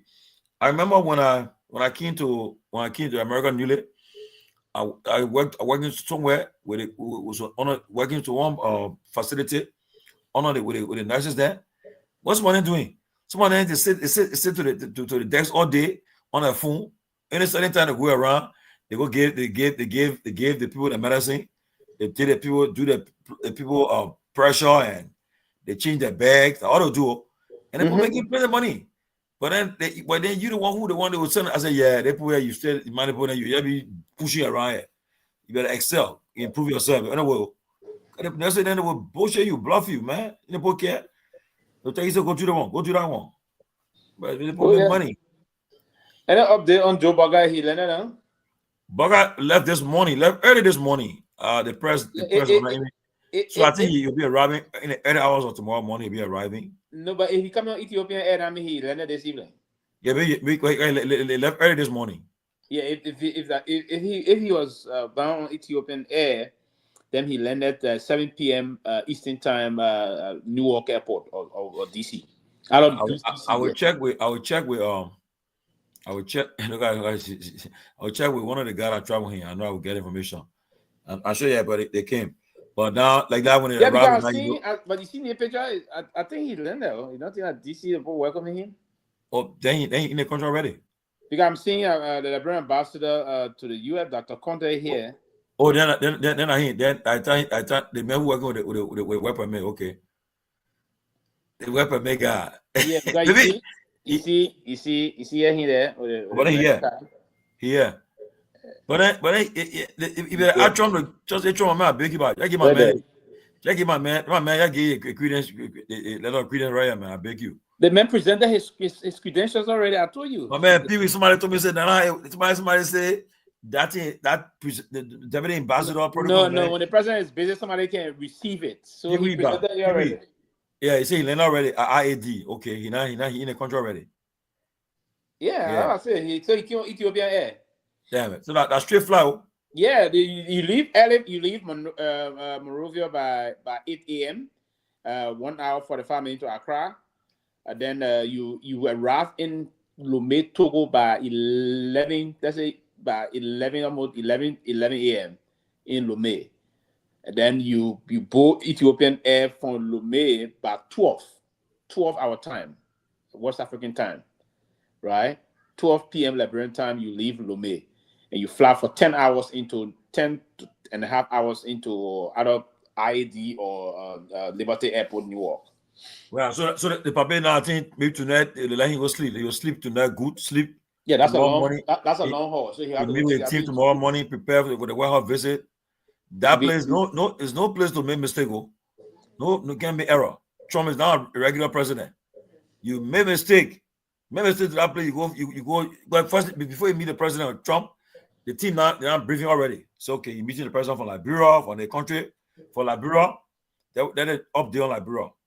The president, they got a president at 80-year-old. He just won election 2 years ago. He in his first term, and so forth. Okay, right now the country what they're going through right now. They're briefing. Okay, then maybe who knows? They say if you see him during the day, he's not sleeping. He listens to you. Okay, He said, they're going sleeping, boy, you know. No, but when you see you, that means he's attentive. So the Babe make sure the Babe prepare tomorrow for that meeting. He will be relaxed because Trump is not a regular guy. He may Mr. Trump will invoke you right there. You say, oh, that they chronicle like bro. So it's going to be if the invitation was based on wanting the government of Liberia to do something, it's going to be very soft. It's going to be soft. And if it came from the old HBS, because the HBS guys one of the guys that he's going to be soft. Trump not a normal guy. Trump not regular. He's not a George Bush. Soft. You got to understand, brother, no, not Trump. Listen, no, man, you are not misselling him. No, brother. I've been following Trump. I see Trump what did understand. You saw when the British Prime Minister came here. The British Prime Minister was friendly. You saw him attack the British Prime Minister. But Pewee, you compare Great Britain with Liberia and you're not I'm going to other areas. Now, you saw Zelensky blunder. What happened to him? He blunder. They attacked him. The king attacked the man, my man. He should have known better. Oh, so the man sitting there, the man had to speak out. He shouldn't have allowed himself to go into a debate. Oh, but he didn't know. He was caught unaware. He was ambushed. He should have avoided. Okay. And all of them, the Rubio, the Vance, all went after the man. So I avoided. You saw what the Norwegian Prime Minister. No, but the person I admire was the guy from Canada. That's it. The guy came because the guy said he one time I said we'll make Canada for the first state. I prepare for that, but he didn't bring it up. You see, but I don't think Bwaka will be put in a difficult spot. But my only fear is that if Bwaka will articulate his vision good, or the intent is to just tell him, say, hey, there's an instruction we gave him. We want this thing. We don't want this done. But if it's just an instruction and I know how close the meeting behind the scene with the president there. But the problem when they come out of that meeting, and mind you now, they were trying to operate. Come on the meeting when the cameras all over the place. Throwing question, that time you'll play that stuff there. Unfortunately, most of the leaders are Francophone speaking leaders, and some of the Bwaka is the English man there. So who knows? Maybe the I don't think that's my suspicion. I may be wrong. I believe that they may not even put them to the press. They just instruct the people to do something. They just come to twist them, man. Maybe they may not put them to the press. My man, they told me the guy who let press been there. He wanted to tell the people, asking what African president can do that. He wants to show us someone from there. Okay, that may be wrong. If you made mistake there with him, he will call you out there. Trump, another person will say, oh, yeah, leave my man. No, he will not do that. And a mistake there. You say, oh, what? He said, why are you doing your country like bro? He gave a finger time. So, I saw mental will not be happy with the deal I went to. They're not happy already. The people not happy.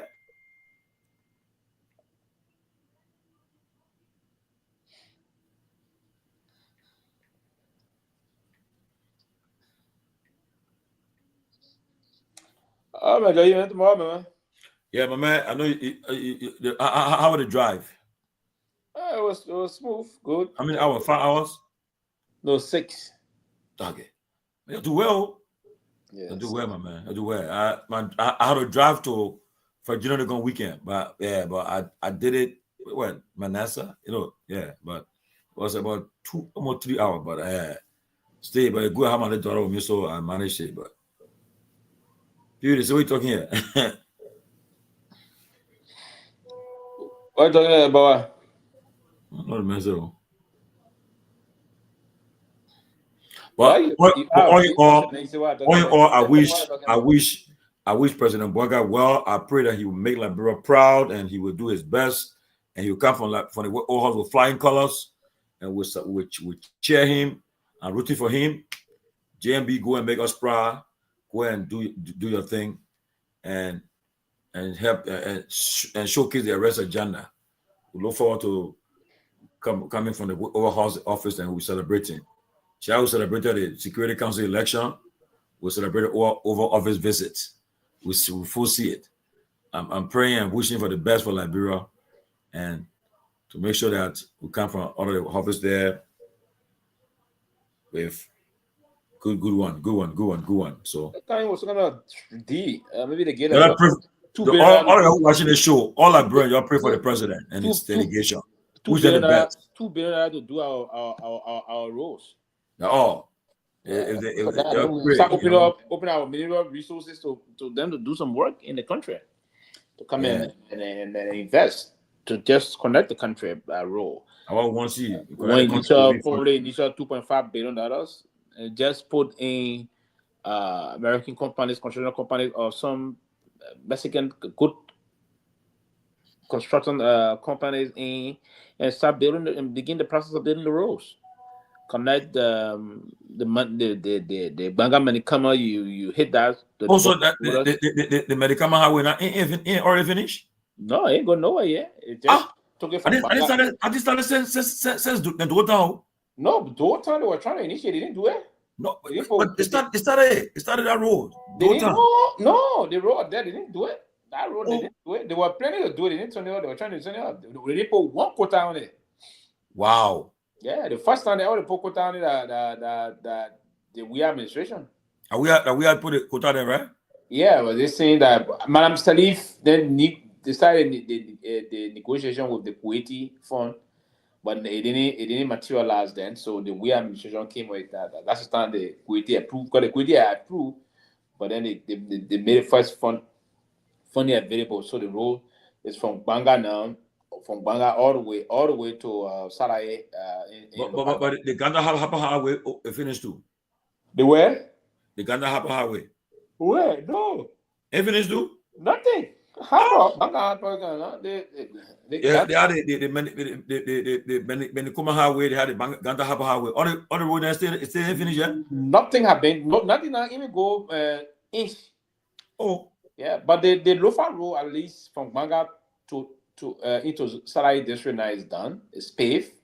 Yeah, I know we drove from Ganta to Sanekwe. The road was nice. Hapa road is terrible. Then they got a road that stopped to the Guinea border. What started Guinea? Yeah. They